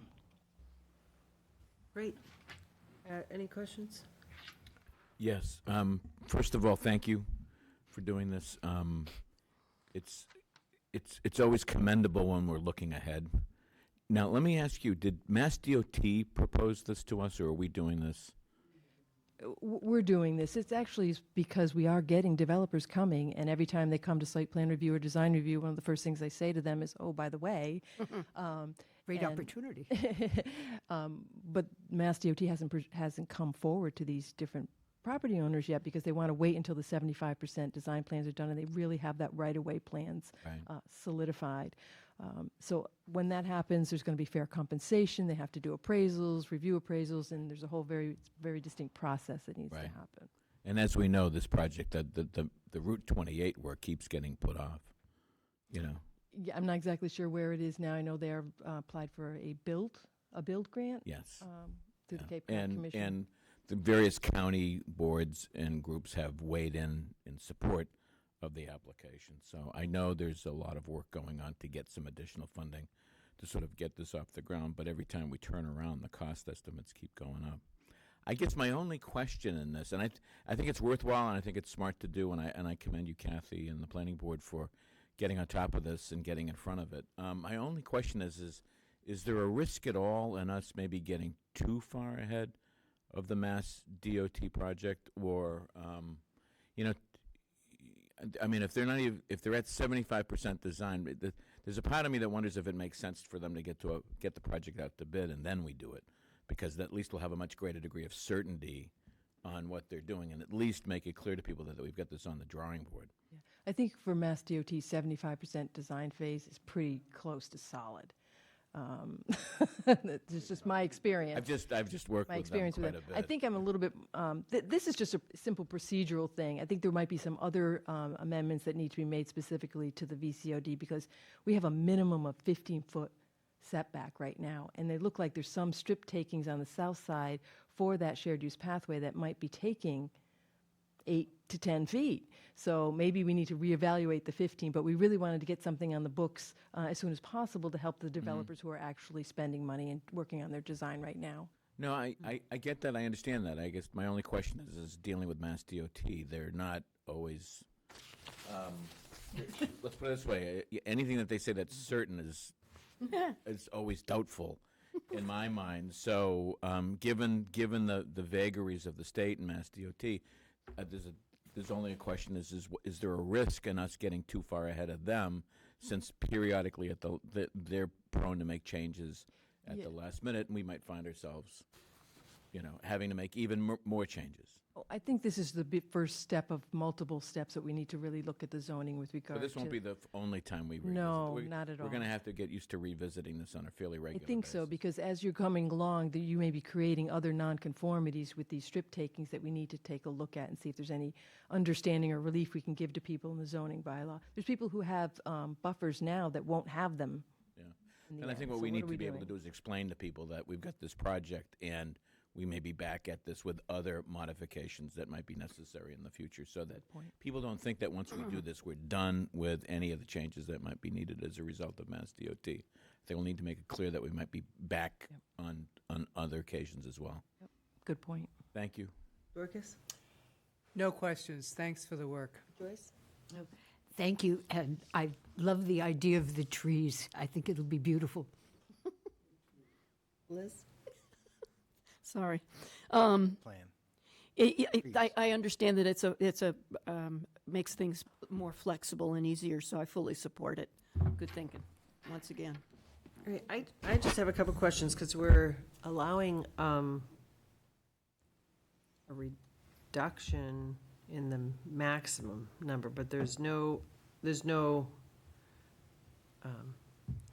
minimum, so we're leaving it up to the Board of Appeals. We're not putting any, we're allowing them to go to the Board of Appeals for a special permit to reduce the maximum, right? So, but there's no, we Actually, don't. increase. Increase the maximum, but we're not requiring any minimum from a new, I guess my thing is I'm just, if it really is for the Mass DOT project, that's one thing, but that doesn't necessarily mean that that's what's gonna trigger this. Anybody could go now, or with this in place, Right. and ask for that relief. One of the things we did add was actually special permit granting criteria, that there's a bunch of lists of items in the VCOD, and we added specifically referencing that for Mass DOT projects. Okay, all right, good, That because I gives- was it just gives the- wondering if it we gives the wanted to put ZBA something to look at. a sunset on it, because, I mean, at some point in time, once the road's built, then what? Then people can still come and apply for it. You know, Once- our experience with sunsets are that they seem good at the start because we don't know the future, so that's why we usually use them. But at some point, they become a constraint, I think. We do know from at least several developers who are being affected by this right now, that we can take action right now and provide a very flexible opportunity for them to move forward with their projects. I mean, they can't move forward on design unless we get this passed at annual town meeting. They're being held up. I understand, and I don't want to hold them up. I'm just wondering, like, 10 years from now, if somebody's looking to get a special permit relief, is that really what our vision is for the VCODs? You can take it out. I'm just. I agree. And the other thing, and I don't want to belabor this, but in our local comprehensive plan, we had the consultants come in and give us advice on all of the changes that we might consider for the VCOD districts. So we have a complete list of all of the changes that they suggest, either adding or compressing various elements of it for setbacks and the like. And that is part of the local comprehensive plan that we have to deliver. And we have a really good consultant report evaluating all of the conditions that sit around the VCODs, because they're all different. So we'll be looking at that. We'll be looking at that. Great. Anybody else? Okay, great, thank you very much. We are going to move on to, well, do we? Do we need a motion on that? No, Oh. not yet. We will take a position on the articles at some point in time, but we do need to close the public hearing for the budget. I move that we close the public hearing on the budget and capital plan. Second. Any discussion on that motion? All those in favor? Aye. Any opposed? No, okay. The planning board is gonna do the seasonal, or, They're all wandering away. I'm just wondering if we have to do this tonight. Do we have to do this tonight? It's on the warrant as a placeholder, so we kinda have to, but I personally can't. Wrap your head around it. I'm gonna have a hard time. It's a lot of information and it deserves time, and it's 10:40. Sure. You know, and that's food for thought, so that. Whatever the board wants to do. I'm done. My recommendation, Madam Chair, is, you're right, there's a lot to this. I don't think we're going to get to a point where we can say yes to this, because I think there's just a lot of questions that have been raised about it. Other towns are not moving forward on it. My recommendation is I watched the planning board hearing, I've read through all the regulations, I've read through all the materials and stuff. We're not the only town that has reservations about taking action on this right now. Rather than take it to town meeting and then debate it out there, I would just recommend, unless there's some reason why we have to, is we can certainly withdraw it from the warrant and deal with it later. Because I'm not sure with everything else that we're doing and getting ready for town meeting, we're going to ever get to a point where we're satisfied that we've got enough of a briefing. The planning board even get the zoning that needs to? Zoning doesn't need to be done until 24 months after Okay. you have accepted the designation. We just got offered the designation in December 2025. They just finished the regulations related to I know. seasonal communities at the very beginning of February. So maybe taking a little bit of time to delve into it a little bit more. As you can see in the memo that I have included in the packet from the planning board, is we are concerned about the movable tiny homes, how it's defined. It's Right. basically an RV or a camper trailer. And they changed the language from the draft version to the final one, where they removed the word "we are allowed to prohibit." Now we can either allow them or regulate them, whereas before we could allow, regulate, and prohibit in the draft regulations. And that's where my concern and the planning board's concern came about, because I don't think that meets any of our visions of what we were looking for housing. We certainly don't think housing should be defined through Chapter 90 motor vehicles and aircraft regulations. But it Yeah, does. I feel like this is one of those things like when the state promulgated regulations around the marijuana use. Like, I'm not interested in being the first in. Like, I think that we need to learn our lessons from what some of the other communities are. Having said that, yes, we need housing. Having said that, also, there is a very limited amount of grant funding that we would even be potential, I mean, we're not missing out on anything to wait at Well, all. There's a limit to how long, though. Affordable Housing Act has kind of skimpy budgeting.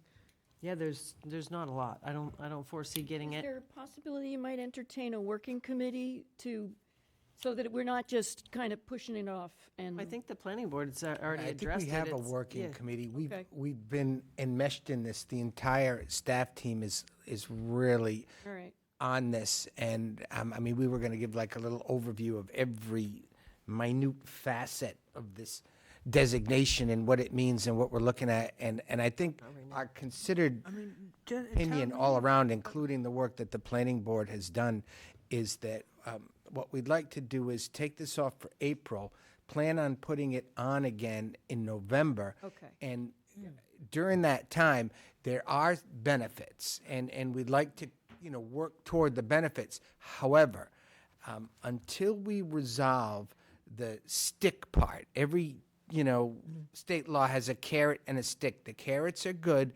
The sticks right now are not falling in our favor. We feel we may be able to work with, we know a lot of people that are on that team that has been, making HC or whatever it right, is. comments on the regulations. So if we can get a clarification on what exactly we need to do on the zoning, then we'll be back in the fall before some massive housing bill gets put that we miss out on. Because, it does say allows municipalities to further regulate movable tiny houses. Everywhere it says. this is not- Regulate typically means you can condition it, or maybe you can require a special permit, but you Right. can't prohibit it. And do you want, as someone's primary dwelling, to be a RV No. or a camper trailer? And it's that's changed. the But I think definition of a Since we movable. started this, since we were invited to become a seasonal community, the specific requirements with respect to the zoning Right, have like Kathy changed. said, yeah. And that's happened very recently, and we're not happy with the changes. Changed not to the Sounds good. better. Yeah. Right. Not to the better. Yeah. Right? So- It's not a no, it's just not right now. I think it's just too much to But I get think through we between also now and wanna town meeting. Reach out to. I think, EEOE. I would recommend that we do Right. all the outreach after town meeting. Let's get Right. through the town meeting. We got plenty on our Yeah. plate right now. Ag- Let's agreed. just pull this from the warrant and revisit it. I think you've done a great job in at least Thank you for all your work raising on that. enough things that we've got to wrap our heads around. So to me, I have enough information to know that now's not the best time to take this up. So is this a motion? That's my motion, is that we I will withdraw second the it. seasonal communities designation from the warrant. We'll second it. Okay. Any discussion We on that really motion? have time. All those in favor? Aye. Aye. Opposed? Okay, great. Thank you for your work on this. Kathy. Again, I feel bad trying to That's fine. minimize it. It's so No, much. it's not minimal. I mean, Quite the meeting. I'm sorry. When at the end of a big season, isn't that the great time to call ourselves a seasonal community in people's minds? We'll be seasonal in the fall. Okay.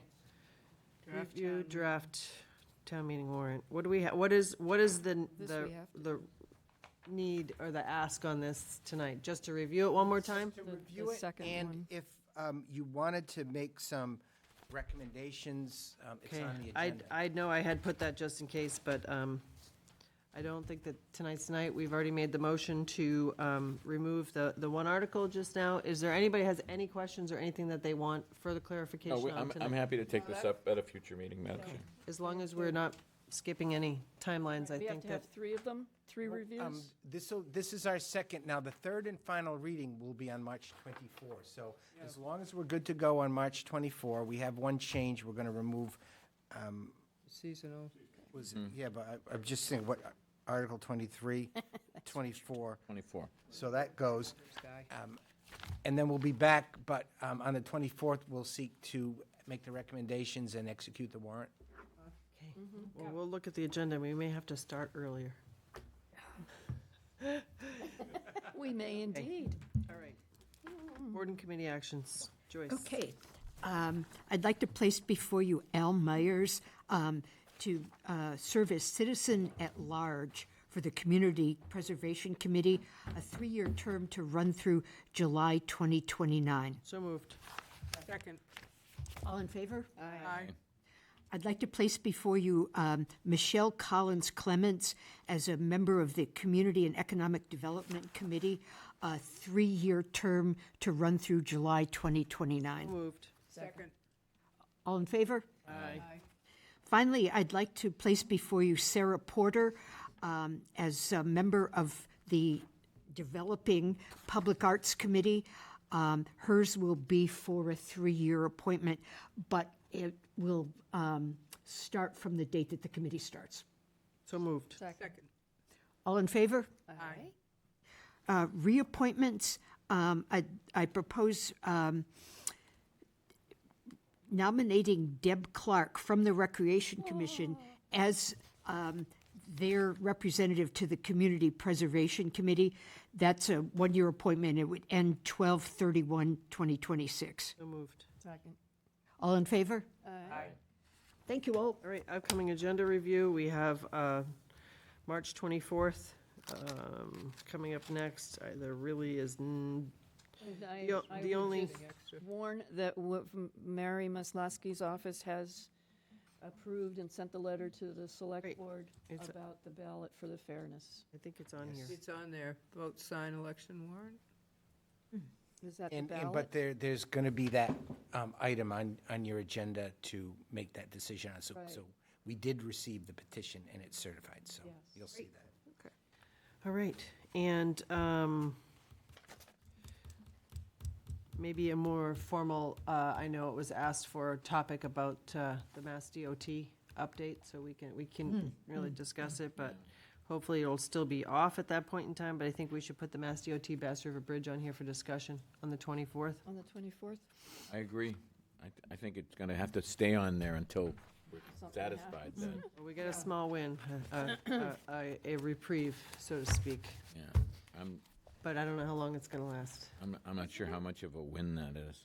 Is there a chance that this group wants to write a letter to the legislation on that we need better support for our technical school using the numbers that were presented to us tonight and the fact that they've been denied grants for environmental and veterinary programs? Is that something that we would? Want to draft something, I'd be Yeah. happy to look at it. Okay. We can't be, it needs to be on a It's an agenda item. for. Would you like we to have can- it on the We can agenda? discuss it on the 24th if you'd like, but we You wanna have can't, it? we Okay. can't talk about it, make Yeah. any So it'll decisions be on the that. 24th. Is a that okay, letter. Bob? Put a letter to the legislators. I think the ship sailed, but, I mean, the funding's not there. The No, funding's not but there, it's, so. it's, I don't think they're taking it up again, Liz, all right? I mean, we can do a letter, but as Yeah. Tracy said, I that ship mean, has sailed. The ship sailed on that. It's unfortunate, because when Time he to have was here written the the letter last. was months ago. Right. all right, let it go then.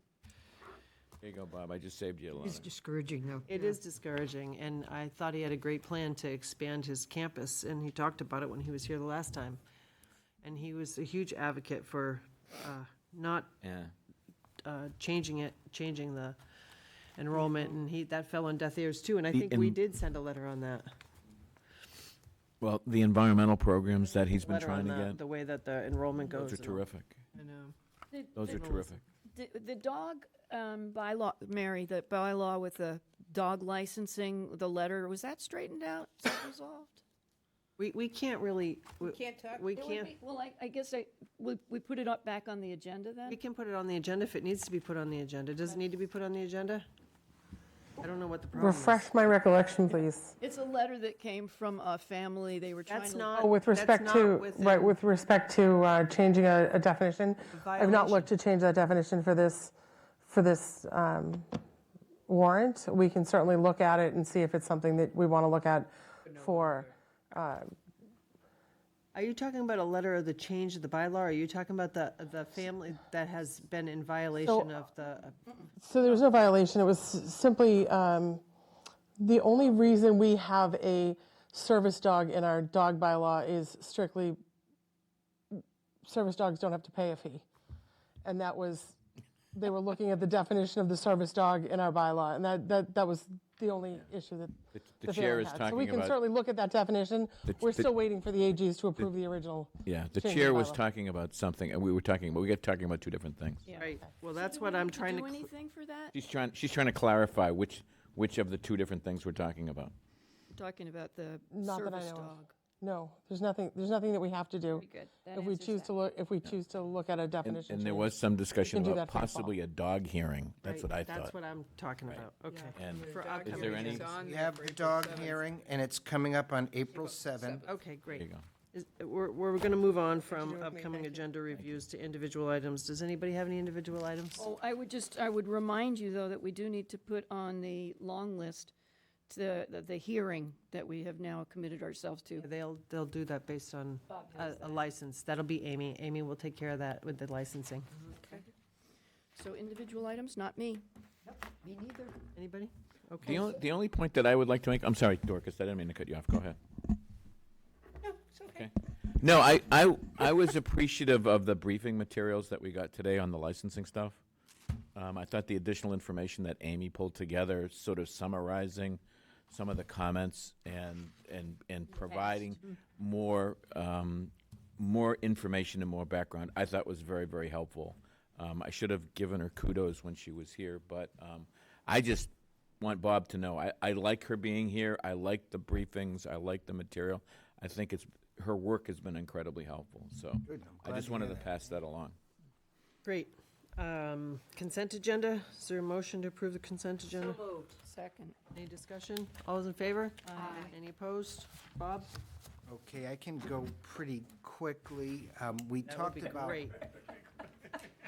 Mass DOT, again, has proposed posting the Route 6 through Yarmouth over the Bass River Bridge as a no trucks over 40 tons, and, that would be a big impact on the community. They put that on hold for now, and that'll be on your next agenda for discussion, so we don't need to talk about it anymore. And we talked earlier about the brush program that's going to start tomorrow at the Waste Management Facility for residents only.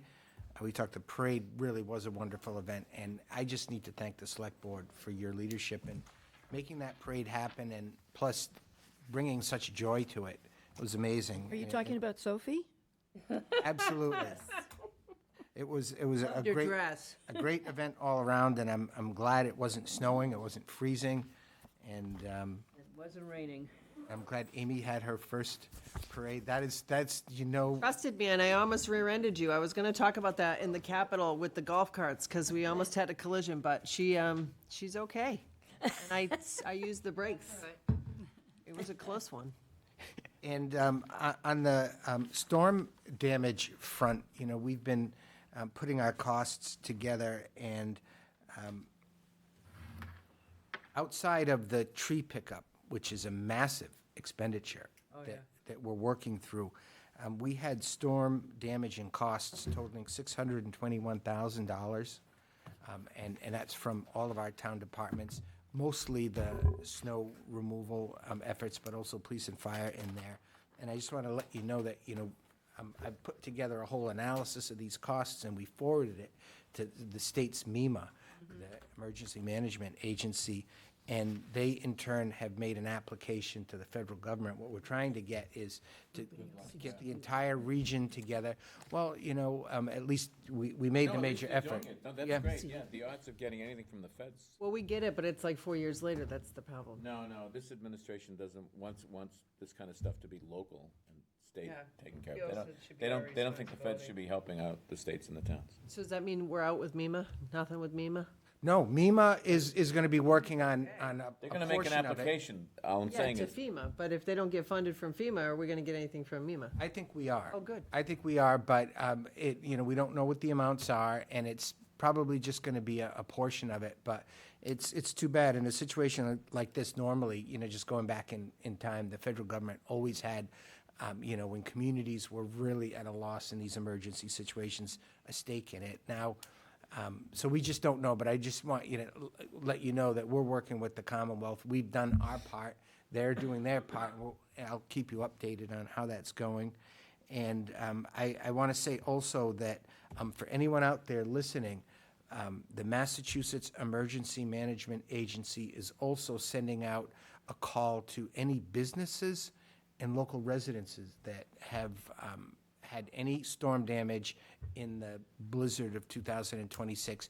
And please look on the town's website. We've got some detailed information on how to get that information, if you've had any damages, over to MEMA, and that may help businesses and residents potentially get additional aid for any damages they may have incurred. Didn't it also, if you had to close and you lost? Yes. Yes, because I know our theater group is getting some money from that. So we want to, and we're sending that information out to social media, out to the website, and we're getting thousands and thousands of hits on it. But we hope people follow through on that. And finally, I just wanted to say that we had an excellent wastewater business forum today. It was held over at Thurwood, and it was organized by the Chamber of Commerce. But we must have had 6 or so town officials, the whole leadership team, and Jeff was our presenter. He did a fabulous job, but the focus. People showed up, Bob. I would say there was 50. Wow, that's good. Close to 50. That's good. And it focused on the costs of wastewater. In terms of whether it's the connection fees, whether it's the betterments, what the schedule is.